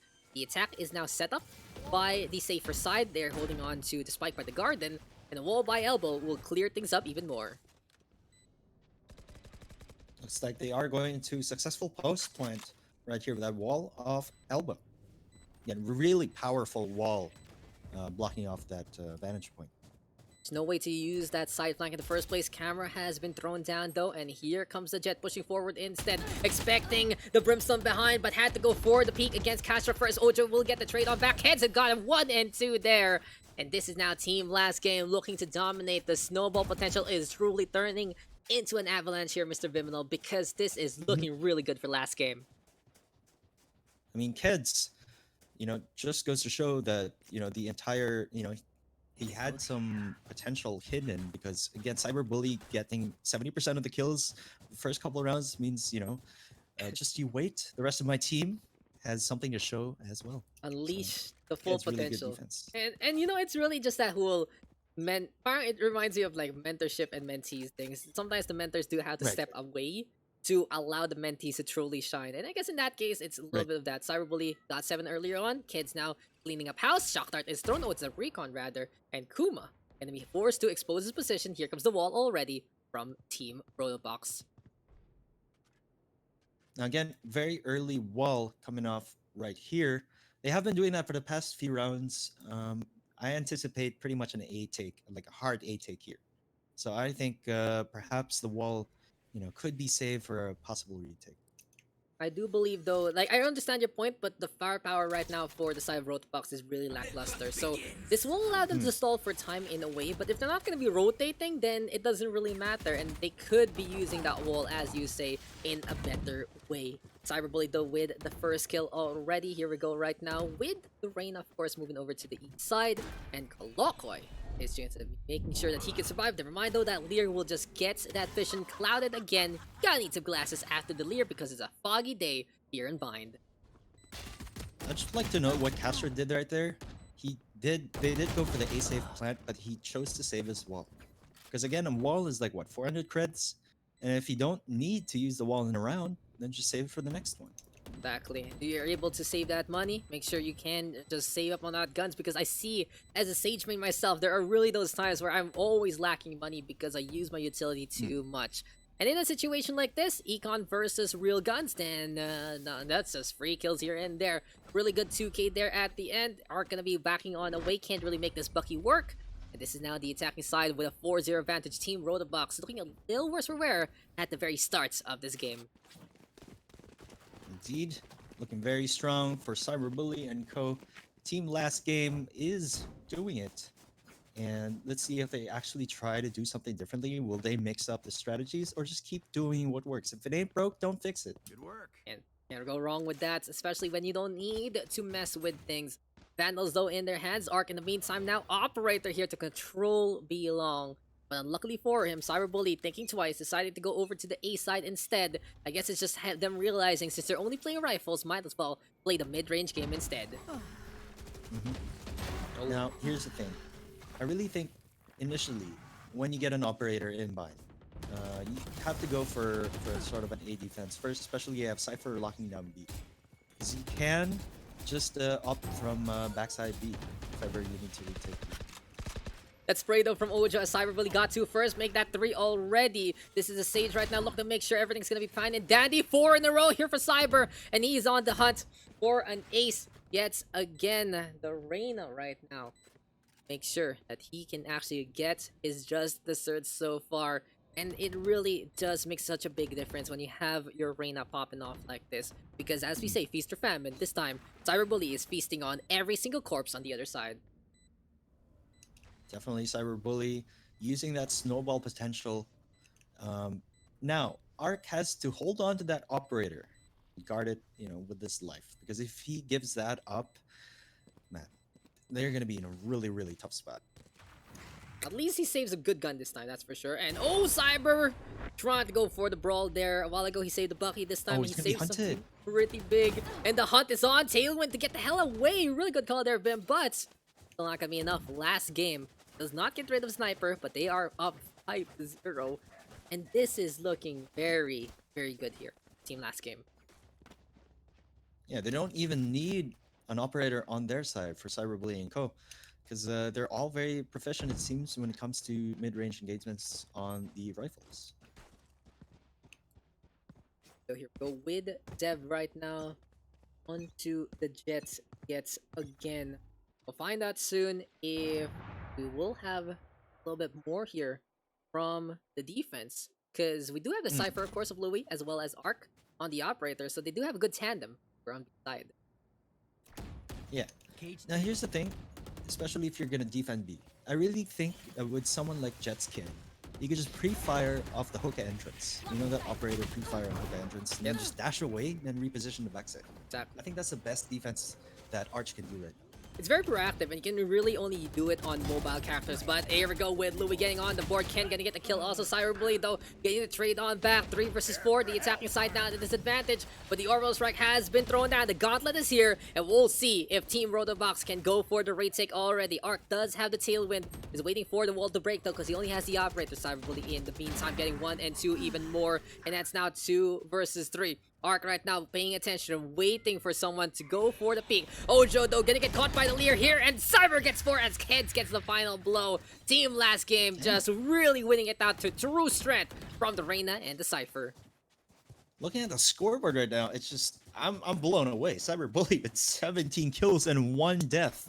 Oh my god. Oh, hey, Cyberbully actually popping off. If you want a fun fact Living about up Cyber, to his name. Dude, if you want a Hello? fun fact about Mr. Cyber, he actually made it to the top 12 of World Cup roster thing in Overwatch. So he is one of the best Widowmakers from Overwatch. So that's a sniper character for many if you don't know. So playing hitscan is really one of his specialties. And of course, with I like how Reyna works with Dismiss and Devour, it's very similar to a few things from that game.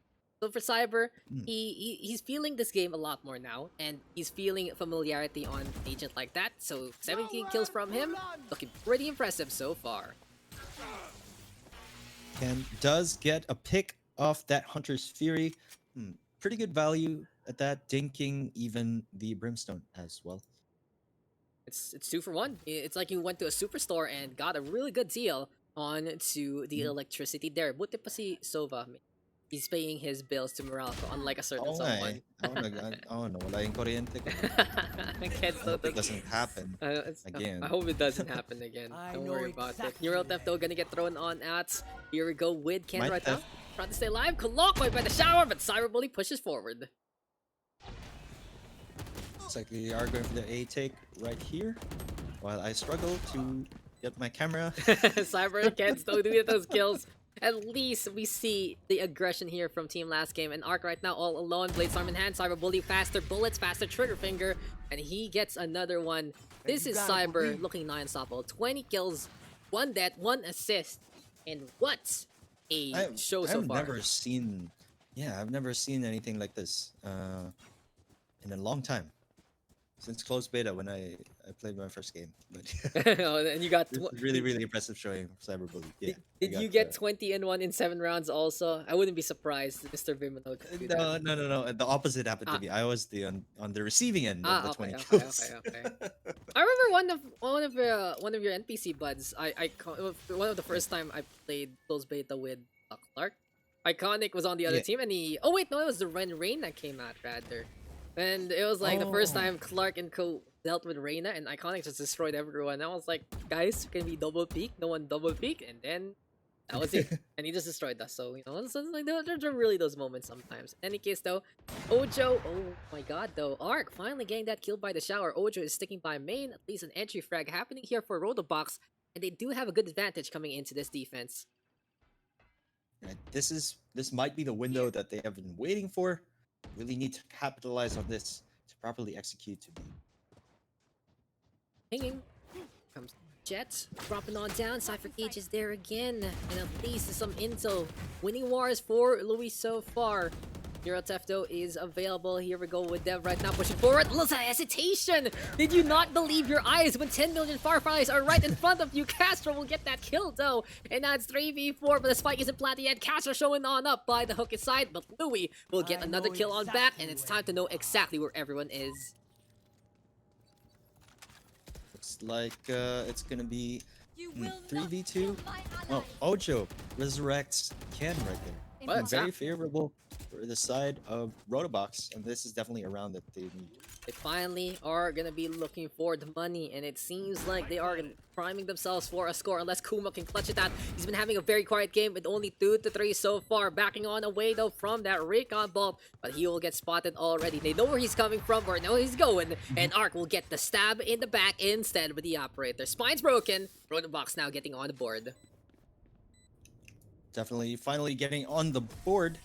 The top frag on the operator Arch, doing work as well. But very valiant effort from Louis defending B side right there on our favorite cubby spot.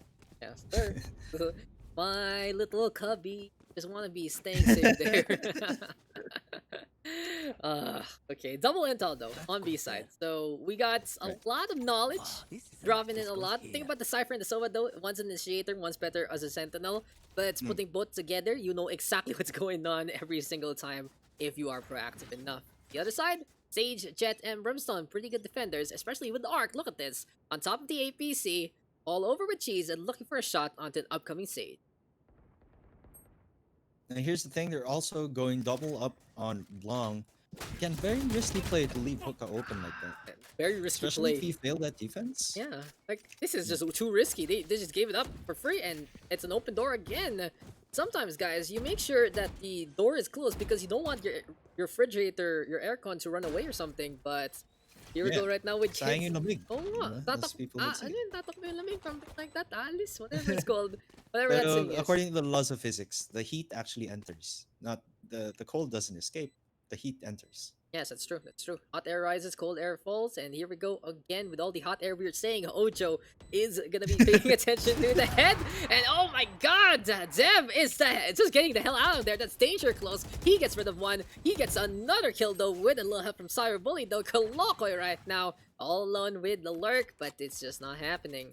This is just Team Last Game dominating Team Rotobox right now, and you can really see the level of intensity here in the Valorant PH PUGS.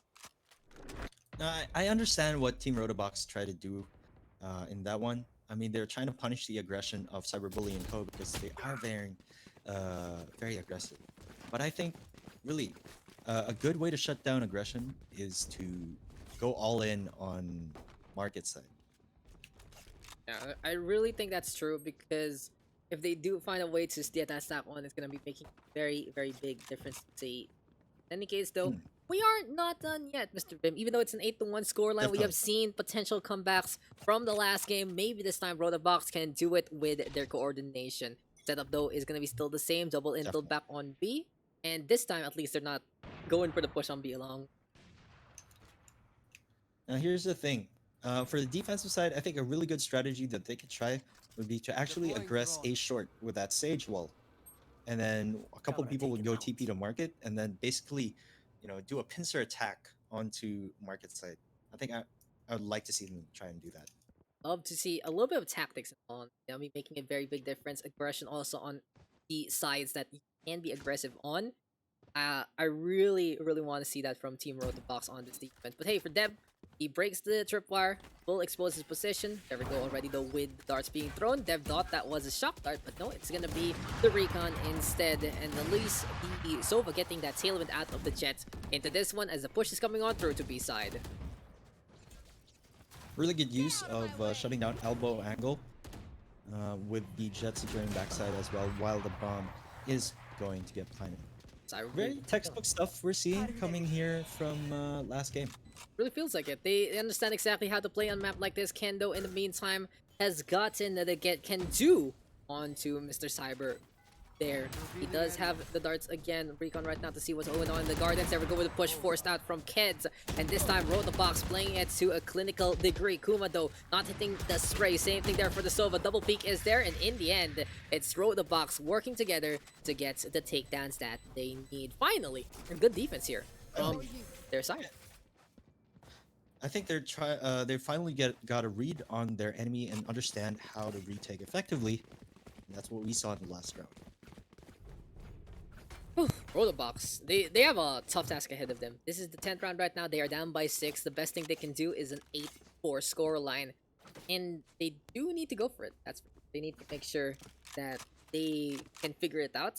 And for Ken right now, we will have the Hunter's Fury online. So what do you think else can Rotobox even do in a situation like this? They played B really well last time, but how can they prevent, some really good takes here from the attacking side?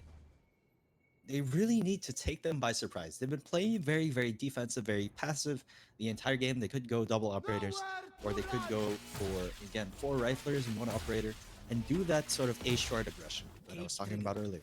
I'd love to see that too. Maybe onto A main, maybe into the showers that Arc is just chilling in first place. A while ago, we saw Arc get some good success there to get the entry, but this time Cyberbully all the way from the other side gonna get the takedown instead. The Reyna right now moving on around, breaks that require already, expecting the defenses here from the Cypher so far. Rotations are in order, and here we go again with the fake play.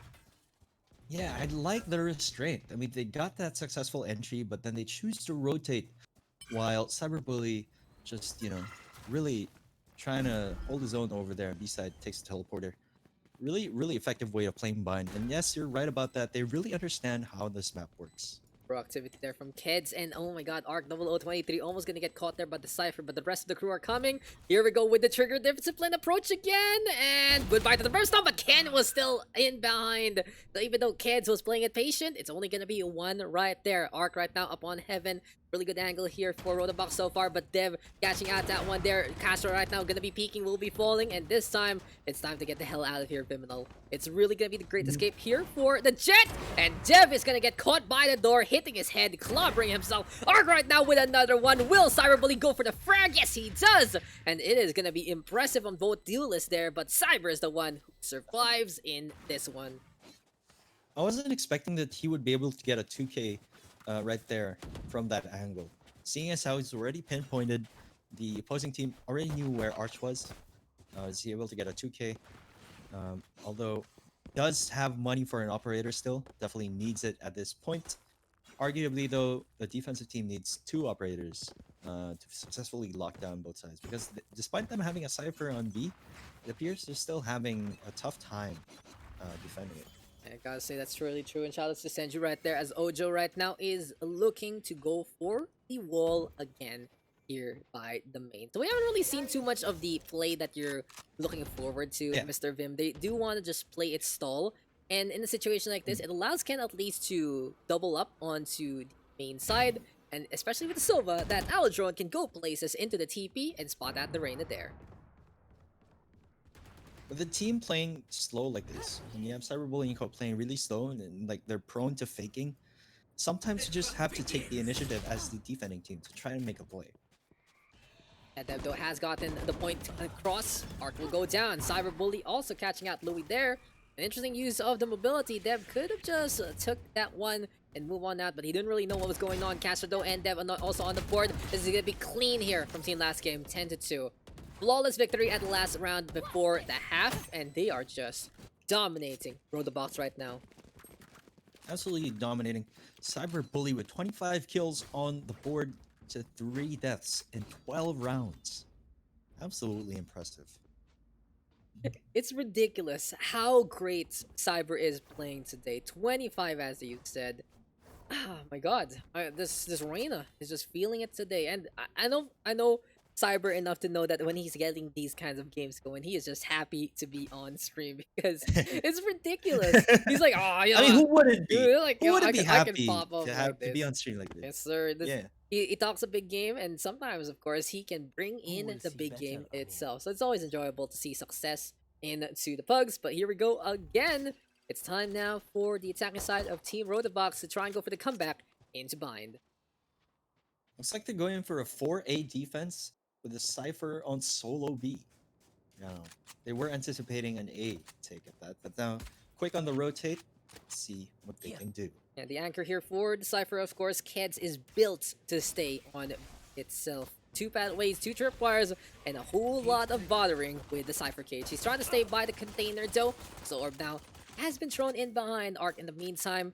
will be looking to at least get the entry frag there. And here comes the Brimstone. I like Akuma is going to be coming in from behind, but this time, Rotobox is trying to play the same game that last game has done so far. Maybe going for the fake, they catch out Kuma, and now they know they can push onto either side that they want to. They do choose to go to the teleporter, and A is completely open. Now the race is on. Keds and Dev will be running to 8 side to try and retake. Perhaps a bit overzealous on Cyberbully's part right there. Going with Lear, despite Lear being shot down, he still pushes out and gets taken down very quickly. Even though the Lear has a short duration, you still need to make sure that you can actually use it in the first place. And if you get shot like that, and that's even worse. It was an amazing race right there, but it seems like everyone has gotten rid of their checkpoints and moving on over to the site instead. Here we go though with Arc 0023. Seeing people going on, Keds though will get that takedown, and Ojo will get the trade on back, and he does win it out for the team after Keds gets 4. Good effort there from last game. That was very, very sweaty. Rotobox almost having to get the bucket there, but they will at least win a round back and get momentum. Yeah, in this case, I really think they should just go on like force a full buy right here. Despite winning the first round, they really cannot afford to give the opposing team another point, so they need to secure as many rounds as they can from the get-go. Yeah, every score matters in such a big disadvantage like this. And in this scenario right now, we will have Team Rotobox go for the push again for 2B. They know that the anchor point is Keds and Keds alone. And since last game, of course, just wants to go for the bum rush because of their economic state, then it's easy tidings here for Rotobox. Really good read here from the attacking side. My camera is this. Now, this is sort of like the offensive defense that we were talking about earlier. They're trying to push onto market. They're setting themselves up for a very good flank, but this, they do have the gun advantage for the side of Rotobox, so we'll see how this plays out. Keds getting that kill already, looking for another 1 HP and a dream here for the Cypher. Sees the Brimstone also, and the defense right now holding the line. Arc though has to get out of that fire, and Ojo with the stinger also saying, I'm gonna bring in the beehive here. Arc though catching out Kuma, going for the flank again, 2 versus 2 right now, but guns are on both sides, and it's a really good chance for last game to steal this round away. Now here's what I was talking about earlier. When you're in defense, sometimes you have to make the play instead of waiting for the opposing team to make the play. That's what they did. Now a 2v1. Still anybody's game though. Comes Arc though onto the high ground right now, trying to surprise the opposition from heaven. See though if this Jet can make a key difference. Here's the spike defuse. Cyberbully looking the wrong angle, and you gotta think of different dimensions, but Cyber wins the fight! How did that even work out for Mr. Cyber? Gets the ding on the head, and even though that was a really good idea from the 180. Jets. What the hell? Yeah. What a shot. What a shot from Cyberbully. That 180 flick. Very, very fast in response. Perhaps Arch just missing quite a few bullets that cost him his life right there. Really strong, thrifty round for Cyberbully and co. Because it worked out. It wasn't a full thrifty because I believe someone did go for a buy somewhere because we didn't get the thing. But nonetheless, it was an econ round that worked out for them. So impressive stuff. In all honesty, here for Team last game, Team Rotobox did not expect that to happen, and they do. They're trying to figure out if they're going for the saves, they're going for the buys. They are going to go for the save, so they will be looking to kind of go for a last stand on match points. Yeah, I would honestly just force every round though. I guess they do want to have rifles, and if at least they win that, they're gonna have more rifles. They're gonna have more rifles. That kind of thing. But I'm more in the scene we're in as Keds gets the kill. That if you do have that 1 match buffer, at least you don't lose immediately. That You don't lose outright. Yeah, exactly. Correct. It's just that whole psychological aspect of it. So for Rotobox, they need to have a lot of fortitude mentally to be able to keep things up in the first place. Veloco though gonna be looking for the kill. Dev in the meantime with the takedown again. This is the Jet and the Sage going for more and more. And this is Arc right now holding on to the shoulder side. Kendo on the high ground right now. Rotobox trying to survive. It's just not happening. And with the Jet all alone, at least he gets 1 already. It's time for a highlight reel here from the Jets. Not gonna happen. Kuma gets the shutdown. This is match point. Team last game is looking so impressive in this game. Now everything is riding on this round. Full buys going off for both teams.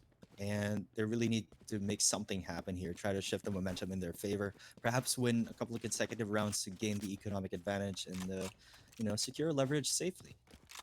Although we did see Arch use his ultimate, the kunaives, rather rather well there on a full econ round. Just one of the best times to use the knives from Jet. And Bladestorm able to just get the throw on every single time, and Ojo right now will be on this Sage with the Resurrection available. So at least here for the side of Rotobox, they will have a chance, but never mind, Devil dash that immediately. Arcto with the kill on back, but losing the Sage like that is the worst possible thing here for the attacking side, and they are now stuck in the showers. Looks like they're gonna try to rotate B, as they pretty much have A lockdown already. Whoa, whoa, whoa, whoa, whoa! Did you see that one? What? What I didn't see it. the hell? Yeah, He what happened? used the What happened? hole from the shower to get the recon onto the A side. Oh. Oh my Big god. brain, big brain. Hey, that's a one time for no one's gonna complain. I used free cam there, but hey, Ken is Louis are gonna be looking for the push onto the east side again. Here we go right now with Kuma getting on the board. Ken gonna get that kill one more time. Cyberbully with a one there. Now for Arc. Tim versus the world. 1 versus Highlight 3. reel. And you get.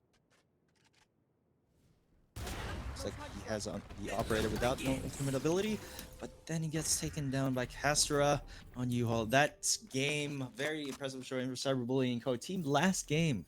Done it. Walked away with 13-3 versus Team Rotobox. Not the expected scoreline that would happen, but hey, it was a great game nonetheless.